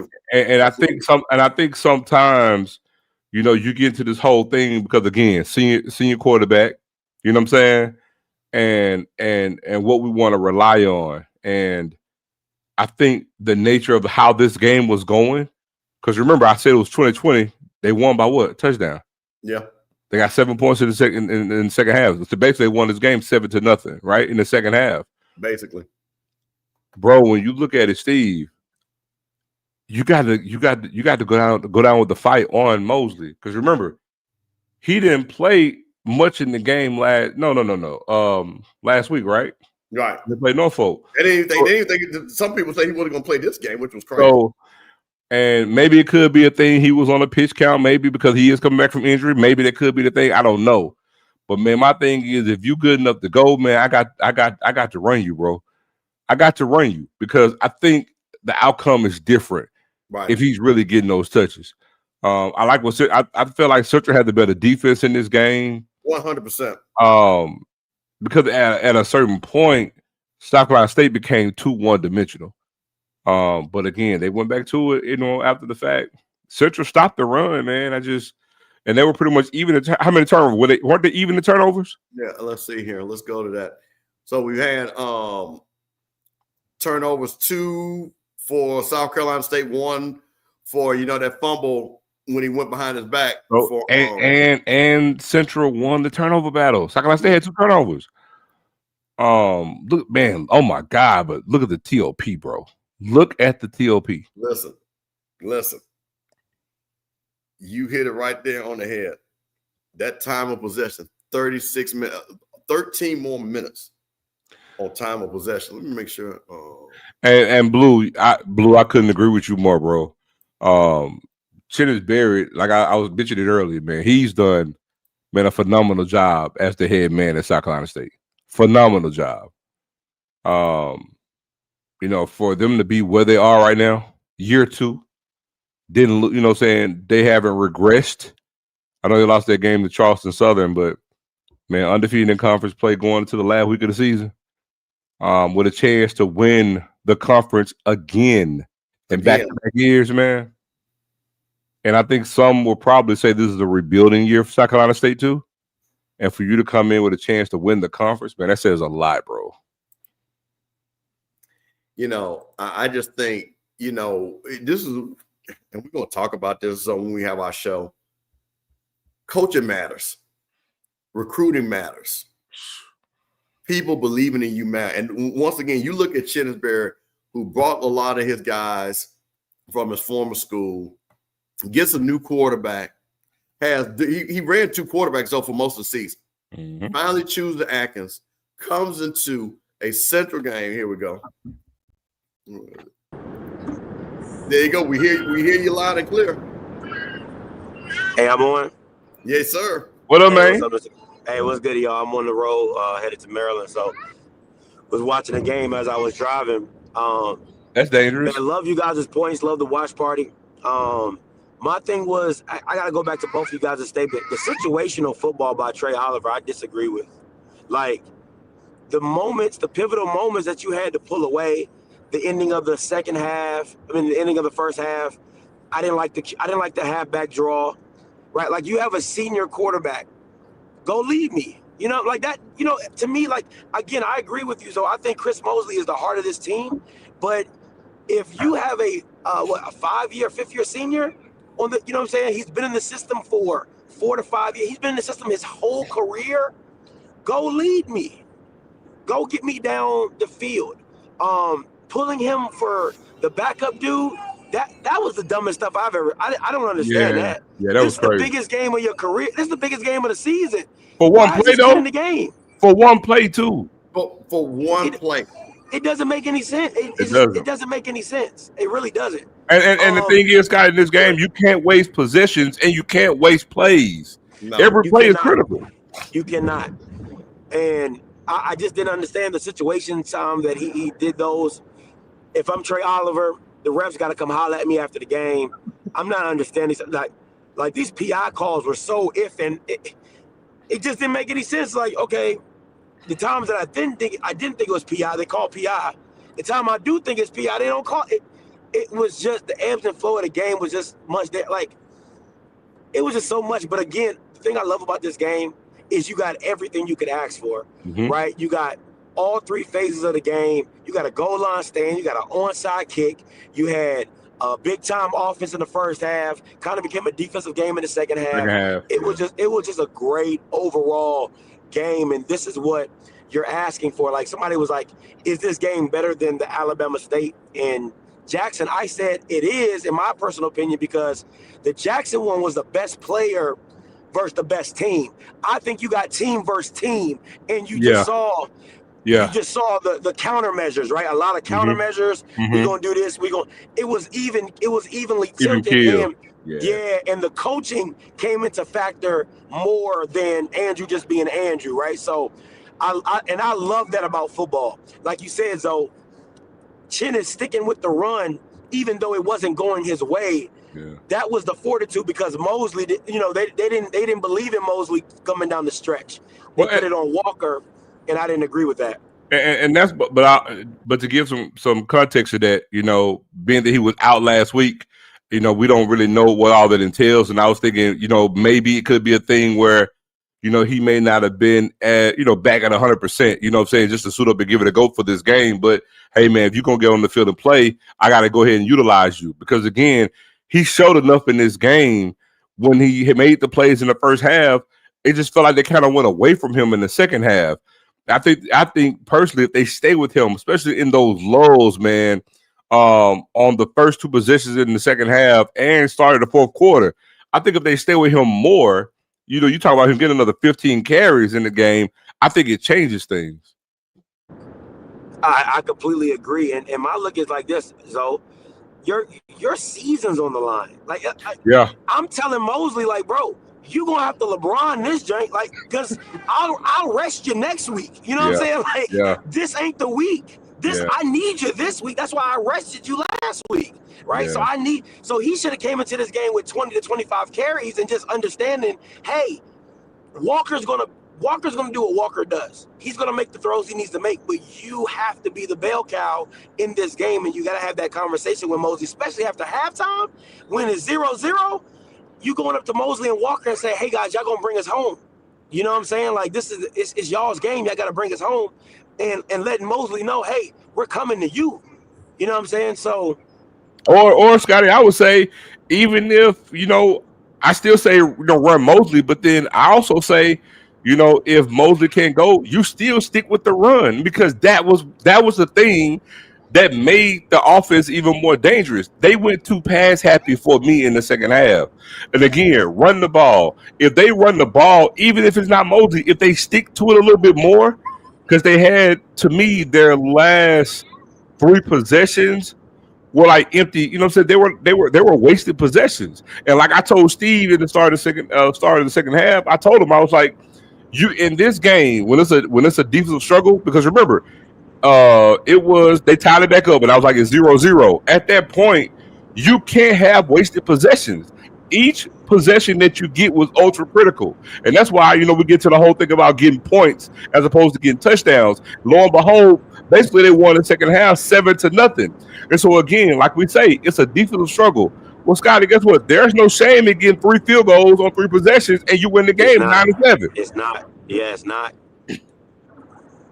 And I love Chinnis's aggression at the goal line, but I was texting somebody in the game. I'm like, if South Carolina State lets NCCU get out this red zone, they're gonna win. Like, I already knew. Like, if they got out that red zone, they were going to get the momentum because you just got a goal line stand.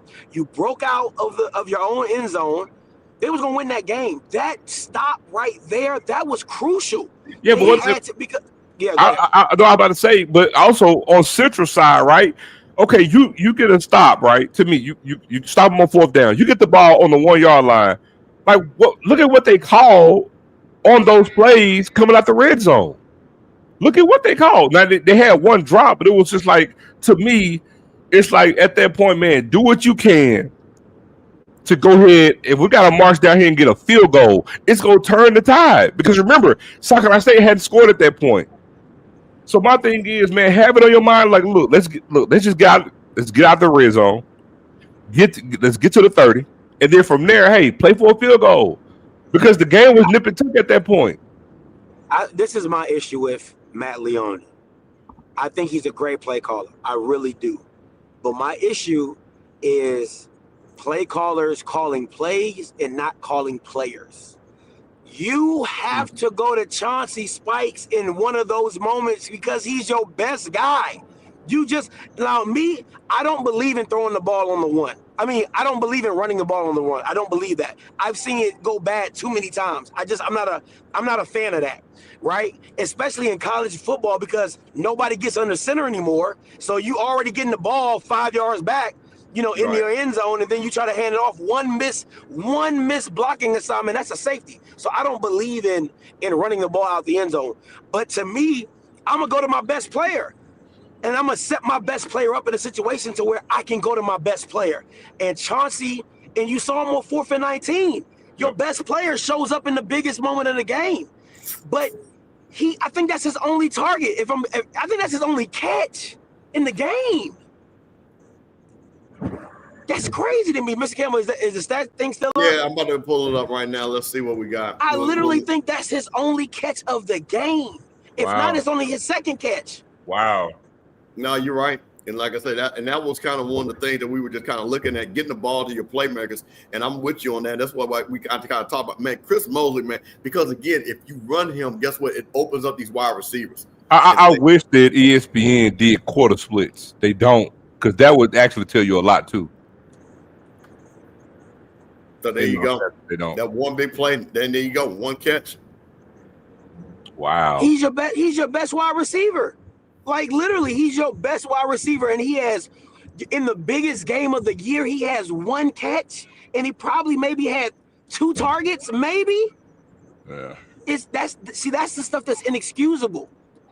Like that's like, if I'm being honest, that's like Jalen Hurts and AJ Brown. Like you can't go the whole game, and AJ Brown gets his first target in the 4th quarter. Well, and that's why I agree, Scotty, because that's when we get to talk about players, you get to talk about what you got on your team. That's why I say don't talk to me about players if you ain't gonna utilize them. Come on. You'll say, oh, we got this, we got this, we got this. You ain't got shit if you ain't using it. You ain't got it if you ain't using it. Fact. You gotta run with your brung, man. So, again, I don't have a problem with them running Mosley, but at some point in time, I gotta go to my guy. You know what I'm saying? Like I play action, deep shot, jump ball. I gotta go to my guy to show you that why he's that guy. And again, 4th and 19, he showed you why he that guy. But you don't go to him. It's crazy to me. Yeah. So listen, I know Josh is gonna have every excuse in the book. I think it was a great game overall. Oh man, yeah. I just think situational football beat Nccu if I'm being honest. Just situational football. Like, what did you do in the 3rd downs? You know what I'm saying? And I know Josh is going to talk about the times that the quarterback got pulled out the game. I think that's a waste of a play. If I'm pulling my 5th-year senior out for a quarterback power for a guy who can't do it, for a guy who can't break away, like he ain't no Cam McCoy. You know what I'm saying? Like I get you, because he's just too explosive not to be on the field. But come on, man, that Josh kid ain't about to take it 80 yards to the crib. What are we doing? What Scott Hill will even make it worse. As soon as they came in, they knew what they were going to do. So there was no challenge of anything else. Well, maybe he's going to throw it. No, he's going to run the ball. Man. So if I know that you taken all, like you say, the playmakers, you took 4 playmakers out the play right there. So none of the receivers, they knew we're not going to get the ball, right? And that's why they stopped. That's why they stacked the line, and then all of a sudden, here come Walker Harris. Instead of him being in the ball game and it's 3rd and 4, a manageable, it's 3rd and 10. You just can't do that. No, you can't. And I see in the comments somebody said, "What's wrong with the tush push?" What is the problem? What is wrong with a quarterback sneak? When has it? I said it. I said what it. Is wrong? Why are people allergic to getting under center? Like, what is wrong with a quarterback sneak? And here's the problem in college football as a whole. You're gonna get on shotgun. The problem is you're gonna get, no matter who the team is, you're gonna get too much penetration. You're gonna get way too much penetration, and that was the problem as to why South Carolina State couldn't score outside the quarterback doing the bonehead thing and not going in there. But the running back, when he couldn't get in because they got too much penetration. Central was winning the line of scrimmage. And so that's the problem when you're in shotgun. You open yourself up for penetration all the time. You minimize the penetration when you get under center. Because especially when it's on the half-inch line or the 1 yard line, all you got to do is get under center, man, and let the running back push you. You go forward. Or you can jump over. Because here's the thing. They slow you down on the goal line because, typically shotgun, you're 7 yards deep. But you notice on the goal line, they go 5. They'll go 5 yards deep. Think about it. If you're getting penetration, you got to get back to where the damn line is, Scott, and you're already 5 yards back. And think about this, though, Zo. The running back doesn't even have momentum because he's at a standstill right beside you. Yes. He's in a standstill right beside you. Like, go in our formation, put a tight end at fullback, and let's just go downhill. Let's just play downhill football. And you're going against what you want to do. And you're going against opposition that has a steam ahead coming to you. You're at a Come on. disadvantage. You're at a disadvantage. I don't. It doesn't make any sense to me why people continue to go shotgun on these goal line situations. Now, I didn't have a problem with them running the ball 4 times because I would have done the same thing. We're not about to throw this. Look, I said the same thing. I said the same thing. I'm about to run this thing 4 times. If they stop me, they stop me, and we just gonna live with it. And I'm cool with that. But not in shotgun. I said that, and the reason why you live with that is because guess what? If I turn over on downs, it's still advantageous because if I can get a 3 and out, which is what happened, I'm guaranteed to get position. I'm guaranteed to get good field position. And remember, at this point, it's still a tie ball game. So at worst, I'll get a field goal out of it. So yeah, but Scott, man, great watch party, guys. Great. Thank you, Mr. Campbell. Thank you, Zoe. Wait, I gotta ask you one question. What's up? When you saw the quarterback half-assing to the end zone, what were you? Oh, thinking? I hated that. You gotta listen, man. You gotta get in there. Like, take me through there. Like, you gotta get in there. What are we doing? This is the game of the year. Stop lollygagging. Put the ball out, dive, do whatever you gotta do to get in the end zone. Like, that's that light skin stuff, man. Sorry, you know what I'm saying? It's that light skin pretty boy stuff. Like, get your ass in the end zone. Like, come on. So Scott, before you go, man, so look, Delaware State holds true. Get this dub tomorrow. How you feel about this South Carolina State, Delaware State last game of the season for the MEAC championship? It's going to come down to, I think it's 2 things for me. Nemo has got to stop playing around with that formation, and he needs to come out in the game with that 2-back set. He tries to get too cute. Yeah. And he tries to do that 1-back set way too many. Like, he'll go 2 quarters doing the 1-back set, and then he go 2-back set, then he scores. And I'm like, bro, you could have done that in the beginning of the game. Like, stop playing with him. And it's gonna come down to Caden, what Caden Bennett you get. Because if you get that Caden Bennett from Norfolk, you're gonna lose. You're gonna lose. If you get the Caden Bennett from Morgan State, you're going to lose. But if you get the one from North Carolina Central, you're going to win. You go win. Now, I'll say this. South Carolina State on offense, man, listen, them boys can go. They can go. The receivers, the running backs, they can go. Like you said, Dell State just has to live with a punt is a win. Yep. A punt is a win. And can I say this? I got to say this before I get up out here. There's not a coach in the SWAC that would have did what Chinnisberry did in the first half with that onside kick. And I loved it. Like, don't coach scared. Think about that. Think about that. That's 7 points he wouldn't have had. It's a different game. But not only that, Scotty, as you guys know, especially if you play ball, when you know your coach making a call like that, that shows we came to win. We came to win. And it does something to the team as well, man. We got on our mind to win this game. We're not coming here to half-ass. We literally coming here to win this damn game. Dog, I love that call. I love it because, first of all, it's so unexpected. Nobody would have saw that coming. No, I don't care who you are, power 4, power 5. Nobody would have saw that coming. On the road, you do that? That's crazy. What was so great about it, they ran it at full speed. That was the thing about it. The setup was that everybody ran it. It wasn't like, we trying to. We really thought the kicker was kicking the ball off. Yeah, the way he approached the ball. Mm-hmm. That was the setup. That's why all those guys went back so far. They playing that. They game playing that. Then to come out and take the shot right after it. Yep. See, that's the stuff that I like because you're playing with house money. I'm on your 50. I'm on your side of the 50. Yep. Right? I come out. You expect me to run the ball to establish the run? No, I come out and I take a shot, first down, and I catch you slipping. I love it. Like that. That is high level coaching right there, and I just think Chinnis won the situational battles. That's what he won, and that's what tilted him into the win of this game. Is he won the situational battles?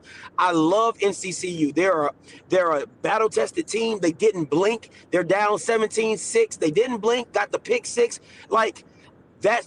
Like Trey Oliver and Chinnisberry have great resolve teams. Like they're able to hold up. They don't crumble under the pressure, but Chinnisberry won the situational battles. That's what he won, and that's how you come out with the victory in this game, man. But great game. I mean, it lived up to the magnitude. It really did. Tell you what, man, the really good mark for Chennis Berry is if they win next week, he will have gone 2 full seasons in the MEAC and hadn't lost a game. Woo. 10-0 in conference play. That's coaching. That's nasty. That's all coaching. That's nasty. New quarterback. You know, you lost a lot of pieces last year. You know, you can't. And again, I think the benefit, the gift and the curse for MEAC is that, yes, it's like a college football one and done type of situation, but he was able to kind of play 2 quarterbacks for 4 games just to kind of see who his guy was, and it didn't hurt him. Yeah, It didn't I hurt pointed him. that out. That's right? what I told Zoe. I told Zoe that exactly that. That allowed him can't do that in to the figure out SWAC. who he wanted and got all those guys. And Atkins finally took it over. You see them like, and that's what we were asking from the Cozies and everybody. Like, hey, in the Howard game, you don't got it. Why do you think you got a guy? Go find your guy. Make him prove it on the field that he's your guy, right? In the SWAC, you really can't. You can kind of do it, but you really can't do it because conference games come up so fast that I got to have a guy, you know, after the first 2 weeks. But you know, with the MEAC, you're allowed a good 5 games to practice and play around with because they don't mean anything at the end of the day. They really don't. Because if you remember, Buddy Pugh won 1 game out of conference the year he won the Celebration Bowl. Yep. Well, I'll tell you one damn thing. Chennis Berry can actually wear Trey Oliver's hoodie. Coach over scheme. Swap it out. Swap it out. Swap it out. Hey, Zoe. Hey, the mailman's getting them dubs. The mailman's getting them dubs. Hey. Going to work. Hey, they go to work, but that mailman in particular don't deliver well in Atlanta in December. Hey, we'll see. We'll see what it look like next week. But hey, man, you guys keep doing your thing, man. Appreciate y'all. All right, man. Be safe, bro. Hey, so I want to now, BJ. Listen, bro.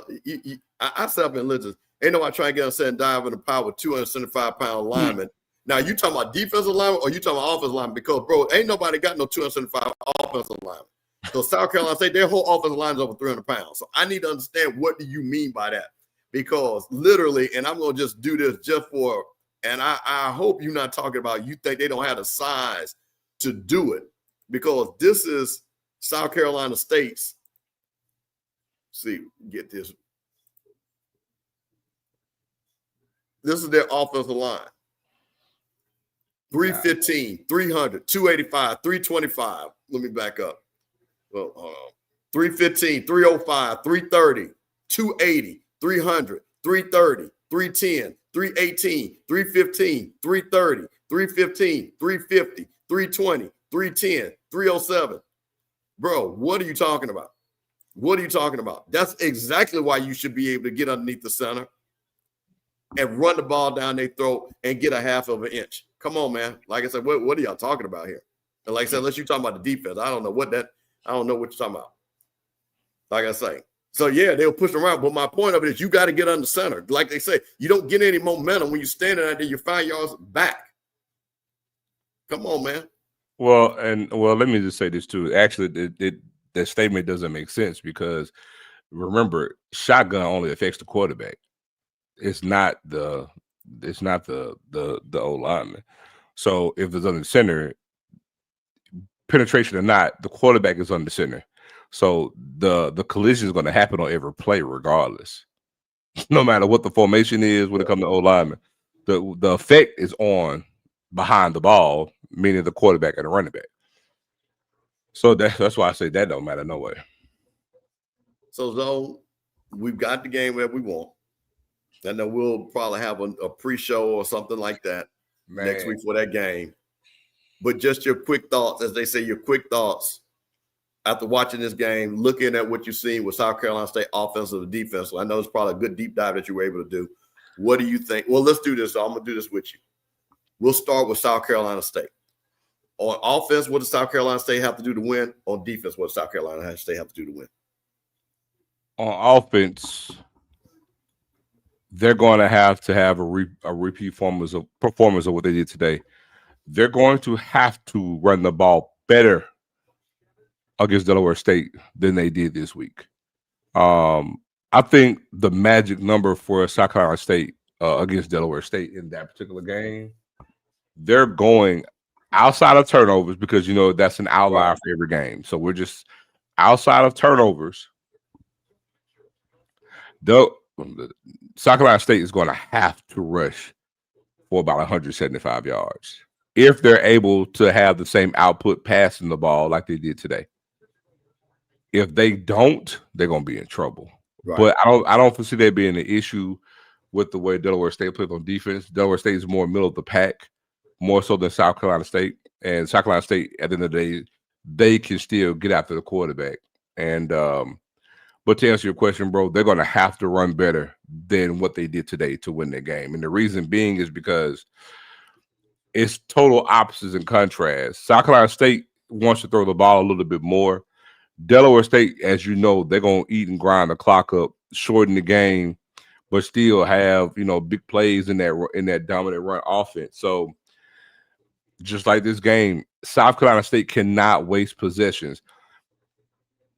Delaware State is going to apply, they're like a vice grip. They apply major pressure with their running game because if they get ahead, just one touchdown, you in trouble because you have to match them. Because what happens is because they beat you on both sides of the coin on offense. I'm passing right back to you, Steve. Because if they go by one touchdown, if they kick it back off to you, you cannot go 3 and out. You cannot have that ball and give it back to them because not only are they going to score, they're going to eat up so much clock. They're going to minimize your possessions, and so that applies pressure. Because what happens is if they score again, now it's 14. You got to score. Because if you don't, they will get the ball, milk that clock, and they may get a touchdown. Because I think between the two, if I'm not mistaken, Steve, I think Delaware State's averaging more points on offense than South Carolina State, if I'm not mistaken. They are. So again, just by virtue of what they do, it applies pressure. That's why it's tantamount for South Carolina State. They're going to have to be able to run the ball better than what they did today because South Carolina State can score, but Delaware State can score. They can match South Carolina State and then some. Right. And what about on the defensive side? What does South Carolina State have to do defensively? Contain their run. Plain and simple.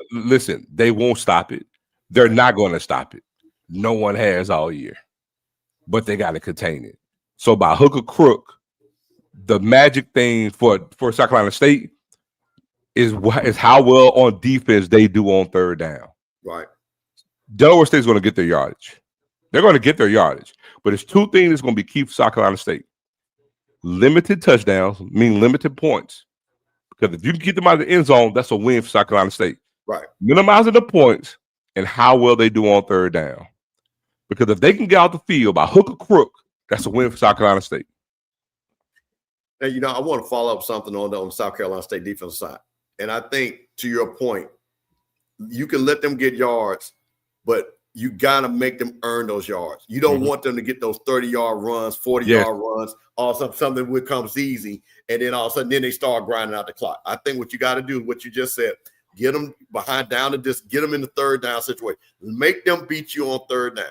Sell out totally. If they beat you up over the top, so be it. But you're going to get the third down, and we're going to win and lose that game on third down. I'm going to make sure you're 3rd and 8, 3rd and 7, 3rd and long every time. Now, flipping over to the other side, Delaware State, which I already know you probably know the answer, and everybody knows it, but we're still going to ask, what does Delaware State got to do on offense to win this game?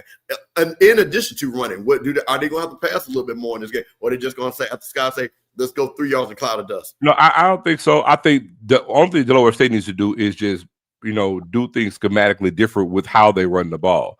I don't think they need to pass the ball a lot more in this game because, again, South Carolina State is going to do what they're going to do. They're going to have success. They're going to get their yards, but it's the game within the game. You know what I'm saying? Again, we're talking about getting points and being effective on third down. That's going to tell the tape for Delaware State. But for Delaware State, for them to win on offense, man, continue to do what they're doing. And because, again, if they can throw the ball, now you're in a world of trouble.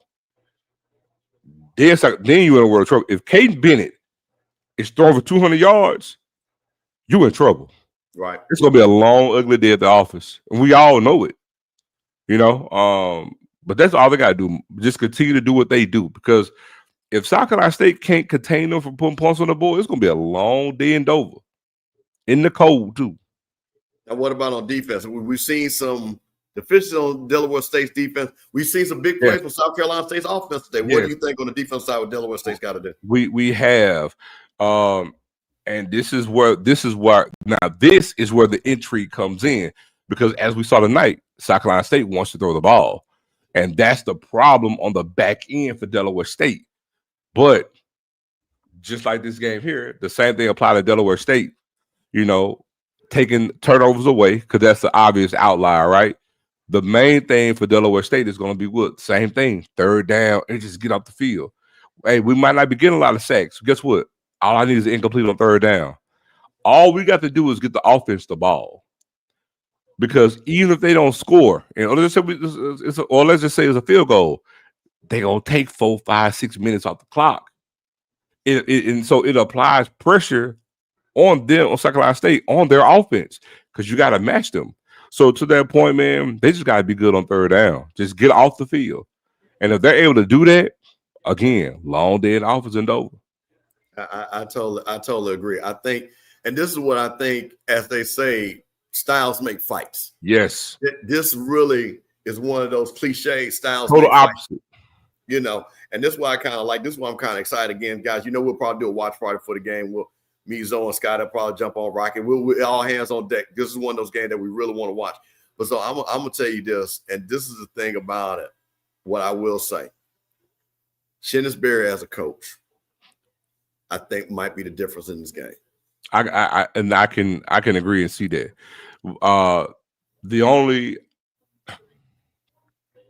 So truth be told, before the season, when it came down to it, thinking that Delaware State was going to be a player in the conference, I actually was leaning more toward them beating South Carolina State more so than Central, right?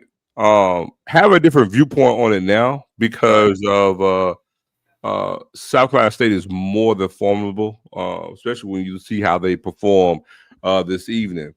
And I tend to agree with you, Steve. You know, I'm tending to go to lean toward Chennis Berry in this because, again, undefeated in conference. But guess what?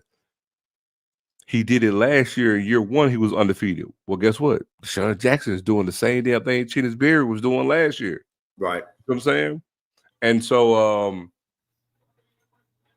I don't know, man. It's just I'm willing to go more toward Delaware State because number one is at home. I think the weather's going to be a factor for that as well.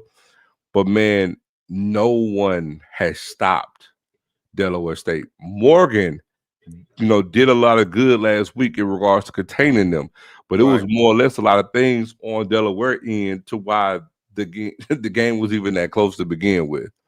But Delaware State, quiet as kept, Steve, they've gotten a little bit better over the past 3 to 4 weeks on defense. Right. So I'm just gonna get a slight edge to Delaware State because it's at home and because it's so late. But it's gonna be a big game.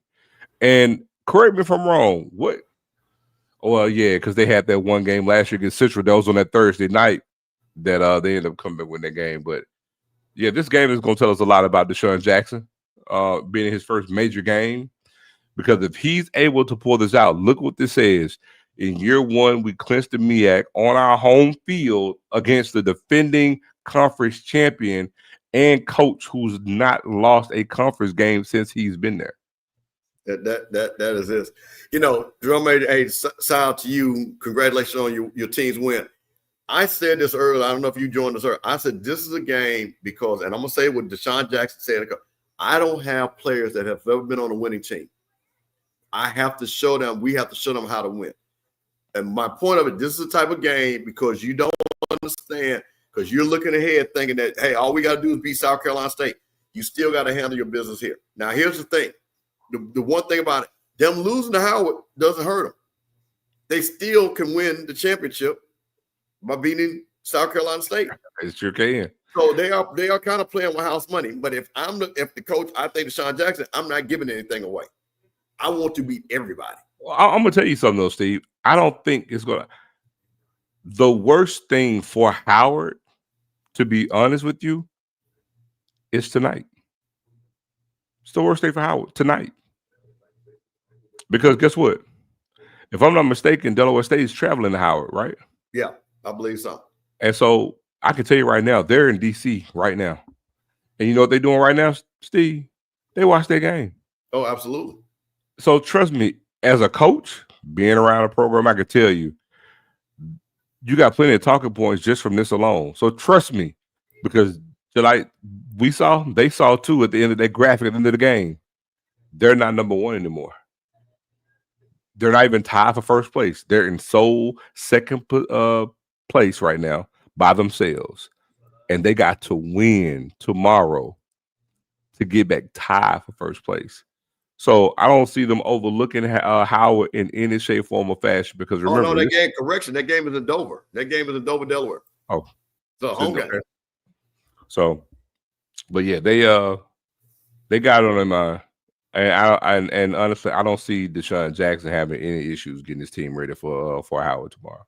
Yeah, no, I don't know. Now I think they're going to be ready to go, but I think once again, as he said, when you have not been used to winning and you start feeling yourself, he's got to control that because listen, these guys all on social media, they hear us all saying the game of the year next week. They want it to be the game of the year. Mm-hmm. You don't think those guys want that? They want all that.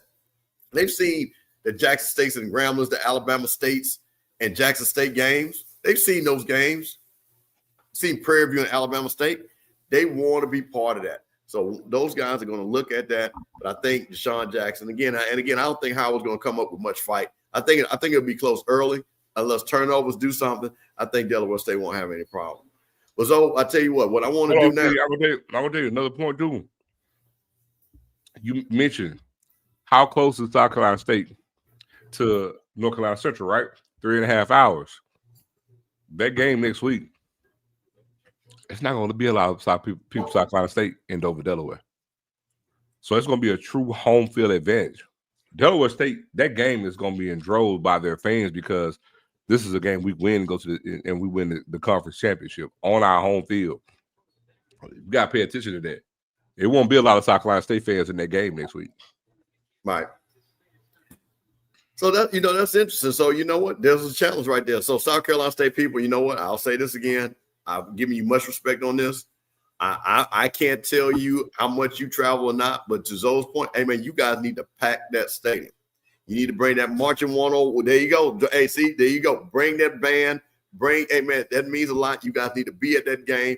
This is a game that and it's a game that I think is going to be great for fans to watch. Yes, they have one to be at. Delaware State has one to be at. And then Country Club, I think they say, hey man, listen, we good. We're going to take your word for it. We're going to take your word for it. I mean, listen, we want. I'm just going by the distance. So yeah. I'm not talking like I know they won't be there. So like I said, listen, we're going to freely admit, like I tell people, we're going to let you, this is your chat. You tell us what's going on. Hey, you South Carolina State. I'm not going to tell you. One thing we're not going to do is tell you about you. You tell us about you. Oh, for sure. We know. Because, again, listen what you got the drum major to say, hey, man, the March 101 is going to be there. I want that, Zoe. I want them to be there. Look, I'm only saying that. Let me just say, I'm only saying that. I'm saying that because we're just saying there's no negativity. But what my point is, we want the game environment what we had here. We had both bands there. We had the fans there. Everybody was there. It's going to be on Saturday. That's the thing about it. So that's really what we want. Now, Zoe, I tell you what I want to do. Since we got some time. Jackson State University, Bethune-Cookman. Give us the breakdown. Got a lot of Jacktown Jews up in here, but they want to ask you questions and stuff like that. Tell me. So I'm gonna tell you this. Like I say, daughter went to Bethune. I watched this team. We know they can pass the ball. They told me that they're going to bring the band, and the reason why I say that it's all about atmosphere and valiant team. They better not come. They're not coming now. Is that what you heard? Because I heard that they were coming. Because they had said they were coming. So we'll see. If they're not there, no problem. I'll confirm that. But here's the thing.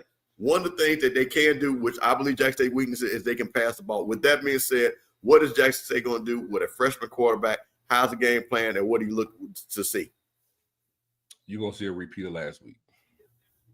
Bethune. Push your mic a little bit closer, Zoe. Oh, my bad. You're going to see a repeat of last week. Bethune will afford themselves to make some plays on offense. And I was excited to actually see them tomorrow. But I'll be frank, for as whatever potential you think that you're going to get from Bethune on offense, they're 10 times worse than that on defense. That's true. And so, just like similar to Delaware State, Jackson State can take the air out of Bethune-Cookman's ball because, like we showed last week, Jackson State can run the ball 50 times, and Bethune can't stop it. They can't, and all you got to do is throw for 10. They can't, they won't. I know some people may say, well, you lost to Grambling, but the thing is, we lost our starting quarterback during that game, and we did something on offense uncharacteristic because I could even take that Grambling game that we lost. If we stay focused on just running the ball in the Grambling game, we win that game going away as well and not do all this Q stuff. So we've redefined what we want to do with a true freshman quarterback in Jared Lockhart, and Jackson State just has to show up and run the ball. That's it. They do that, man, this game won't be close at all because just like the Delaware State game is very similar, all Jack State has a damn good defense. All Jack State had to do is get off the field on third down. Because Bethune, like I said, they are horrendous on stopping the run. Right. Horrendous. I mean, very, very bad. And if you think Alabama State did a number on them running the ball, oh, Nelly, like Hugh Jackson say. You're going to get a whole lot of Ahmad Miller, Davenport, and Travis Terrell tomorrow. So, you know, but again, can Bethune do some things? Sure they can. Ransom has done some good things this year. And for all the good that he's done, he's also given the ball away to the opposition quite a bit in this game. I mean, this season. So, Bethune, kudos to them on the turnaround for the year that they've had. But nah, man, you come into the vet to face a hungry Jackson State team that's going to reclaim what's ours. We're trying to repeat as national champions. And so when you come for the king, you better not miss. That's a wide reference for y'all. So, man, we got this good, man. I got Jackson State win this game pretty convincingly tomorrow. So I want to, like I said, we're going to skip over Florida A&M, Alabama A&M. I'll get to that at the end. But there's another game here. Well, it's two games I want us to talk about. Grambling and Alcorn down there on the reservation. If Mickey Joseph gets another win, he gets an automatic rollover. Grambling could finish with 9 wins, which would be big. The Jeep would be back. But Alcorn, Cedric Thomas got the win in the Fred McNair Bowl. Mm-hmm. Looks like they're trying to show. Do you think now Grambling starting with a freshman quarterback, as they say, only knew 40% of the playbook coming down to the reservation? What do you think about this game right here? I think that fight really going to put a hindrance on what Grambling wants to do. It's going to affect Grambling more than it did Bethune-Cookman. The only thing about Alcorn, I'm unsure, to be honest, Steve, what team is going to show up. Right. And that's the difficult thing to gauge, you know what I'm saying, to what's really going to happen. I kind of want to roll with Alcorn at home, especially with these suspicions that Grambling had. They got quite a few players, but I think I am going to pretty much roll with Alcorn in this game. Close game, but that's only if Alcorn stays true to what they've done like last week. Stay running the ball with Sewell, who's a damn good running back.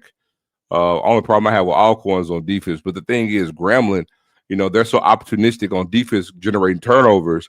And, you know, Alcorn could be susceptible to turning the ball over. And, again, that's the equalizer in this type of game. But nonetheless, I'm going to roll with, you know what I'm saying, Alcorn tomorrow. Still think Grambling closed the season out well, knowing they're going to get that bye and get Southern the Bayou Classic. I totally got Grambling in that game because a good bulk of those suspended players will be back for the Bayou Classic. That's true.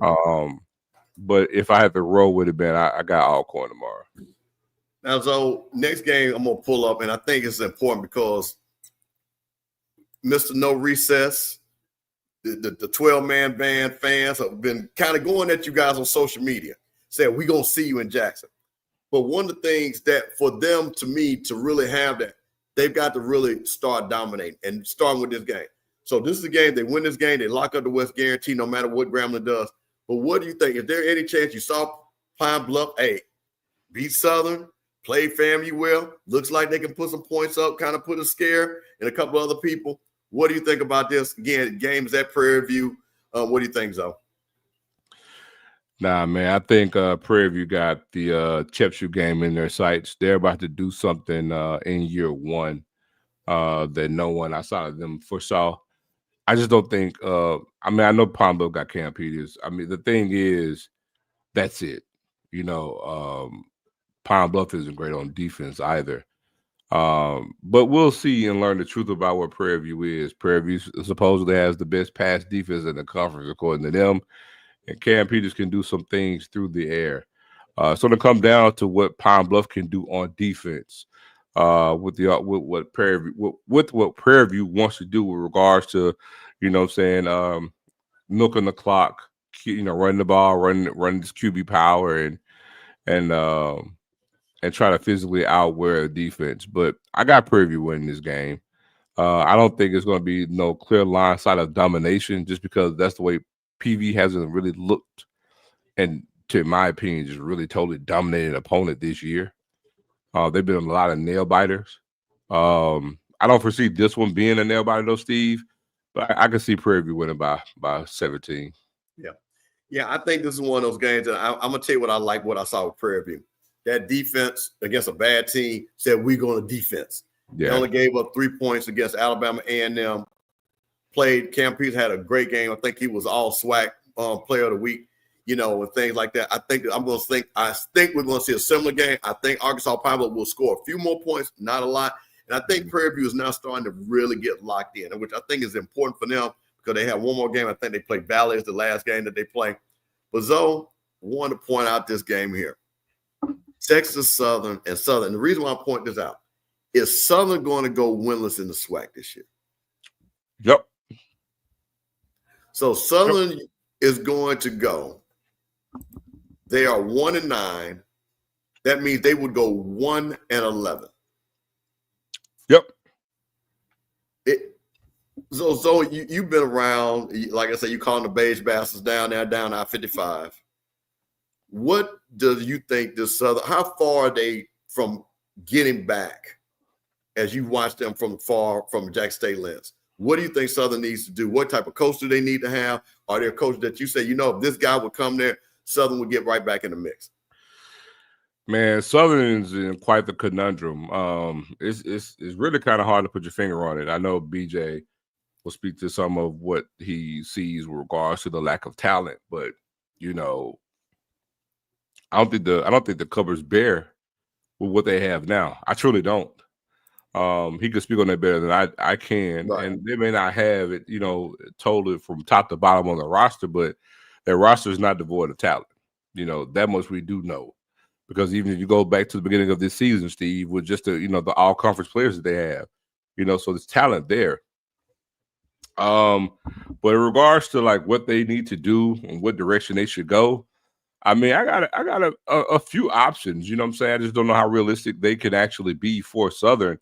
I mean, I think, you know, Teddy Keaton is a good fit. Personally, I think Chris Jones is a home run for Southern. At Hines, I know a lot of Jackson people hate for me to say that, but I do. I think Chris Jones will be a home run hire for Southern. You talk about TC's former teammate, head coaching at a junior college right now, can recruit, well versed with the SWAC, young energy. You can get him at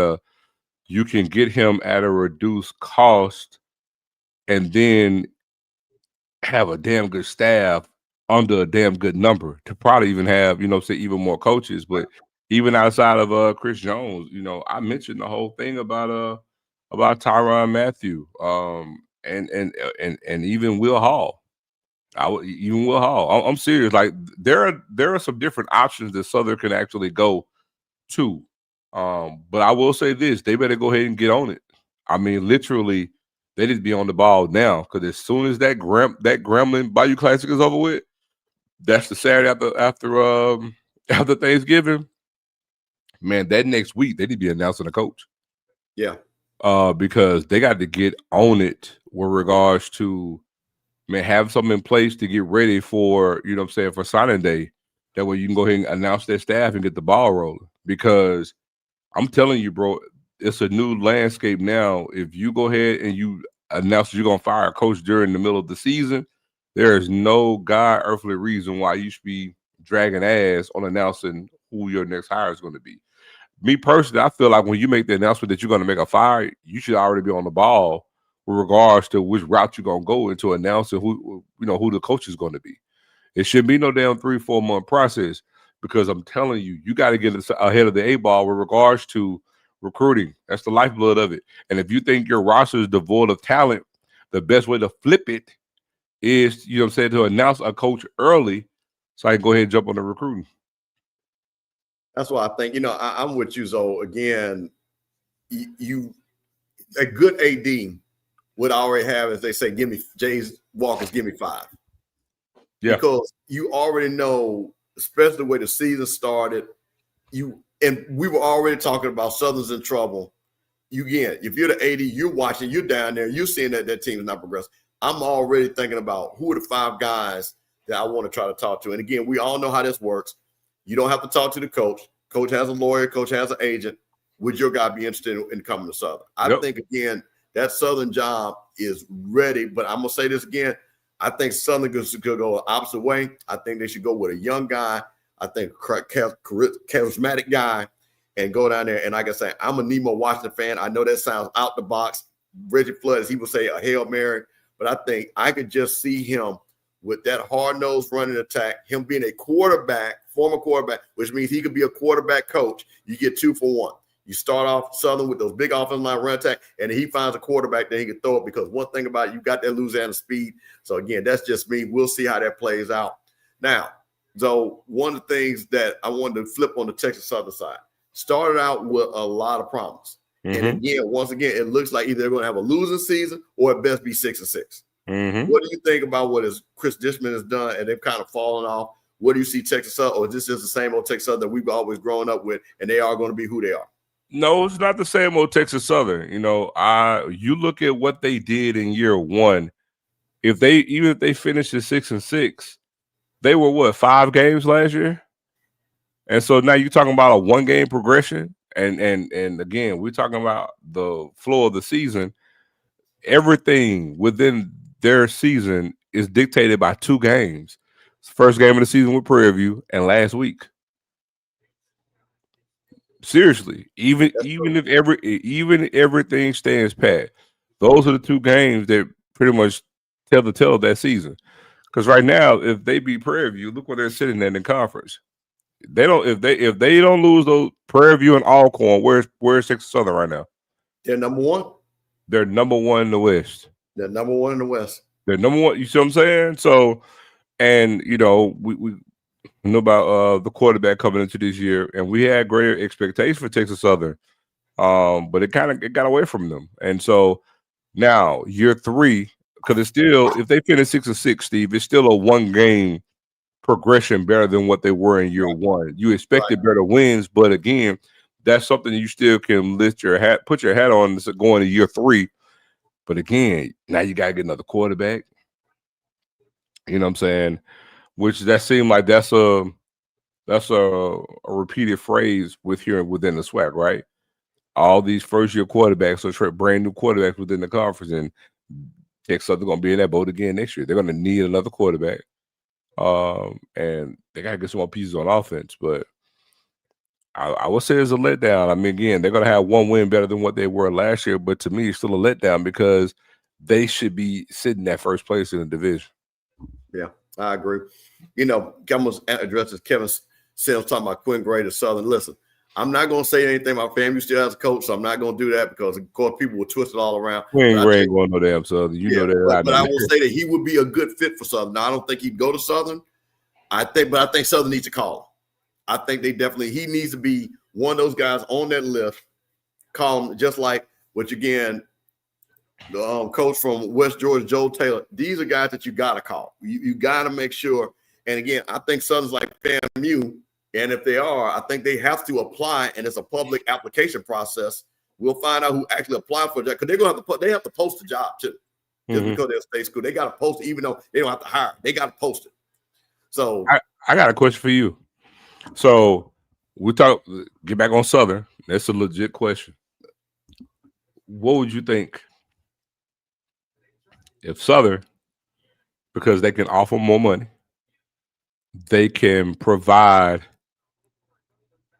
a way better fan base, pack out the stadium, give you all the things that you aren't currently getting right now.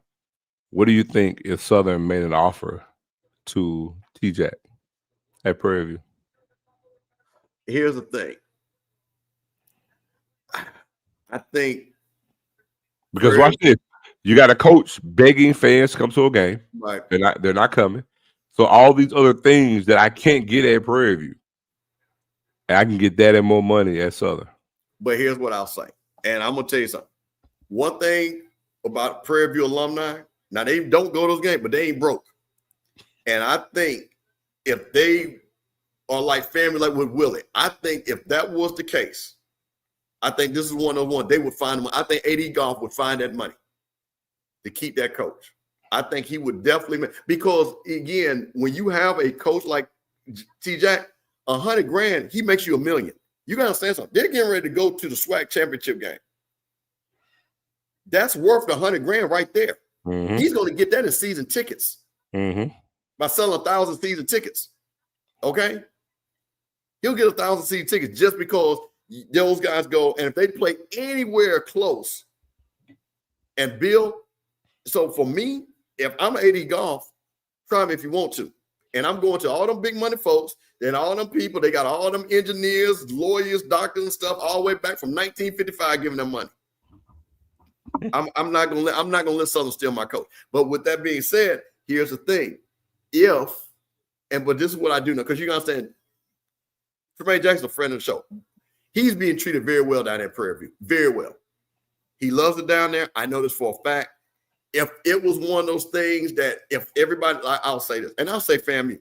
If it was a family situation where the president was jacked up, the AD was jacked up, and everything else, I think he'd be out. But you guys said Prairie View is in total alignment. They just got another $63 million. Their president is rocking. Their enrollment is rocking. AD Golf is a good AD. Everything is in alignment for a coach to be happy. What it is, and I've told the Prairie View people this on y'all. So we should not be talking about fans coming to a game when you got a team. They contend for a championship. Yeah, and your coach is on social media begging. Yeah. You can't do that. So no, I'm with you on that. But I think that Prairie View, between the alumni, the boosters, and they all, and remember, this money is unrestricted. $63 million they got is unrestricted. They can do whatever they want with that money. So AD Golf could literally go to the press and say, "Listen, I need to get $200,000 of that money," which ain't nothing, because we're trying to build a championship program. So listen, D Black, see, listen, I try. Listen, did I not say it? I just said, I know y'all. You gotta understand. I know some folk down at Prairie View. I got some inside source. Y'all got money. Y'all ain't broke. I'm just mad at y'all because y'all need to tell them people stop playing around and go support that team. But listen, here's the thing about, with Southern, and I guess for me, and let me say this, Zoe talked from that. I want Southern to be good because I want the SWAC to be good. I want Grambling to be good. I want FAMU to be good. I want Prairie View, because you know what, Zoe, I want? Every week, me and you or Scott or somebody doing a watch party for a great game. I want a game like this every week. The only way we have a game like this every week, Southern, FAMU, and Grambling got to get better. That's the only way you're going to have it. Well, Southern will be good or bad. I won't beat their ass. It don't matter. Yeah, we do want that, but it's better. I always want to be the team that's good. You see what I'm saying? Oh, yeah, we go. Like us beating Southern this year, it didn't have the same when we beat Southern a couple of years ago when they were West champions. That's a better thing. It's better for the SWAC when that Southern Jack State game means. How about this? What if that Grambling Southern game back in, like it used to be almost, sometimes it flipped, if that Bayou Classic meant something? You see what I'm saying? So you need that something. I tell you, boy, y'all rocking. Boy, y'all, you and Lionel, they got this right. Southern's a crumbling dynasty, boy. Y'all, hey, listen, Kevin, it does. It makes money. You guys listen, I'm going to say this and then we'll move on. You guys being good, going down to Jackson, made that game great. That made that game must-see TV. So that's what you want, man. So that's the thing. So, yeah. So one thing about it, attention will improve soon. We get a big game at home. We've lost that big game. Well, there you go. The thing about it is you guys still need to show up. You got to be there. And then maybe the crowd will make a difference. So I'm going to move on that. And then I'm just going to make one quick statement, and then we can almost wrap this thing up and everything. I want to tell everybody, give our last note. FAMU and Alabama A&M got a new AD, starts at the beginning of the year. As they say, Cozy knows what it is. He's playing for his job. He's starting win streak. He can finish off strong, 75. I don't know what's going to happen. I think if he finishes 75, they're probably going to let him finish out his contract. And I think the FSU guys are going to do that. Alabama A&M, I don't like the panic that I've heard. The defense is bad. This and that. Man, relax. I think, again, Alabama A&M, you got a really, really good coach, and I think you stole him. And, again, you got a good AD and AD Bryant. I think Sam Shea is going to be able to recruit. But I will tell you that I think FAMU is going to beat you guys by 2 touchdowns. I think we are the best of the worst teams, and we've just shown that. We're not good, but all the worst teams, we're better than everybody else because we do have talent. We just have not coached it right. So that's the thing about it. We will see. And, again, I'll talk about the new AD coming down the road because, again, I want to do some research. Don't want to be disrespectful. But I will say this. What has happened at FAMU, I don't want that to happen at any other university. So I'm going to tell you guys as alumni, please be involved. Know who your president is. And if those people, like I said, my Jack State people, don't let them people put no trickeration on y'all. Do not let them folks in the IHL put you behind the 8 ball. Jack State is doing a lot of great things. A bad president can set you back because I'm trying to tell you that's what FAMU is worried about. We'll wait for Zoe to get back and then we'll close this thing out, man. And I'm going to say this again. Hey, man.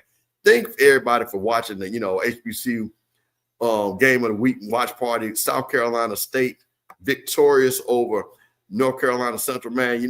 Bishop had to hold it down in the first half, man. All y'all were rocking with me. I think we had a really good time. The pulpit was open, having a good time. Me, Zoe, Scotty, Blue, coming at you next week, showing you how to build an FCS SWAC champion, HBCU champion, MEAC champion team. Do you do it through the portal? Do you do it through recruiting players? We're going to break it down. We're going to have all that next week, man. So that's what we're really doing. So, that's really what I think we need. Now, here's the thing. Ed Reed at Southern. I tell you what, I didn't like what Ed did at Bethune-Cookman. I know Ed. Ed's a great guy, smart dude. I tell you what, there'll be a lot of excitement. There will be a lot of excitement. Hey, Daryl, you know what? Thank you, man. Hey, man, listen, I'm going to tell you something about me real quick until Zoe gets back, man. I enjoy doing this, man, because everybody knows me. And if you don't know me indirectly, hey, man, all y'all are family, man. I came up in an era where, we talked a lot of trash, but when we was in those streets, we showed each other love. Some of y'all youngsters, man, y'all do a little bit too much, but I ain't going to get into that. But I do this, man, because as I said, me growing up, we didn't have this, man. We had them AM stations where the white folks were talking about Florida State, and we never could get together and talk with people all across the world to talk about our stuff. So, man, we get a chance to do that, man. So I enjoy it, man. I get to meet Zoe. Did not know Zoe until this social media space, considering him like a little brother, man. Proud of this brother, knows what he does for Jack State. Met all those guys, Ken and TD met those guys, met everybody, man. You know what I'm saying? And even some people I fall out with, I still love them. So it's all good with me. Scotty, you know what I'm saying? Wayne, all these guys are doing some great, J Max, all that, man. Everybody is getting channels that represent school. So I even saw some old heads with a Bethune-Cookman channel, man. That was even awesome. Right, let me tell you something. Man, look, I saw it today. I commented too. Because I watched it, I was like, damn, it was refreshing. Yeah. Good, honest football talk. It was refreshing to watch. Good, honest football talk. So, man, I like everybody, man. And I'm going to say this too, man. Majority of you all are pop, man. Keep supporting your schools, man. And I'm going to make the challenge, man. Hey, man, listen, you got $5, senior school $5. You got 10, send them 10. Because when we got money, we got power. Because I'm going to tell you this, I'm very proud. And you guys are going to see the pictures. My freshman class, Florida A&M is coming to Georgia. We are sponsoring the dinner for the men's basketball team. Why? Because we love our basketball team. So if your basketball team come to your city, man, get your friends together and sponsor your school, man. Do something for them. Now, Zoe, before we go, what do you think going forward is going to happen in the HBCU landscape? You got Jackson State. You got Prairie View. Looks like what's going to happen for the SWAC championship. We got the de facto MEAC championship next week. What do you think? Who's going to be in the Celebration Bowl? I know it's early, but you know what, though? You don't care. You said you do predictions early. Man, look, I'm going to say Delaware. I'm going to say Delaware State and Jack State in the Celebration Bowl. And I think by virtue of it being that happened, I think it's going to be a damn good turnout. I think possibly with Deshaun Jackson being a slight lightning rod, I think it'll probably surpass the attendance than what it was last year. A great Jack State contingency will be out for this game because a chance for us to repeat as national champions is a new inviting thing. And I think you'll have more local fans to come out because, again, Deshaun Jackson is going to bring some casual fans out for this game. It's going to be an attractive game, and it's a contrast in styles. And I think it'll be a damn good game, too. So that's what I got in the Celebration Bowl. Will be Jack State versus Delaware State. Well, I'm gonna tell you this: storylines are what TV needs. You know what the TV wants? The David versus the Goliath. Yep. Big bad JSU, poor little Delaware State, the little injury that could. That's made for TV. Now, what's going to happen? I think Jack State, y'all will blow the doors off. But for TV, for where they can hype that game and promote it, that's all you want. You want that little inch that could against a big bad gangster. And that's the thing about it. I was going to say this too. Unlike everybody else, I think for Jackson State, we got a blessing in disguise coming down the stretch here. I thoroughly believe that because you talk about losing the captain of the team, the general, and you were supposed to have a redshirt freshman quarterback in this first year to where it's now going into the spring, getting acclimated to compete for a starting job for next year. And now you're actually getting about 7 games played out of that true freshman season, going to spring ball. Now you're not breaking in a brand new quarterback for next year. I think this injury did more wonders for Jack State, for the future of Jack State football. And the world knows it because even you go into next season, there's going to be a lot of what first-time new quarterbacks bring into the conference, and Jack State won't be counting that number again because you know what's coming back. And so it actually going to be that injury ended up being a beautiful thing in disguise for Jackson State. And so Jack State wins a championship with a true freshman at quarterback. It's going to say a lot. Well, I'm going to say this. I'm not going to deny that. And it ain't over yet. But I tell you what, it's about to be over because Jack State only got to play 2 games, and they're going to be favored in both of them. And they're not playing really good teams. So, again, and the SWAC championship will be at home, and nobody has lost a SWAC championship at home as of yet. So again, you will see. Again, let's play the games. But I will say this, and I told somebody this: Lockhart could mess around and have a Shannon Boyd run. Shannon Boyd got 4 of them things. Yeah, that's what I'm telling you. I'm trying to tell people this, and I don't know. He's not Kent. He's not going to throw. No, he's not. He's not. Jack State ran the ball. What I'm telling you, I know what I'm talking about. We all better get this. FAMU, Grambling, Southern, Alabama State. I'm telling you, whatever we got to do to stop these boys, it better stop them next year. Because if you don't, or we don't, we gonna hear this jackass, right? And I'm not jackass, this joker right here with this smile talking about mosquito pulling carts for the next 4 years. I don't want to hear it. I don't want to hear it, man. So listen. So I'll tell you, I'm watching this thing bubble, and I've seen this thing before. So I'm telling you, for Alabama State, we know what it is. The standard is a standard. Southern, you know what it is. Grambling, listen, and I'm gonna say my folks Grambling. I give them jokers credit. Grambling ain't scared of y'all. Grambling, get your stuff together. You have shown that you can go in there and beat it. And FAMU, man, listen, bro, we in Florida. Get you some players. Let's make this thing competitive next year because we can't be having people blowing people out by 40. We just can't have that. But, hey, man, listen, I'm going to tell you this. Me and Zoe we've been on here for long enough, man. 10:30 going to end this, man. Zoe, I want to thank you. You jumped on. I know you just gotten off of work, man. Of course, you came in the best half.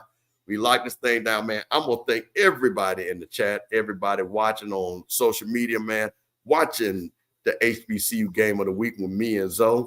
South Carolina State, once again, your winner, beating North Carolina Central for the showdown next week. And me and Zoe and Scotty will be back next week. And from the bottom of my heart, man, I want to thank you all for your support, man. A lot of you guys reach out to me on social media, man. I appreciate you. I have so much respect for all of you all. And man, I'm gonna tell you this: if you ever need anything from me, I'm always one phone call away. Just holler at your aunt, man.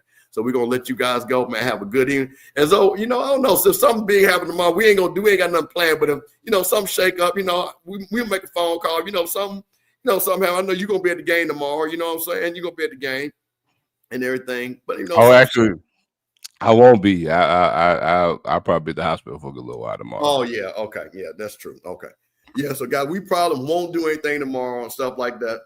Might do a little post game, you know what I'm saying? Maybe jump on post game.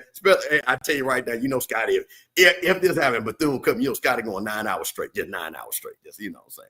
You'll hear Hell Wildcats all the way till the breakdown the next week. I'm just letting you know that. So that's what's gonna happen. Don't think it's gonna happen, but we're gonna see. So you know what? Thank you all, man. Thank everybody. Have a good night. See you all next week. Thank you, guys.